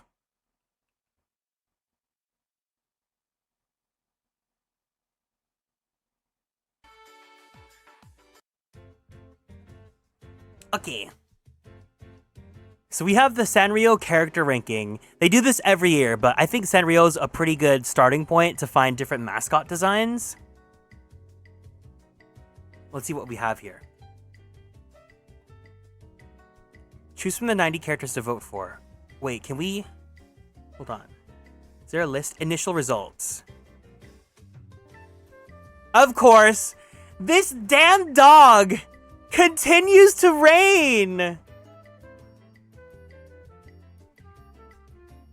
Cinema Roll number 1, of course. Pom Pom Puddin number 2. Pochako number 3. They love dogs! Kuromi. Hello Kitty.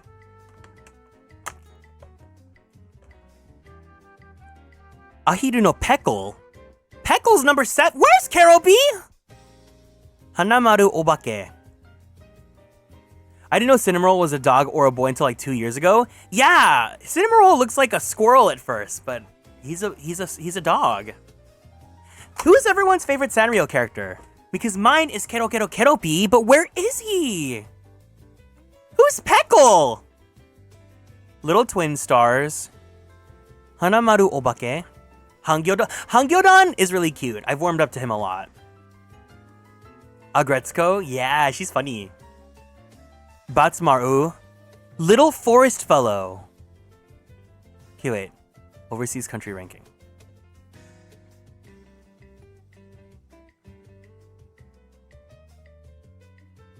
Chinese mainland. Pom Pom Puddin, Cinnamoroll, Hello Kitty, My Melody, Kuromi. Ahiru no Peckle. Pom Pom Puddin, Cinnamoroll. Oh, this is Hong Kong. Pochako. Minna no Tabo. Everyone's Turbo? Pom Pom Puddin! It's between Puddin and Cinnamoroll. Taiwan. Pom Pom Puddin, Cinnamoroll, Pochako, Kuromi, Hangyodan. Oh, this Hangyodan's cute! The Agretsuko characters in Hello Kitty are all I know, and I think Hello Kitty's kind of a flop. Hello Kitty is just giving Pikachu to me. Big Challenges, the gator? He's cute. Korea. Cinnamoroll, Pom Pom Puddin, Hello Kitty, Hangyodan, Pochako. US. Cinnamoroll, Pom Pom Puddin. We're the only country that likes Choco Cat. Choco Cat's cute though. Usahana, Kuromi. Brazil. Come to Brazil. Cinnamoroll. Kuromi, Pom Pom Puddin, Choco Cat, My Melody. UK. Pom Pom Puddin, Cinnamoroll, Usahana, Kuromi, Choco Cat. Italy. Cinnamoroll, Pom Pom Puddin, Kuromi, My Melody, Usahana. Germany. Cinnamoroll. Oh my god, it's the same list every time. Oh. Adorosa Toru Mari. That's a diva kitty. Australia. Singapore. Oh, it's Otto. Oh, got it. Oh, who's this diva? Yoshi Kitty. Hello Kitty with a wig, with a two-tone wig.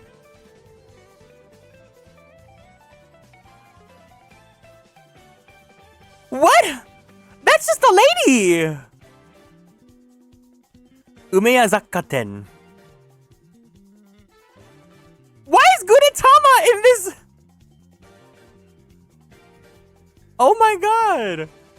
Okay, let's vote. Let's look at what we have here. Pom Pom Puddin, Cinnamoroll, Pochako. Where's Keropi? Hangyodan, Tuxedo Sam, Peckle, Batsmaru, Hanamaru Obake.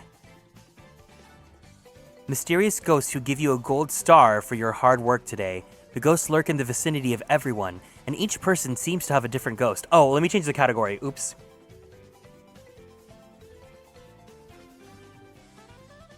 You like Little Twin Stars? I have Little Twin Stars makeup brushes because they partnered with, I think it was Wet n Wild.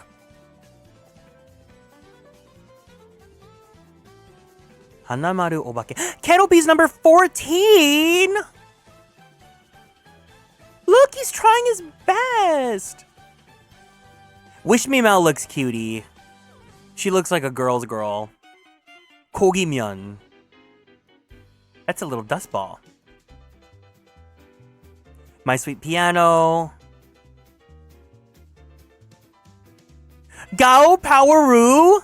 Wait, this one looks cute! Poweroo is a very powerful dinosaur who lives on Omurice Island? His strong powers sometimes surprise everyone. On the other hand, when someone's in trouble, he can use his powerful abilities to solve the problem with a roar that sounds like Gao! This one's cute! I like this mascot! Kirimi-chan. A hamster. Marumofu Biori. Maron Cream. Choco Cat. The entirety of Show by Rock. I remember Show by Rock had like a yummy, I think he was like a tiger or a leopard. You guys know, I think his name was like Ram? Usahana looks like a Gumball character. Kinda, yeah, huh?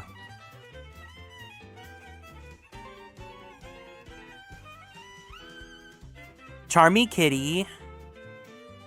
Kabuki Nyantaro. Yoshi Kitty. Hello, Mimi! Who's Mimi? Sugar Bunnies. Dear Daniel. Laurel Manic. Minna no Turbo. Pokyokuten. Oh, this one's cute too. These mascots are like cute when they look like they have no brain. Something both manly pop and... That's what I'm thinking too, right? Look, a Gretzko, number 36. So this one's Ado. Bon Bon Ribbon. Nyani Nyune no? Jewel Pet. I remember this was like a Magical Girl series, right? Oh, that's her sister. Hello, Mimi. I know Dear Daniel's her boyfriend.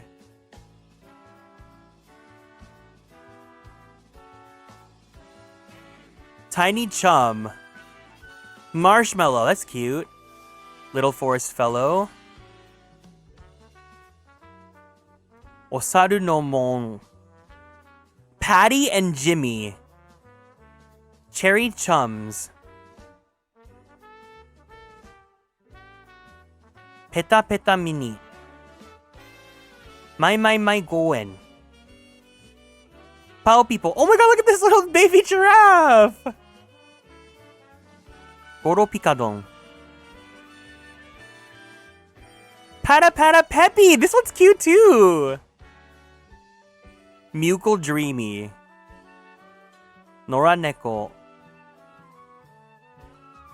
Haguru. Is that a tooth? Haguru, that's tooth! Metaphor Refantasio. Sweet Coron. Humming Mint. Beat Cats. Strawberry King. Zashiki Buta. Fresh Punch. Puwawa. Mellow Tune. Kashki Wanko. Kari Badix. This one's kind of cute too. Pankuchi. Pankunchi. Sugar Minuet. Oh, Minuet, such a cute word. Cherry Nasher. Pandapple! Pocopon's Diary. Kumamilen. Winky Pinky. Rilu Fairy Lou. I can see why these mascots rank low!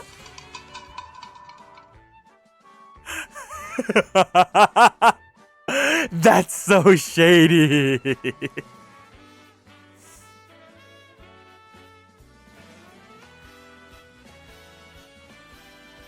These humans, why are they human? Oh, this one's so cute. Is that a red panda? Tenorikuma.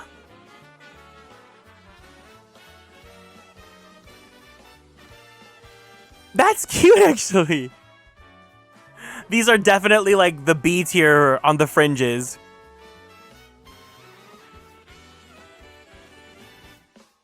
This one's cute too, look! Taraiguman.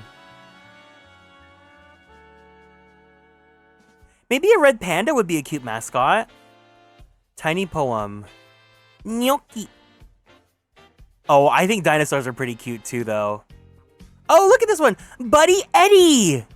Oh my god, that's me. Hi, Blue Moss. Not a police car as a Sanrio mascot. Okay, Nasty Squirrel. Panda. Oh my god, Blue Moss. Blue Moss. Your 300th login stamp is gonna be at the start of the next Girly Pop lock. Oh, I know you're gonna be living. Sporting Bears. A burger?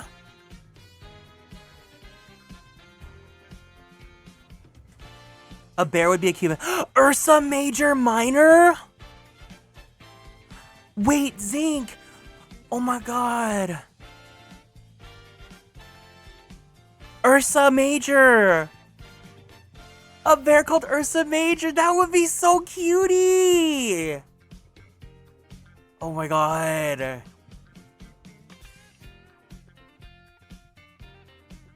Okay, let's keep looking then. I have here the Magical Girl Mascot Wiki.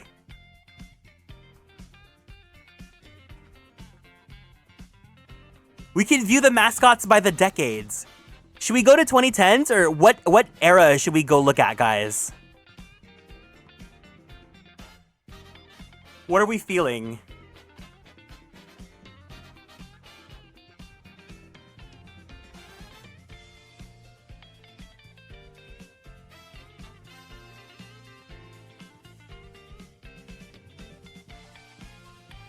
Let's start with...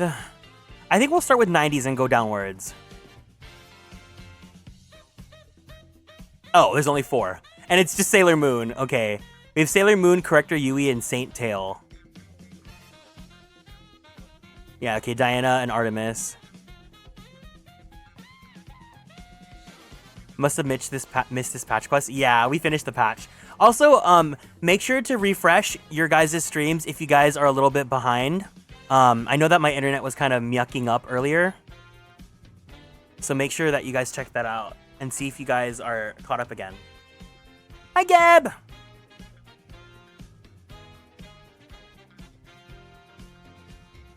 Of course, Luna. Whoa! That's just a plushie!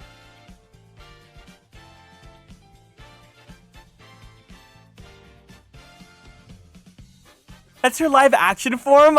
I love that. That kind of eats. I also like that there's barely any text. It was just a plushie except the parts where she was early 2000 CGI. Oh my god, yes.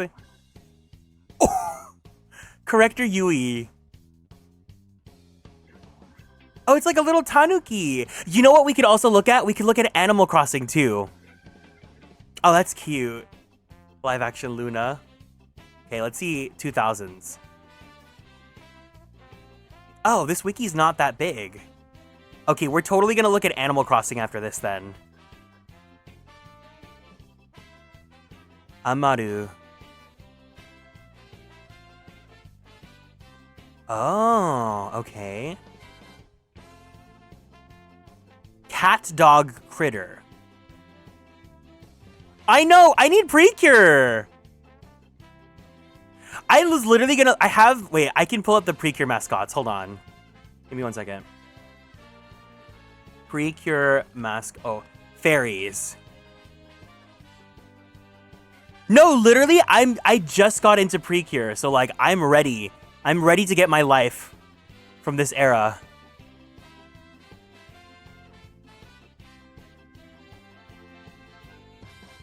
Amelie. Diana. This looks like a diva. Yeah, this wiki feels a little bit not filled out. Oh, this one's kind of cute, though. Look at this. Oh, it's a Shiba Inu. Okay. Oh my god, imagine a little Shiba Inu with like a fluffy curly tail. That'd be cute.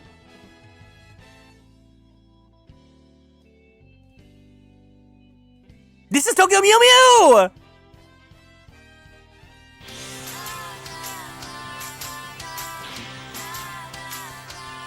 What Precure am I watching? I am watching Star Detective, baby. It is so good. And a new episode comes out tomorrow. But I do want to watch Heartcatch. So the ones I'm interested in, I like Star Detective is really good. I'm interested in Heartcatch, and I also want to watch Hirogaru Sky. Powerpuff Girls Z. This looks like the main mascot. If this is Jewel Pet, this wiki just likes Jewel Pet. This crusty quality image. Gender, presumed male. Okay, maybe this wiki was kind of a flop.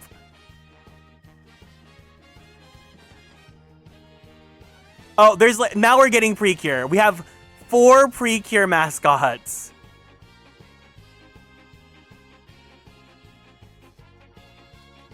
That Bat Puff Ball mascot is giving Void Stranger, and it's also giving Woobat. I was thinking Woobat.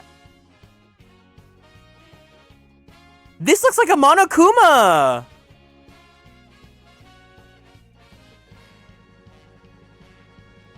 Hummy, this... Oh, sweet Precure. I watched a video. It was like an hour-long video recommending each season of Precure, like which season of Precure is for you. And there was like a guest star in that video that really loves this character from Sweet Precure. Oh, QB. There's no...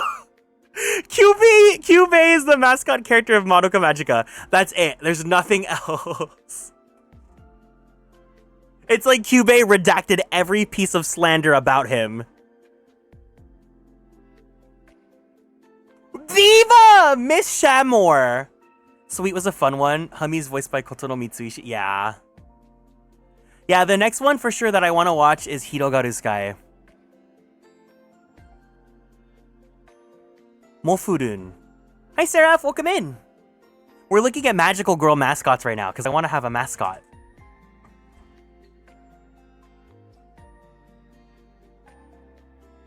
Oh, you know what would be so good and funny? If the mascot's name was Ursa Major, if we go with a bear, if the mascot's name was Ursa Major, and he was, but like, he was a small bear. He's a small, tiny bear, but then also, we can make a hunky version of him. So we have like the cute mascot, and then we have the hunk.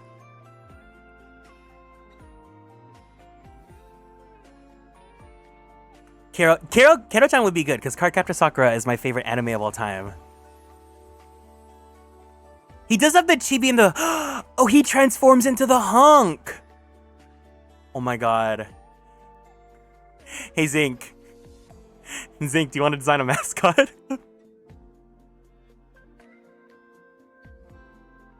Okay, wait, let's look at the Precure fairies.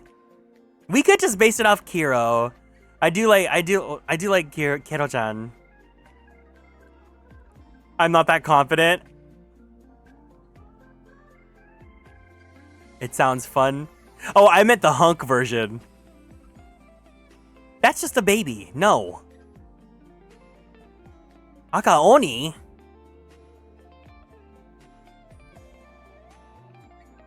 Alo Alo.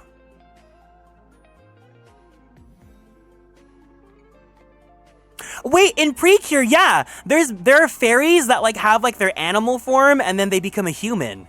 So we can have a hunk. We can have a hunk mascot.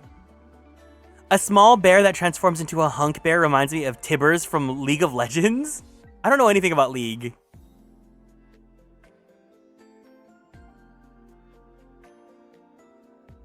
That's just a nasty squirrel. She has a fiance?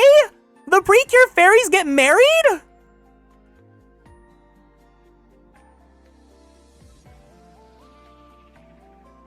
Digimon Frontier is my favorite season of Digimon. Luna from Sailor Moon transformed into a lady that one time too. Okay, but Luna is actually Mother.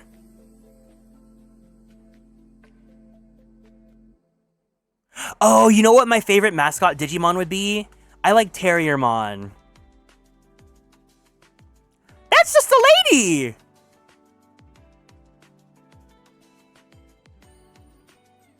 I guess when they say fairy, they also include the humanoid fairies.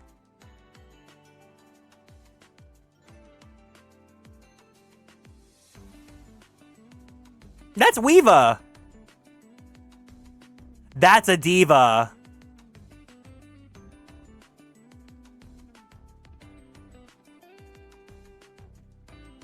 Choppy? She's literally chopped. This looks like a cute cube. Frontier design worked with the wrestling aesthetic. Ariel's black cat. You mean Spinel's son? Oh, wait!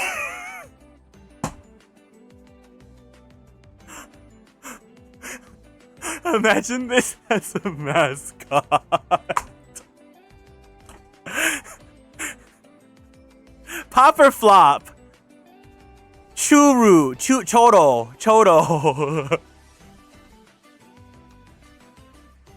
Oh, Wizardmon. Is that a bear? I don't know what this is. Chipre.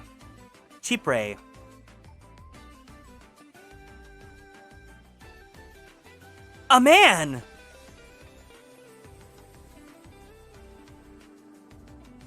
It's giving Grandpa tease.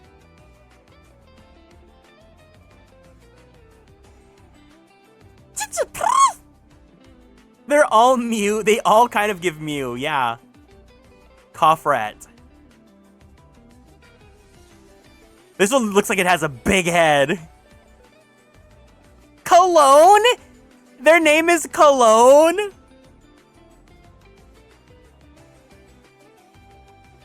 Is that a bug? Is that a diva bug? Cologne, kind of a 5 head. This looks like Heartcatch. Yeah, I looked at the art style and I was like, that is Heartcatch Precure.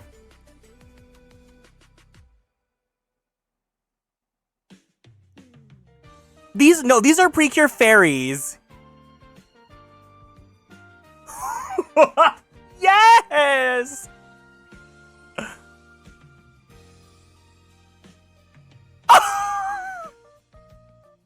They kept his hair! Look!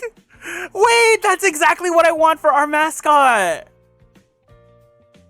Yes! Oh, this is Kimito Idol. Okay. Cuddy, more like cunty. You can't just put the pretty cures, come on. They all kind of end up looking the same. That's just Dark Lady from Sailor Moon.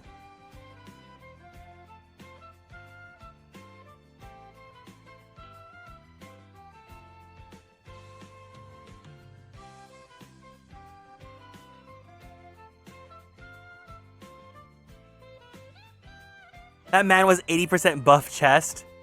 And what about it? She's got the scissor sister cutie mark.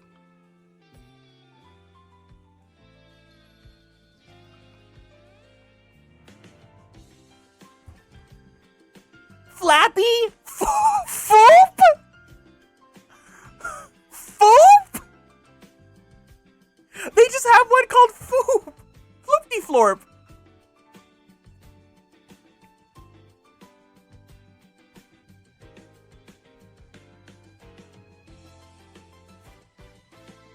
Foop or flop?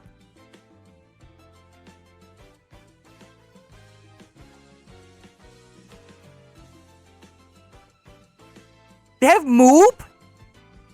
Glaçon.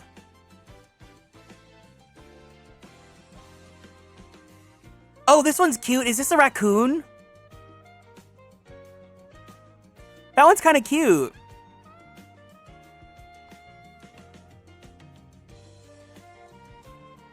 Oh, that's just Cure, that's Cure Felice. A man!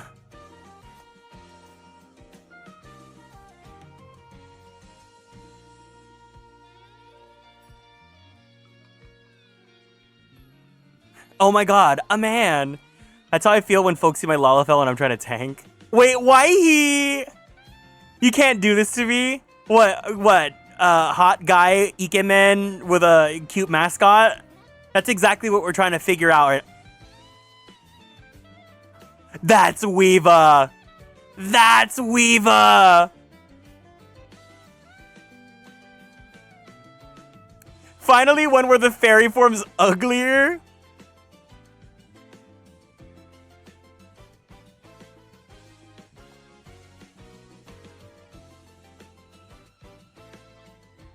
This is actually incredibly entertaining.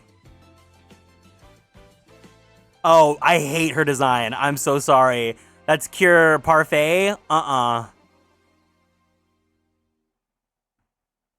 What if the mascot was a toggle for the PA? Well, that's what we're trying to do, is because I want to have a mascot, right? So then we came up with the idea of what if we have like a cute small version of the mascot and then he has his own design where he's a hunk. And then we just have another hunk in the Kieran universe. But mascot toggle, that's exactly what I want to have, is that we can like summon the mascot. Oh, this is sweet Precure.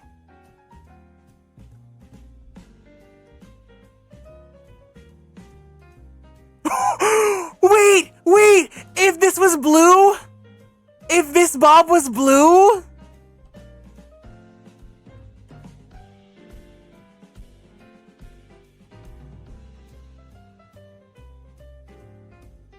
She's kind of giving Philia Fu.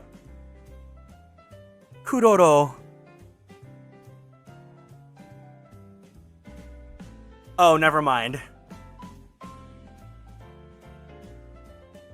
Oh, a seal.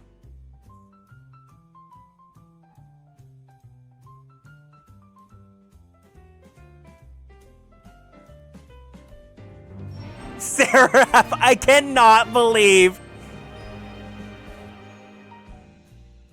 Kieran 97 Philia Fu, Kieran 97 Philia Fu, Kieran 97 Philia Fu. Thank you so much for 7 months in the Superstar Sub Club. I appreciate your ongoing support. This one looks like a Terriermon. That's just a man! Where's the fairy? I was looking for the emote and I didn't realize my sub ran out.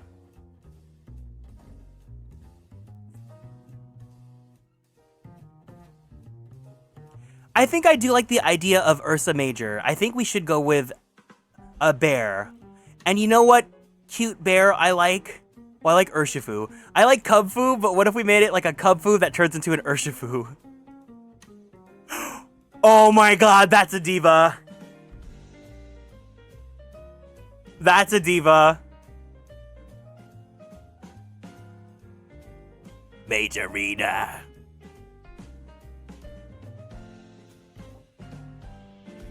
Meppel.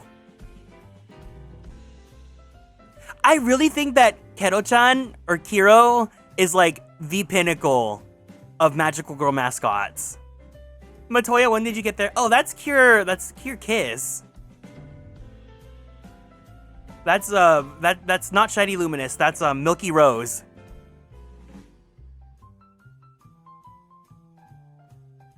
She looks like she just ate something and she looks guilty about it.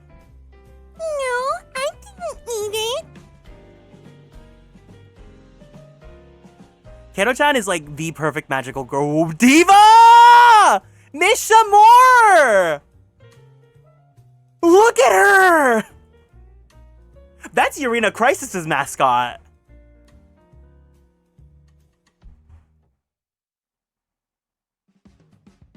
Go Princess. She's giving Sonic side character? Oh. Moop! Foop and Moop!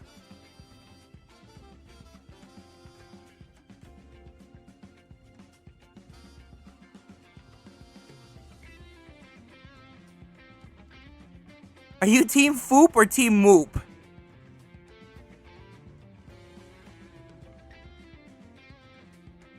Nuts. Oh, yep, that's nuts.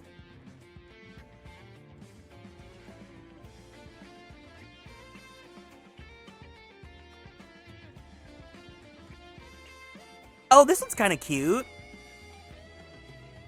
That looks like a tiger, like a little tiger kitty. Some of these characters are really I know. I agree.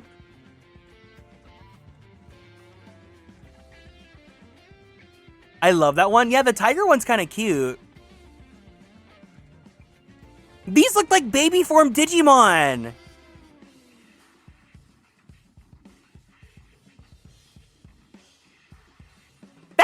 That's a boy.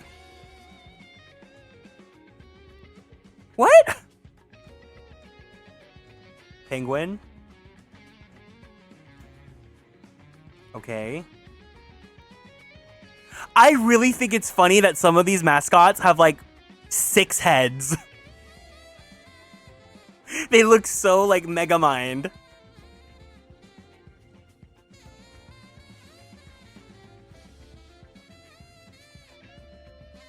Pop! Wait, this is how you combine manly pop with girly pop. Look at this. What do we think? What do we think about this one?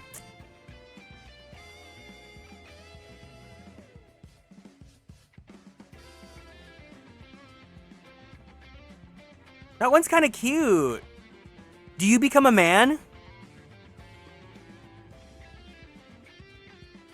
Oh, he becomes a boy. No.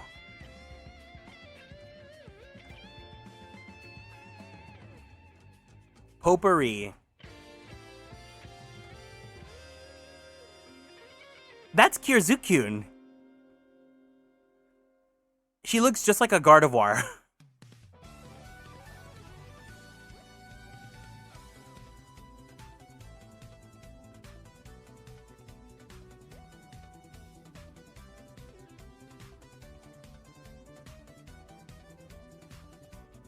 Precure fairies have been very hit or miss.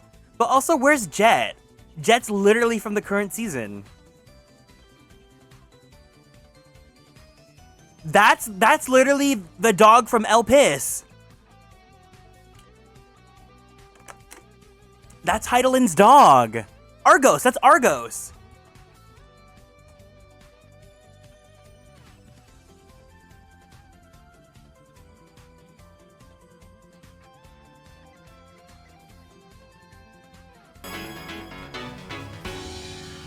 IQ, thank you for the care package. Everyone, let's go ahead and stand up from our seats.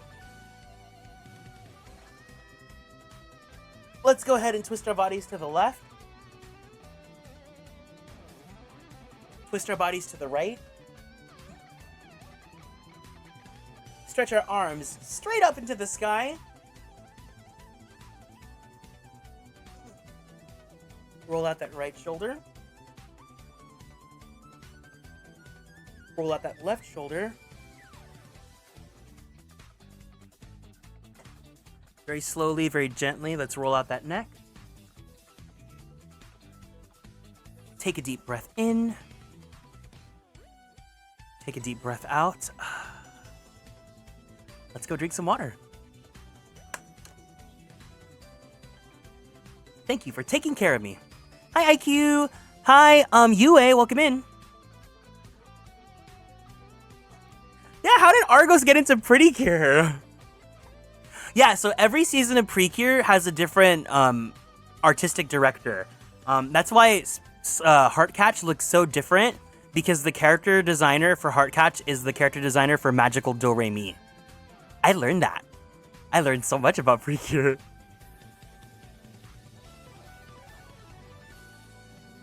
Rabirine. Raquel.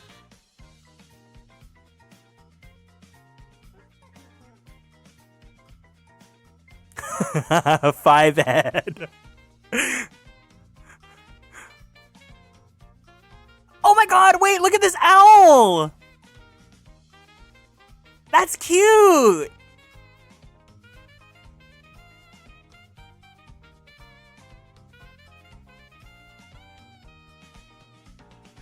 A lot of the basic fairies just look like this.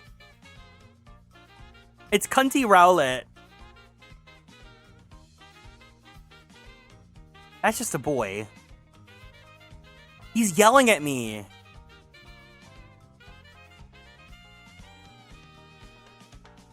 It's giving peak. That's literally, his name is Tanaka. That's like the most common last name in Japan. His whole thing is just being a man. Oh.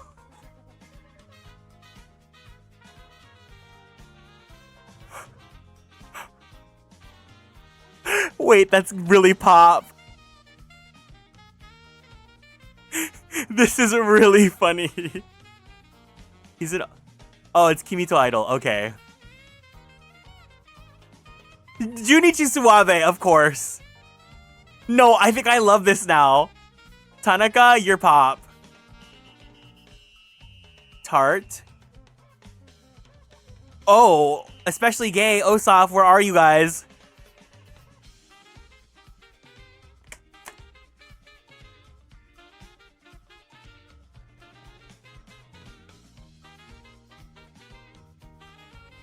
Wolf Run. Yumeta. This looks like a Tamagotchi. That's Cure Wing! He's the first and only main boy Cure. And then I learned that Pretty Cure fans hate boy Cures. It broke my heart. I learned that there was a story of this young boy who watched Precure in Japan. And like they went to like a convention or something and they were selling costumes of all the different Pretty Cures from this season. And he wanted to have Cure Wing's costume so bad, but they didn't sell it. And then like he was crying. And then the mom sent a letter to Toei and they we're gonna make a special Cure Wing costume and they sent it to him. But like, I just find it so sad because apparently I've learned that Precure fans hate boy Cures.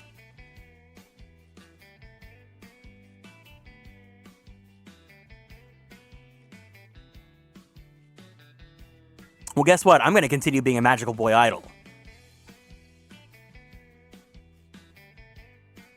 This looks like, is this Kimito Idol?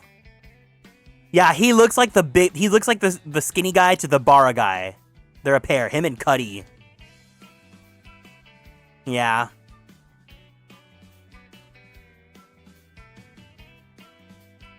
Okay, so that's all the Precure fairies, apparently.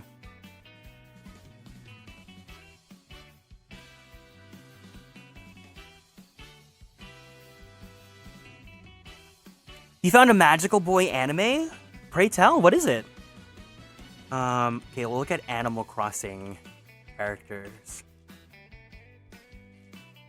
And then, of course, we have to look up Hero from CCS.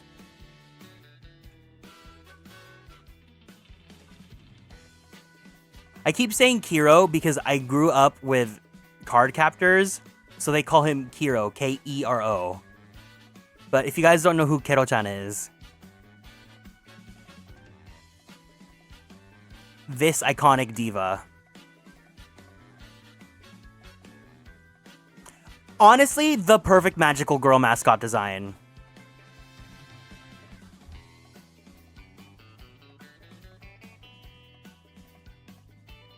Are you talking about Boebu, Cute High Earth Defense Club?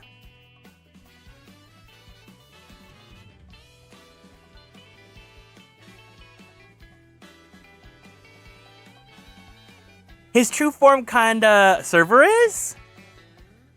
Is this you? Is this you, Zinc? Is that Cerberus and that's you?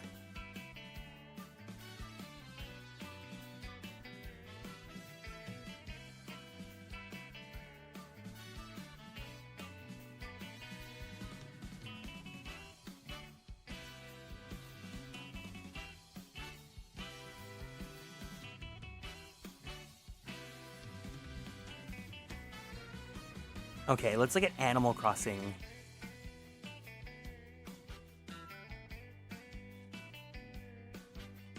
Ugh. Not fan. I hate that wiki. Okay.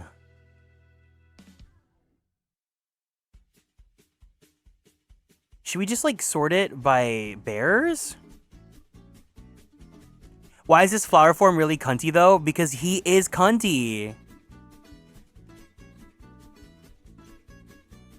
Okay, who's everyone's favorite Animal Crossing villagers? Shout them out.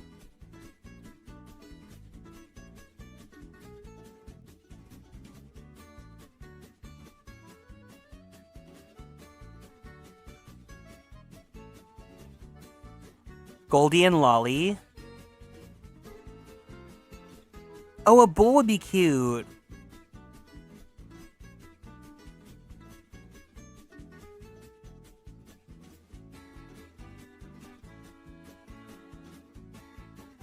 Mary. I know a lot of gay people love Apollo.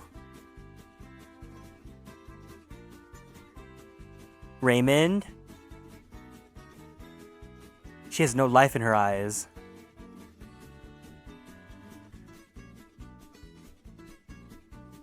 Kid Cat. I do think the Rangers are cute.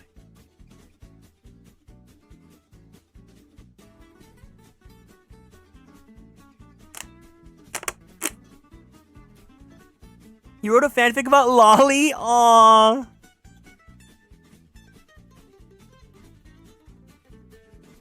This is so cute.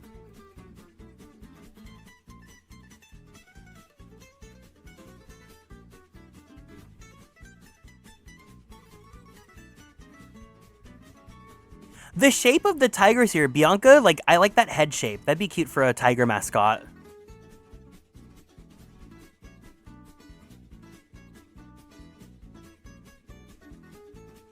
She was a detective. I was ripping off someone else's fanfic on the Animal Crossing community. Oh my god, Sarah!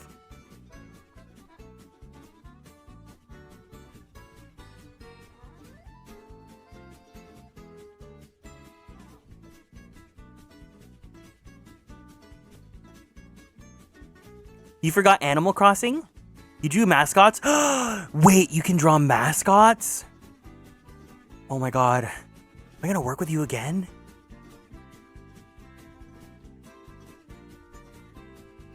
Boots! Diva Boots! I think I DM'd asking if they wanted to collaborate. The audacity. You stole their fanfic and said, hey, do you want to join Slay with me? I stole your stuff, by the way.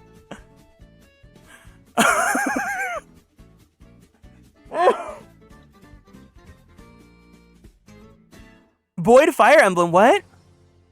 Oh. The boars are pretty pop. I like the boars, they're cute. Animal Crossing really, I think they make the shapes of certain animals really cute.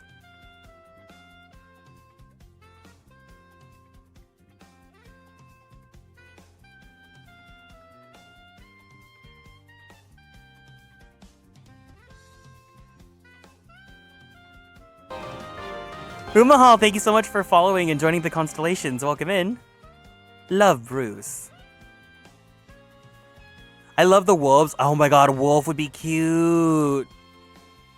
The lions are disappointing. Ooh. What about a lion mascot?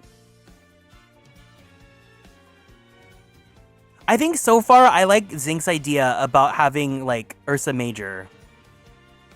Ursa Major is a cute name too. But if you guys have additional name ideas, send them my way.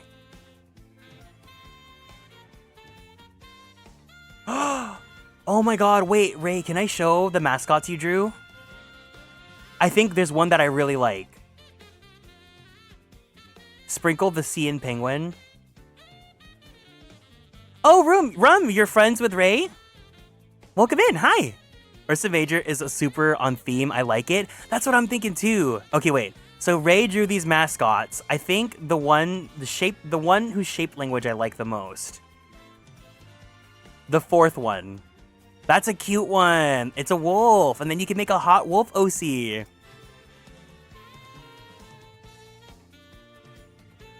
Wait, so is your name pronounced Rum or Room?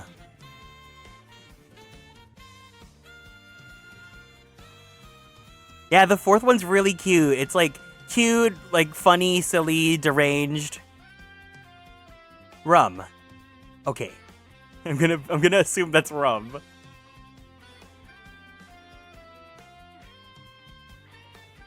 Okay. I think we're making progress. I've always talked about for 4 years that I wanted to have a mascot. I think this is the farthest we've ever gone. The wolf mascot's Scrungly? Yeah. We're gonna keep looking. Well, hi, welcome in today. We finished playing Final Fantasy XIV, and now I'm wasting an hour looking at mascots. No, look, the shape that they have for wolves is really good, isn't it? You're never gonna guess what Rum specializes in? Mascots?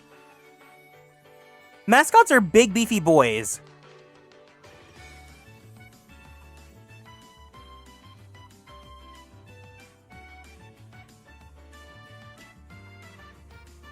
Are you telling your friends that you're watching someone talk about mascots? If I had a mascot, I think I'd want a dragon-cat hybrid. Kind of like Toothless. Ooh. Idols! We love idols. Wait, okay, Seraph, because you're going for like Fruitiger Arrow.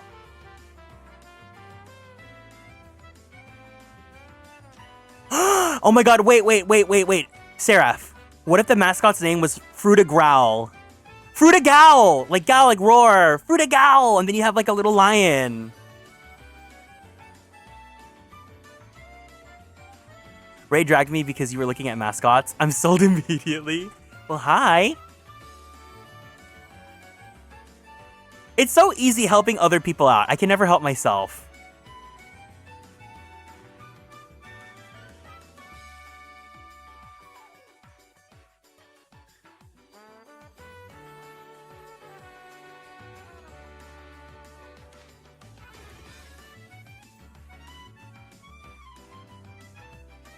A fish? Coach? Do you like Coach? Zink. He looks musky.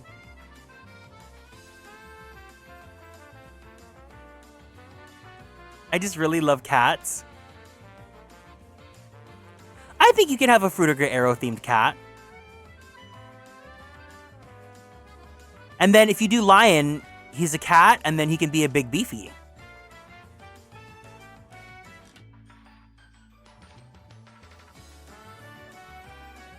And then you just get Leomon.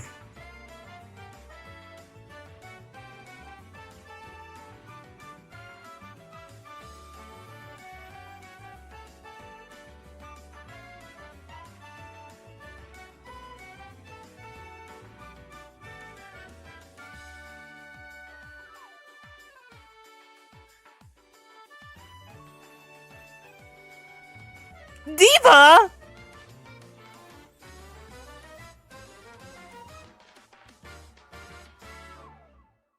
Dobie, I love Dobie. I love Dobie. I love old men. Diva has diva lips. I used to hate like half the frogs. Oh. Was that version of Daisy Circuit? You were right. Yeah, that was Daisy Circuit. I'm playing Mario Kart World playlist right now.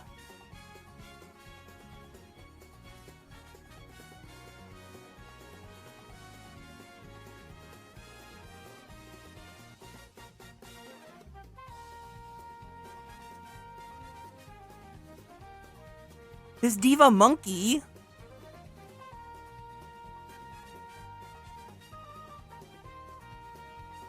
I love Eric. Eric is the most like me. We both have curly hair. There's a cute green frog. Lily! Lily's like classic. Oh my god, look at this Elvis koala.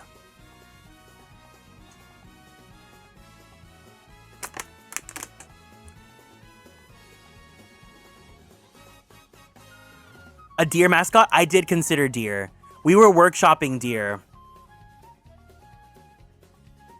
I love Fang.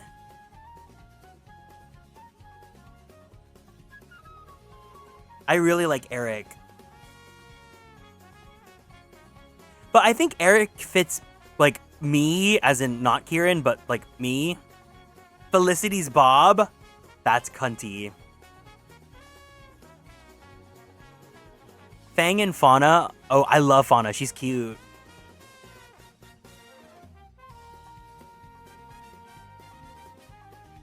Francine's eyes!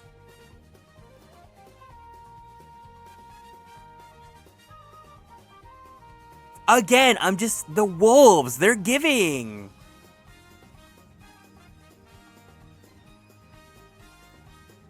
The derpy, dumb-looking ones. Francine used to bully you? I feel like if I had a mascot, it would be some kind of angel thing or a little fairy. I can see for Luke. Luke. I can see a little squirrel. A squirrel with wings. Like a squirrel with like the little red mage style, what's it called? What's the hat called? A fedora, I guess? A squirrel with a red mage fedora?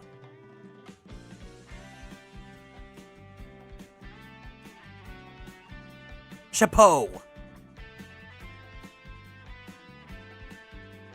Why are all these female frogs cunty? Oh my god, Gloria. That's an IG queen. Gale? Diva. My birthday villager is Cherry. That's the dog, right?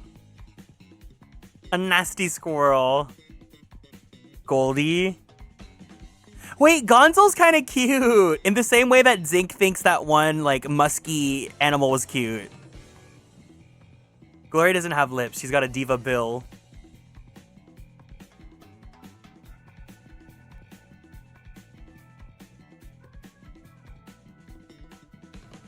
Personality type normal.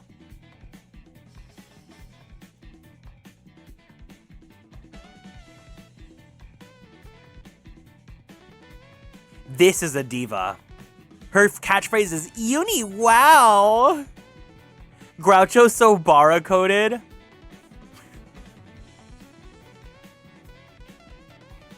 I wasn't gonna say it, but you've got it, Zinc. Hazel's Bob. Hazel, that's diva. Goose is giving nice jock. Yeah, I can see that.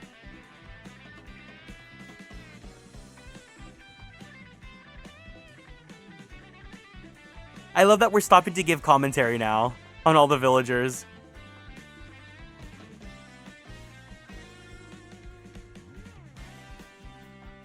How many villagers have painted on Bobs? All the divas. Henry looks chill.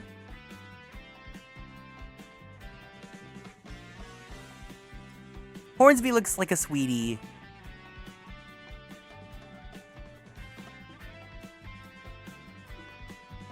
Ike, of course Ike would be a bear.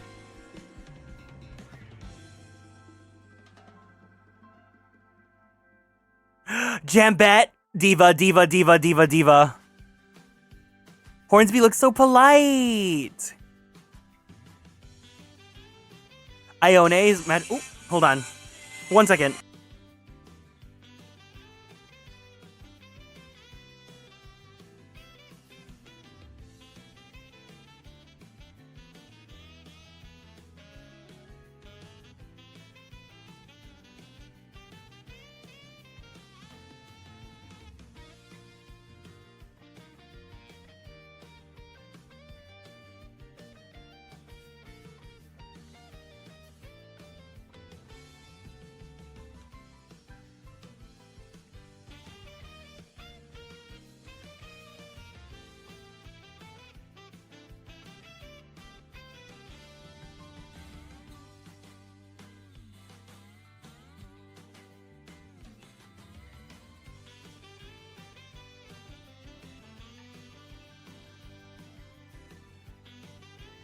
Okay.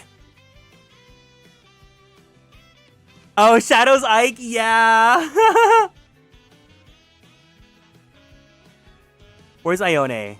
Yeah, she's pretty.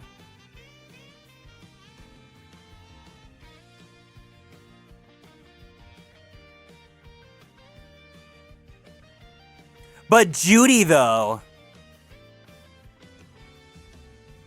Cheese dip. Oh my god. I'm running out of my hummus. Joey. Oh my god! Why does he look like he's wearing a diaper?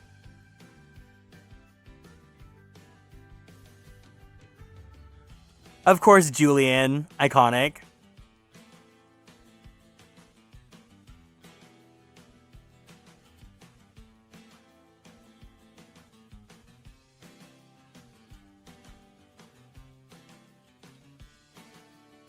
You cannot hate Judy, that's a trans icon. You're right, she is giving trans colors. Cat, honey.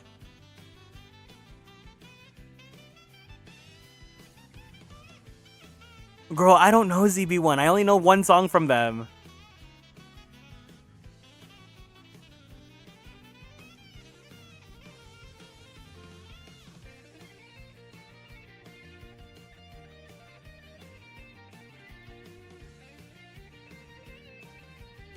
Diva. Kyle, Diva. Love Kiki down. Leopold's giving set FTs. Lily! She's so cute! Kyle, hi. Leopold was my favorite. I can see Leopold being a U1, a U villager, Nunu.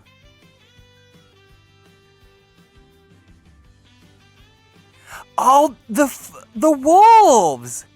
What are they feeding these wolves?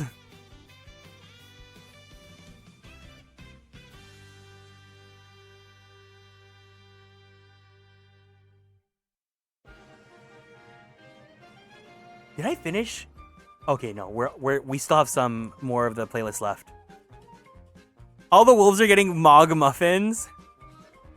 I don't know, should my mascot be a wolf or should it be a bear?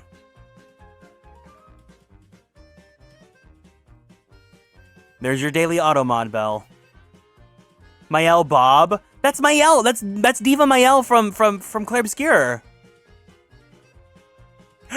This Maple! Maple's so cute! That's cutie! Bear? A bear? We should get a bear. I see a pretty wolf mascot for you. If your mascot's a wolf, it could be named Sirius, the dog star. So we have Sirius, we have Ursa Major. Oh my god, this is so hard now. Well, I don't know anyone that can, like, design the mascot. Oh, I'm so torn. I'm so torn.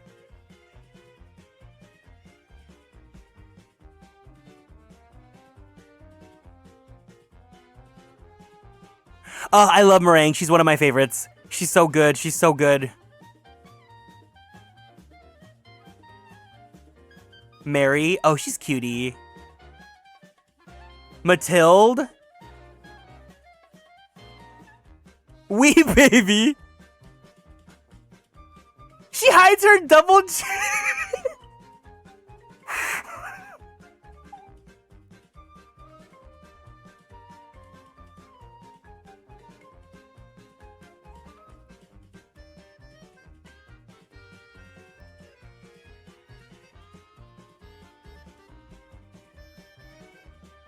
Monique!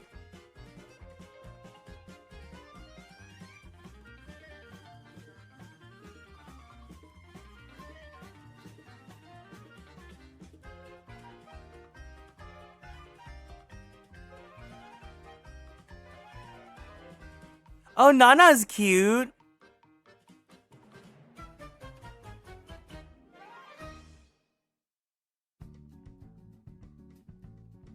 Norma's she's giving lactosis. Oh, these? My super stuffed up milkies? Bruh. Monique, don't outcut the Animal Crossing cast like that.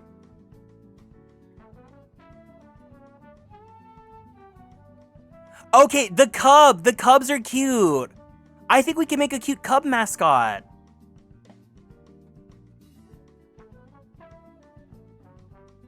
Ursa Major. Olivia? Oh, yeah, Olivia. Her catchphrase is literally purr.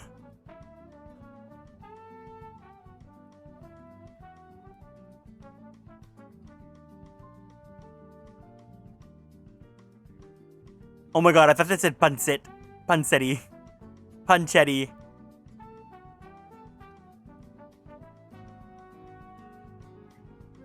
Why are we just calling out the diva animals now?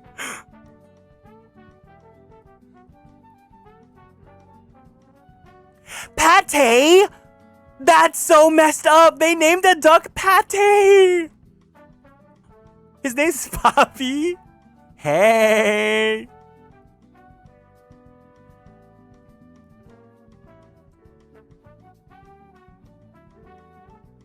Pecan!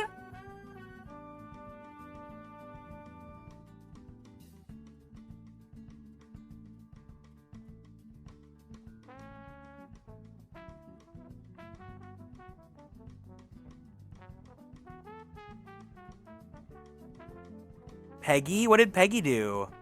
What's wrong with Peggy? Oh, Bob.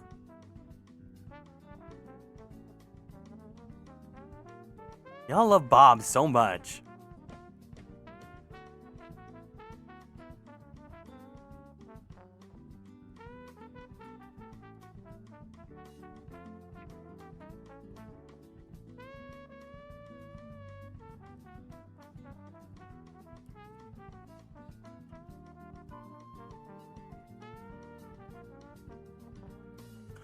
What is... Prince looks like Homer Simpson, but he also looks like he just... No, I'm gonna... Never mind.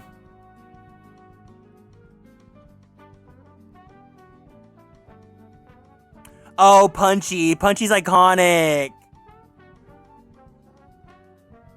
I think Punchy's facial expression would be great for like a sort of like a smarmy mascot.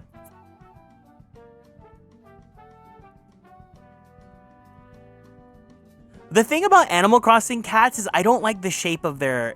It looks too long. Like, I want them to have short ears. Punchy was the detective in the fanfic? Oh.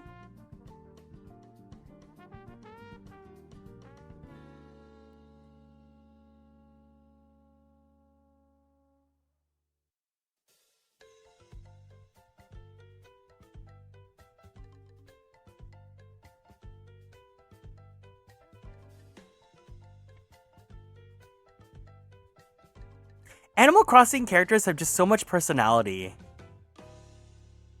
It's so fun to see how expressive and creative they can get. Rodeo makes me think of Dante from the Devil May Cry series. Wait, there's Rizzo? Rizzo?!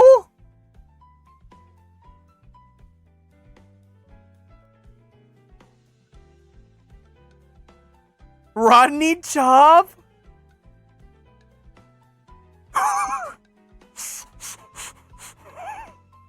Stop. No, look at the tiger! Oh, okay, wait, okay. Bear, tiger, or wolf? Now I'm torn. Bear, tiger, wolf. Bear, tiger, wolf.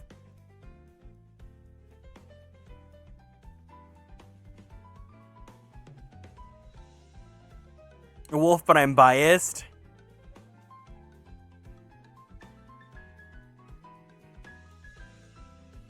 Bear, I'm biased.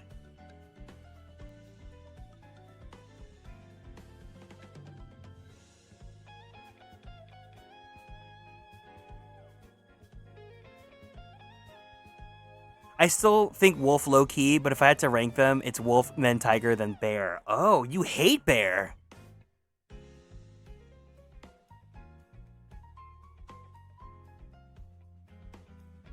Shino Diva. I love Shep too. Shep was my best friend on New Leaf.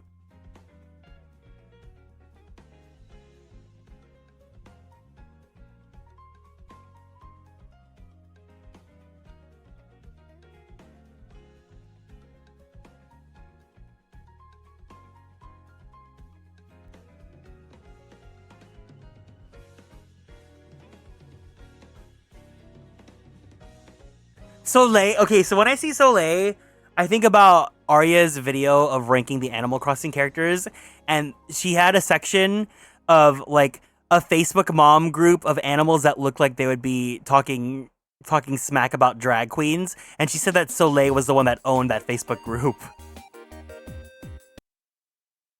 Oh my god, wait, we've really been doing the Animal Crossing thing for like an hour?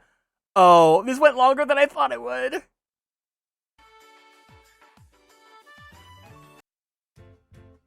No, Arya's video on Animal Crossing characters is so funny.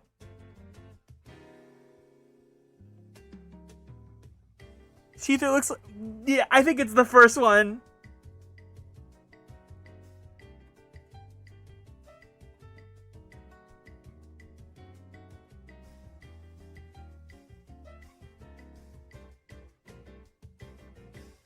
Why sport got 2 names? Oh, it looks like North America versus Europe. Static? Static looks so U-core, but I think it's also because he's purple. No, purple and yellow, that's your mascot. For Zinc, I feel like a Zinc mascot. No, I think a cute pig, and then he would be like Lechon. That would be a cute mascot. And it would be a baby like Toxel. Lechon? You don't like Lechon? You don't want like a little Lechon piss baby? And it has little wings. Alright, if you don't want him, I guess other Filipinos in the chat can claim that Lechon mascot.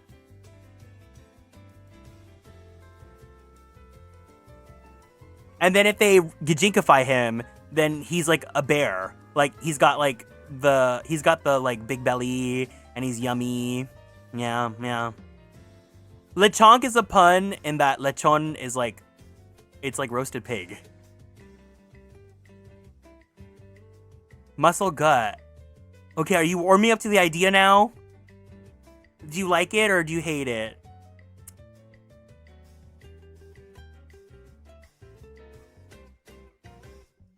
Sylvana looks scary. She's looking at us like Y'shtola did. It's a wish-granting mascot because everything can happen when pigs fly. You know what? It's Reisky's mascot now. Every Filipino ever is gonna have to have a pig as their mascot. Tammy's a part of the aforementioned Facebook group? Wow, okay.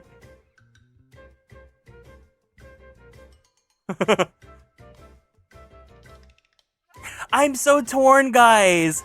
Bear, wolf, or tiger? Okay, right now in my mind, bear and wolf are tied. And tiger just looks really cute. Teddy?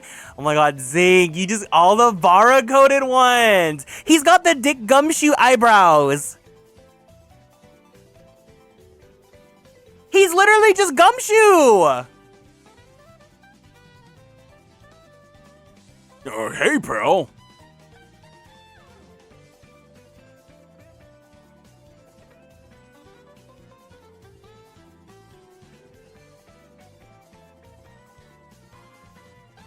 We could look at more,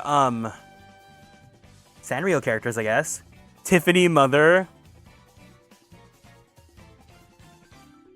I was not expecting this mascot talk to be, like, this long. I'm sorry to the VOD watchers on YouTube. Tom is cute. I think the best cat is Punchy for me. Truffles is Diva. You have to understand.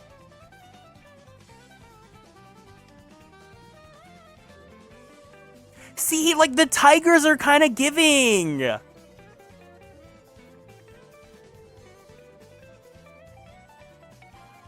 Cranky, Zinc, what are your thoughts on this one? Cranky.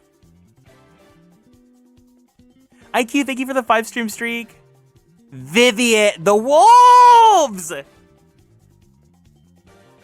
Ursula is my starting villager. She's kind of chop. Yeah, Vic.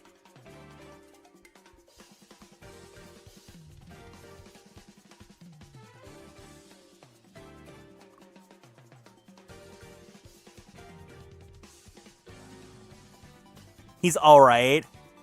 Okay, but here's the thing about wolves. Here's the thing about the wolves. If we went with wolf, then when we make the beefy human version of him, we could give him the muzzle. And that's kind of hot.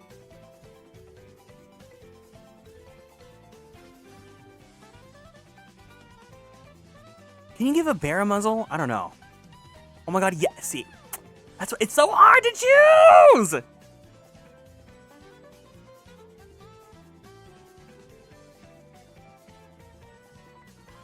Whitney Mother, the movie really outsold her. The wolves! I have not seen a bad wolf. Wolfgang?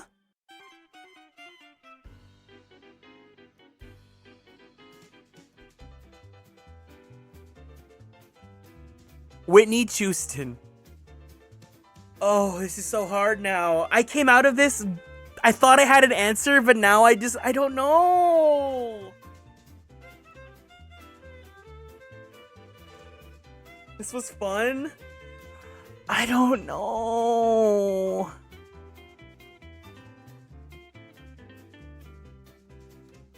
Okay, this will not determine the future. This will not determine the fate of the mascot, but just for sillies, and in case anyone watching the VOD on YouTube wanted to know,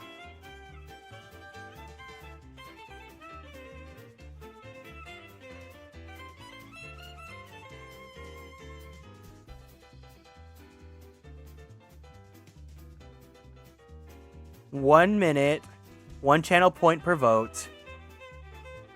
Who should the mascot be?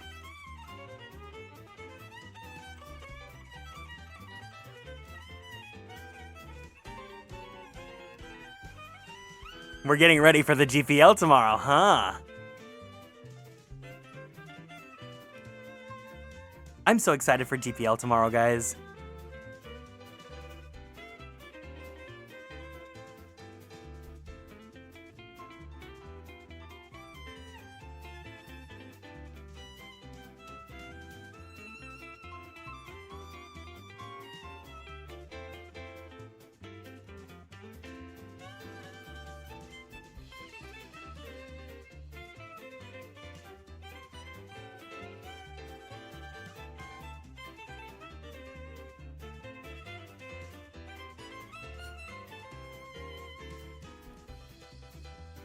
Oh, Zam, the wolf girlies are really going for it.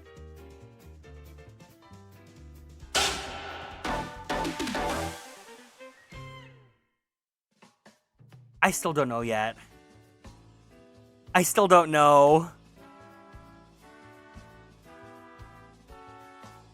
Oh, I had to click this shit. It's not an official poll. This is not the one that determines it. I don't know. I gotta think about it. Well, first I gotta see... I gotta look and see what artists can design a mascot.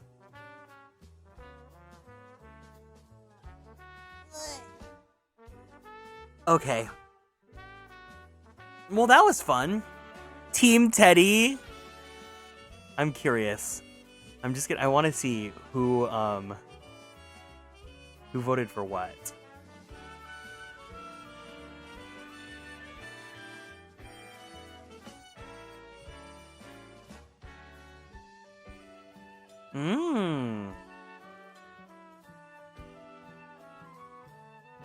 I'm so hyped for GPL tomorrow.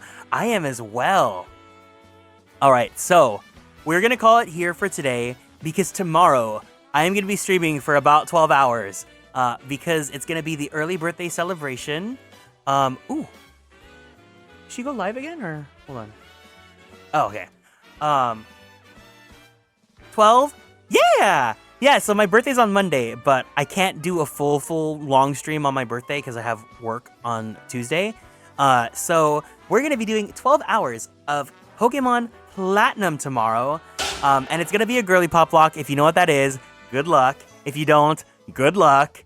And also, the little twist is that it's going to be a Q-Charm glitch run. So we are going to be having a team full of exclusively shiny Pokemon. So it's going to be a really gaggy season. Of course, you guys do not need to hang out with me the entire day. But if you guys want to, I'd love to have your guys' company. And it's going to be a fun time. What time does the stream start again? So I'm planning on starting around 10 a.m. PST. So that should be GPL, Girly Pop Walk? Yes. It's going to be 10 a.m. PST. That should be 1 p.m. Eastern and 12 p.m. Central. Viduki Industry Plant? For those of you that don't know what that sort of playthrough is, essentially it's Pokemon, but we have a vote and you guys get to vote which Pokemon stay in the team and which Pokemon get kicked out. I need to run my errands in the morning then. Oh my god. Is Blue Moss? I think Blue Moss is not here. I definitely want more people on the historian team if possible. So if you're available, Seraph, I'd love to. I'd love if you could help out with historian and keeping record of all the girls that we've recruited. It's a survival show, yes. So think Produce 101, think American Idol, think you know, like that sort of stuff. America's Next Top Model. I will be there all day. Oh my god. Okay, I will message you after stream then. I want to be there so bad, it'll probably be sometime in the afternoon. Yes, you are totally fine. So essentially how it's going to go is after every gym battle, we have a vote to determine who's kicked out of the team and then who replaces them on the team. And it's going to be fun. And then every time we find a wild Pokemon, you guys have to vote whether or not we add it to the party or add it to the roster. Hi, you lovely bunny. Welcome in. But that's going to be it for today. I hope you guys had fun hanging out with me as much as I always have fun hanging out with you guys. If you guys are new here and you want to keep up on all the socials, feel free to join us on Twitter, YouTube, TikTok, and Blue Sky. The starter vote is going to be brutal. Spoiler alert, the starter is set. Bye, Otsukuri. Thank you guys for hanging out. I'm so happy to see you guys here, both Ray and Zink and everyone. I love you guys all so much. We're going to raid into Arya, who's doing her Zero Con. It's a fundraiser for her transition, so if you guys can, please make sure you give her a raid, give her some hey-hey-heys, blankies, all that good stuff. And I will see you guys tomorrow morning. It's going to be in about 13 hours from now. So 13 hours from now, we're going to be starting our new Girly Pop block, and I cannot wait to see you guys there. Until then, remember to be kind to yourselves, be kind to others, be the change you want to see in the world, and most importantly, stay true to who you are. And also find something to smile about. And you guys are the reason why I smile every day. Until then, I'll see you soon, okay?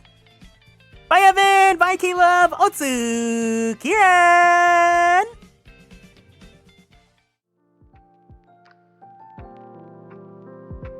Bye-bye! Bye-bye! I'm glad I got to see you guys too! Bye-bye!